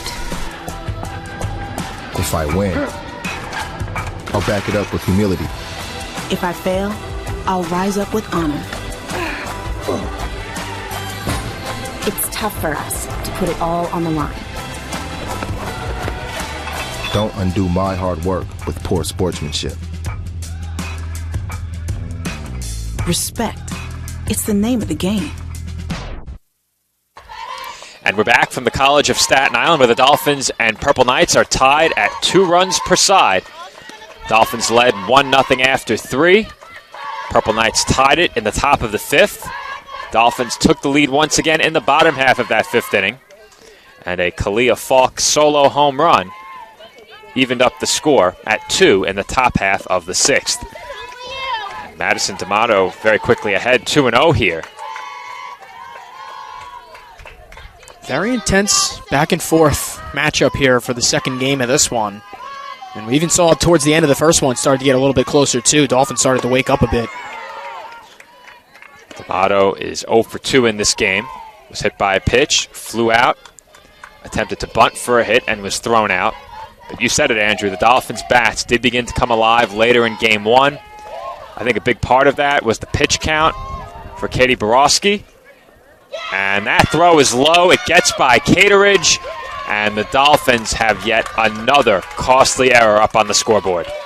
Yeah, Joe, that one's going to hurt, as that throw just goes right by Caterage. And a costly play is now an extra base taken for Bridgeport. And nobody out in the inning. They have a runner in scoring position here. Well, they certainly had the out at first there, and that throw was low. Caterage couldn't handle it. If she had gotten a glove on it, D'Amato would have been forced to stop at first. Instead, it wound up against the fence, and that ball's bunted foul. And once the ball rolled to the fence, D'Amato easily took second. Meg McFarland comes to the plate looking to bunt, and bunts the first pitch foul. McFarland is 0 for 1, has walked, grounded out, and was hit by a pitch. She's made more than one very good catch out in center field during this game. It's been a busy afternoon for her across both games, and once again she bunts that pitch foul. Yeah, just trying to move that runner up a base, but the bunt not working out. And quickly behind 0-2 to Anissa Acosta here. Huge pitch here for Acosta. If she can keep the runner standing over at second and pick up an out, that would be one big step towards a scoreless inning. Count on the Purple Knights center fielder now. 1 ball and 2 strikes. Comes the 1-2. And that's hit hard on the ground through the left side. And D'Amato will be held over at third, but now it is runners on the corners and nobody out for the University of Bridgeport. And Kyra Ramon will be the batter. And that was hit hard, found a hole into left, but of course not enough to bring D'Amato home as she stays put at third, but still in a good position, Bridgeport. They got runners at the corners, like you said, nobody out in the inning, so opportunity wide open here to take the lead late in this game. And we are going to have another Dolphins pitching change as Alexis Miramontes will come out of the Dolphins bullpen.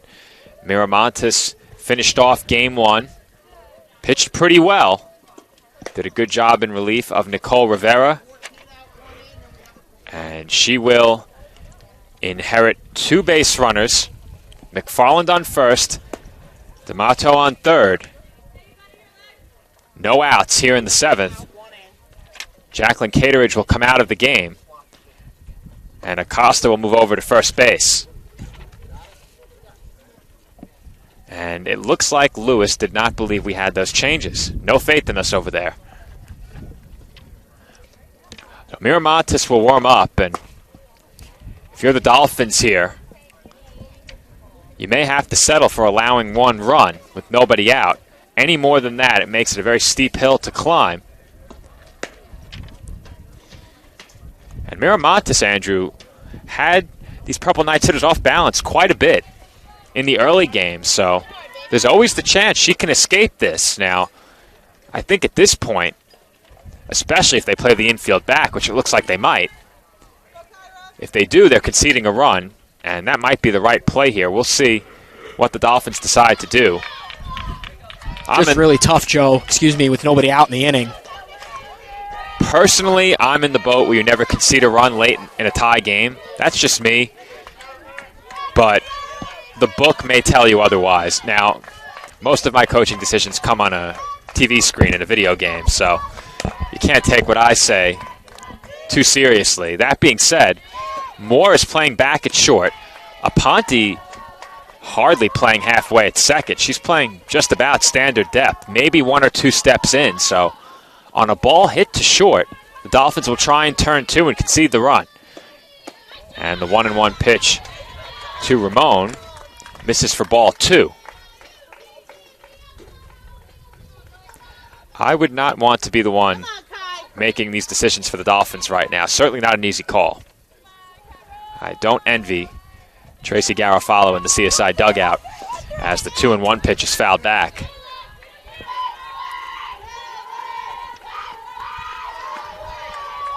What do you think, Andrew? Do you concede a run for a chance at a double play here?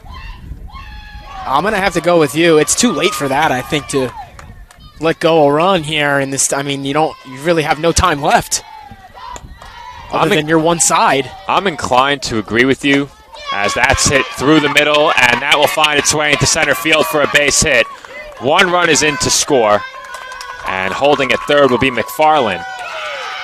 It's an RBI single for Kyra Ramon, and with that, the University of Bridgeport is back in front, 3-2. Yeah, and still nobody out in the inning, too. And Bridgeport's in a really good position to even get some insurance off that. Now they take the lead. They took the one-run lead. Dolphins got that back in quick, just allowing the one run, but of course they still find themselves down here late in this game. For what it's worth, there's no alignment that was stopping that base hit.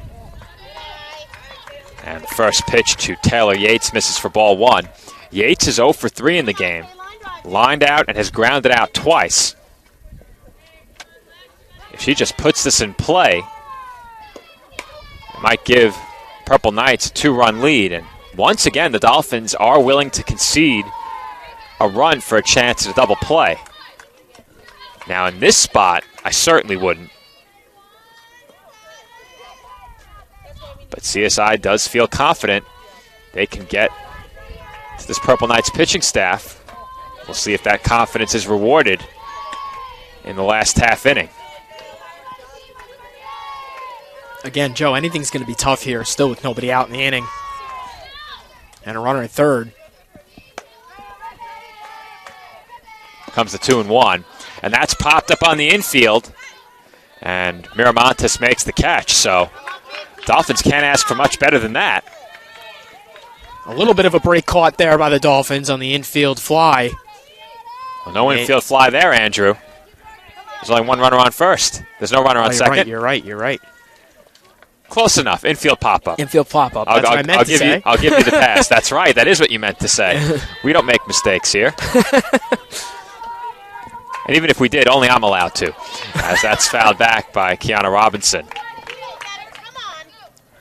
Robinson is 0 for 3, hit into a fielder's choice, flew out and grounded out in 3 at-bats, but she made one huge play at third base earlier in this game, which right now very much is the reason why her team has the lead. If Mockery is allowed to advance there, she likely scores. That was way back in this game. Seems like an eternity ago now, as Robinson went around on the half swing for strike 2. It seems that there's so many what-if situations here today for the Dolphins, Joe. And the luck has not been on their side.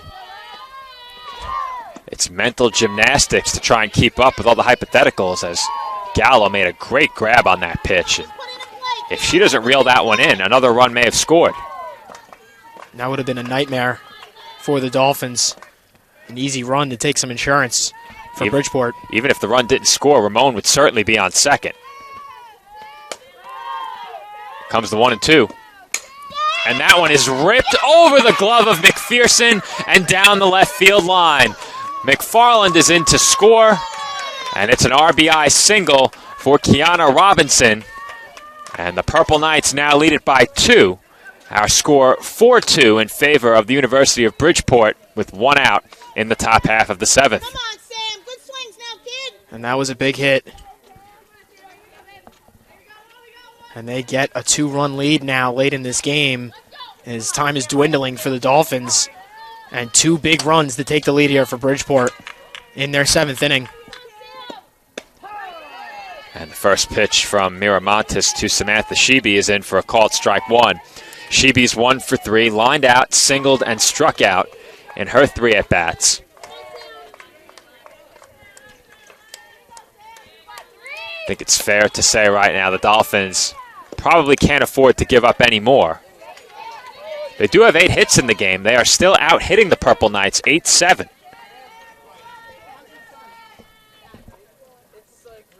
Dolphins doing a lot of things right today. And once again, just can't seem to find the luck, Joe. CSI with 3 errors in the game as the home plate umpire is having a word with Miramontes in the circle. He walked her the softball, not sure what he had to say. And I think Gallo just needed a bit of a breather as that ball was fouled off of Gallo. And that was the reason, so Count 0-2 on Shebe, and the pitch from Miramontes misses outside. And despite the 3 errors in this game, the 4 errors in the last game, the Dolphins have done a lot right today, and it shouldn't be overshadowed by the miscues in the field. And just to see how far they've come in only a week's time as compared to last weekend's games against the same team, and that's off Gallo's glove into the backstop, so both runners will advance. And that's big, as now Miramontes really needs a strikeout. Dolphins will probably bring the infield in here, you would think. I would think, Joe. But Bridgeport catching another big break there. They just keep catching them here in this one. And they are not coming in here as the 2-2 is chopped foul. I would presume that Ramon would run on contact from third unless it's a really sharply hit ground ball. And if she does, it's unlikely the Dolphins throw her out unless the ball is hit straight to a corner infielder. Comes the 2-2. That's popped up foul once again.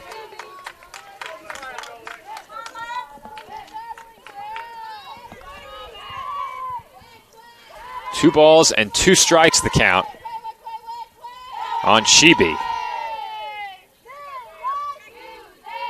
A base hit here really breaks this game open. Comes another 2-2. And that's grounded foul. But the point I was making before that wild pitch is that the Dolphins have come a very long way in just the last 7 days. You mentioned the 2 Mercy Rule games at Bridgeport last weekend, or Nick did anyway, during the lead up to Game 1. And they have played far better here this afternoon into evening. Certainly plenty of reasons for optimism surrounding this Dolphins team. But I'm sure it doesn't mean much to them if they don't pick up a win.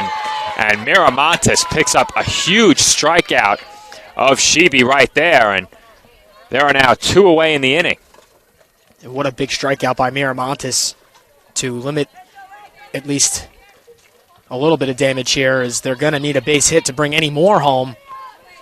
So that's a big strikeout for Miramontes.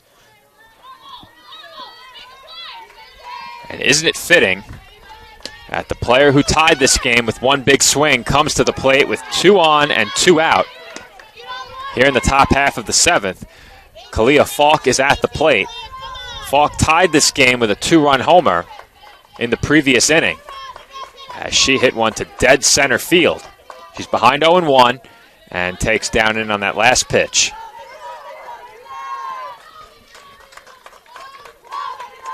That home run is Falk's lone base hit in the game. She's 1 for 3. Lined out and struck out in her other 2 at-bats. Comes the 1-1, and that's downstairs for ball 2.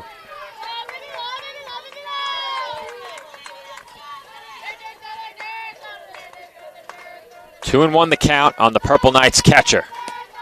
First base is open, and the pitch from Miramontes is fouled straight down into the plate. And now, Miramontes is just 1 strike away from stranding 2 in scoring position.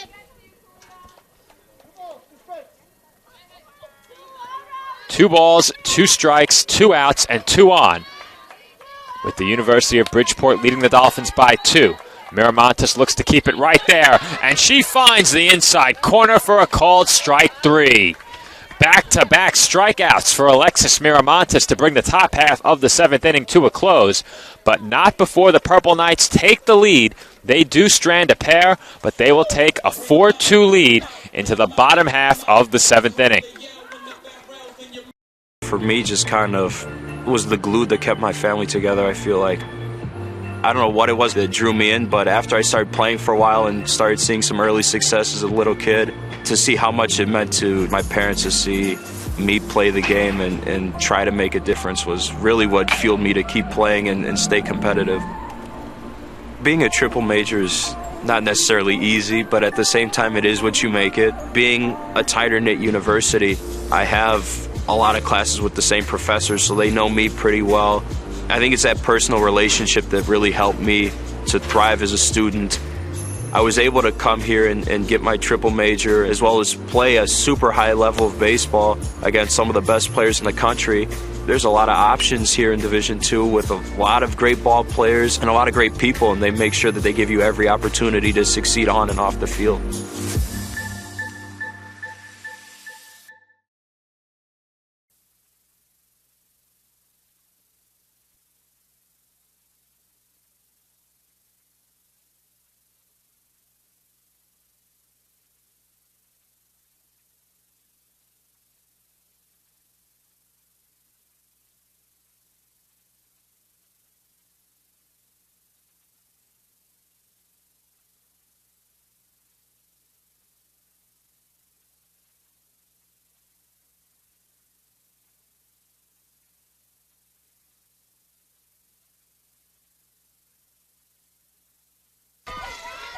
And we are back for the bottom half of the 7th inning. And returning to the circle for the Purple Knights is Katie Borowski after throwing over 150 pitches in Game 1. Borowski back to the circle to try and record the final 3 outs of this game. And Acosta did not go on that last pitch. She's now ahead 2-0. Now down 2 runs. Are you taking all the way here, Andrew? Absolutely. Absolutely, Joe. And Acosta was. She looks at a called strike.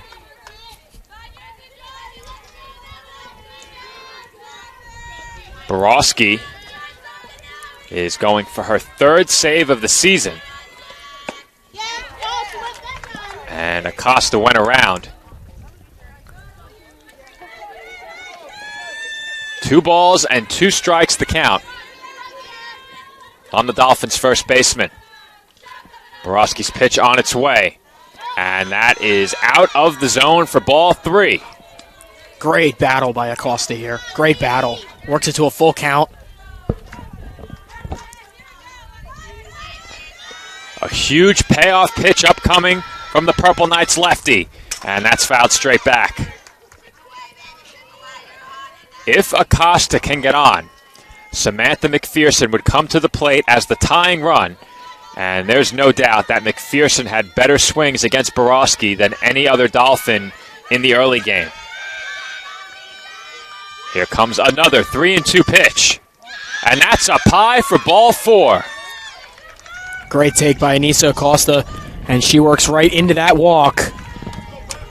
And CSI is in business here to start their side of the 7th. A walk with nobody on, nobody out. And McPherson, like you said, who's been a big bat today against Borowski. This could be big for the Dolphins here, Joe. Acosta on with a leadoff walk. McPherson at the plate as the tying run. And the first pitch from Borowski is down in the dirt. Borowski, the 3rd pitcher used by the Purple Knights in this game. And the 1-0 is fouled back by McPherson. Samantha Sheeby got the start. Originally penciled in was Erin Lifrieri. Purple Knights made the late switch. Lifrieri came on in relief. And Borowski loses the ball. And Acosta advances to second. Andrew, I have never seen that before. I have absolutely never seen anything like it. That was something else, Joe. We're going to get a look at the replay here.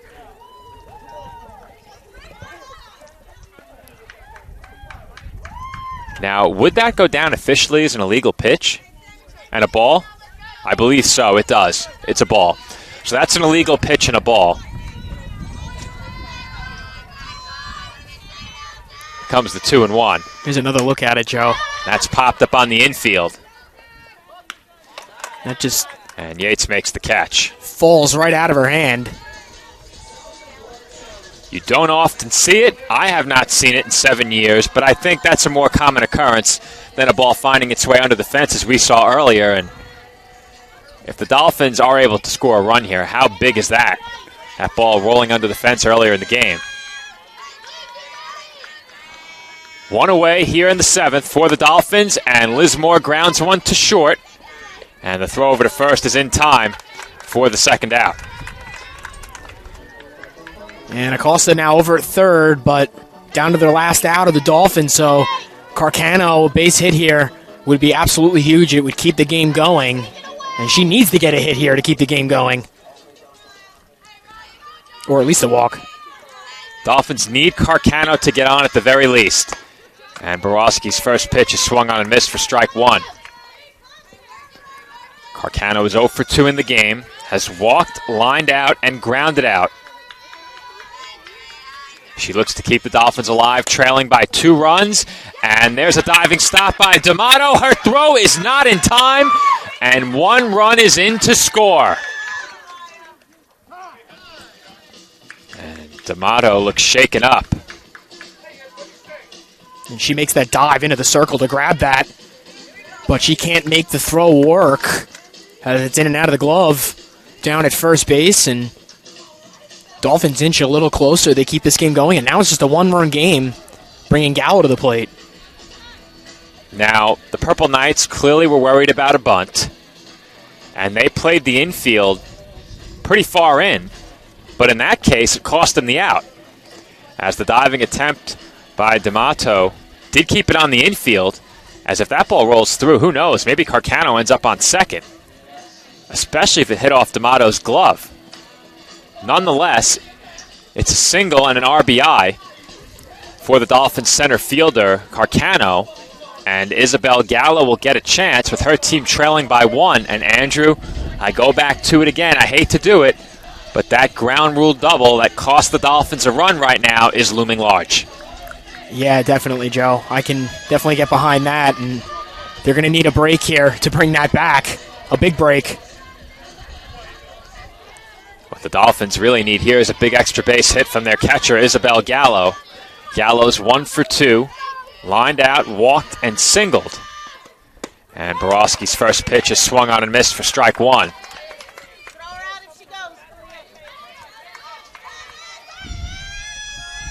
Would the Dolphins dare send Carcano in this spot to try and move her into scoring position? And Gallo swings straight through that pitch for strike 2. And down to their last strike here, Joe. After 2 swings and 2 misses here from Gallo, from the heat from Borowski.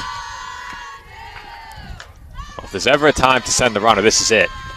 And the 0-2 is swung on and missed. Gallo overmatched by Borowski, who comes out of the Purple Knights bullpen to pick up the save. The University of Bridgeport comes into the CSI softball complex, and they sweep the Dolphins, taking Game 2 of today's doubleheader by a final score of 4-3.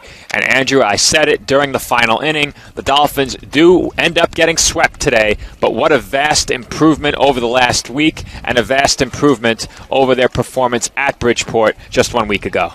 Well, yeah, of course, Joe, you mentioned it earlier. I mean, they were mercy ruled both games at Bridgeport last weekend, and today they come in the first game. It was a little bit opposite. They came out a little slow out of the gates in that first game, but they brought it in the last few innings there, and they did come within striking distance, just obviously couldn't finish, couldn't bring the game back in their favor. And in this one, they start off good, but once again, they give it up and they can't bring it back and they can't finish, so they get swept today. But like you said, definitely a night and day effort from last week, Joe. Sure was, and you take a look at the final line score on your screen for the Purple Knights: 4 runs on 7 hits, 1 error. For the Dolphins, 3 runs on 9 hits and 3 errors. But the Dolphins were just so close today. In Game 1, defensive miscues were the difference. Here in Game 2, the difference was an RBI triple that wasn't, as the ball rolls underneath the fence in the right field corner. What would have been a run-scoring base hit instead becomes a ground rule double. The runner forced to hold at third. CSI fails to score.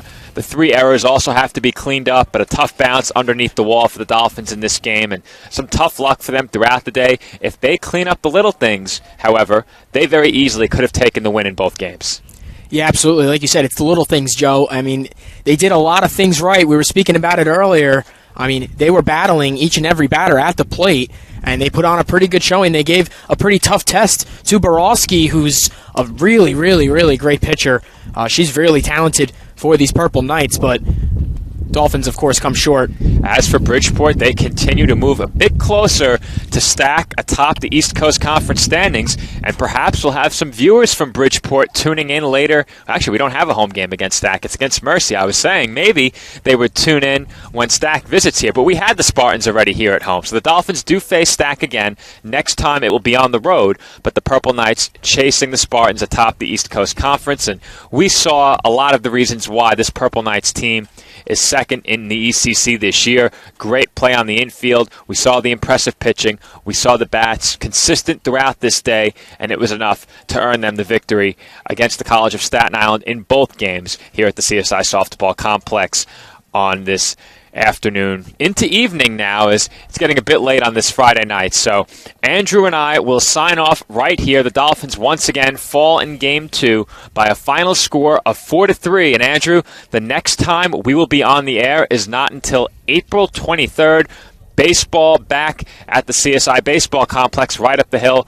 The Dolphins will be home on the 23rd against Malloy, if I'm not mistaken. So our first look at the Lions at the baseball complex this season. But until then, this has been Joe Foreman, and for my broadcast partner, Andrew Rotundo, and all of us here at the College of Staten Island, we thank you for watching. And once again, our final score in this Game 2, University of Bridgeport 4, College of Staten Island 3. Our next broadcast on Saturday, April 23rd, when the Dolphins take on Malloy College. If you can't attend the game, be sure to join us here on the ECC Network for that broadcast. And until then, enjoy your weekend and enjoy your Easter Sunday.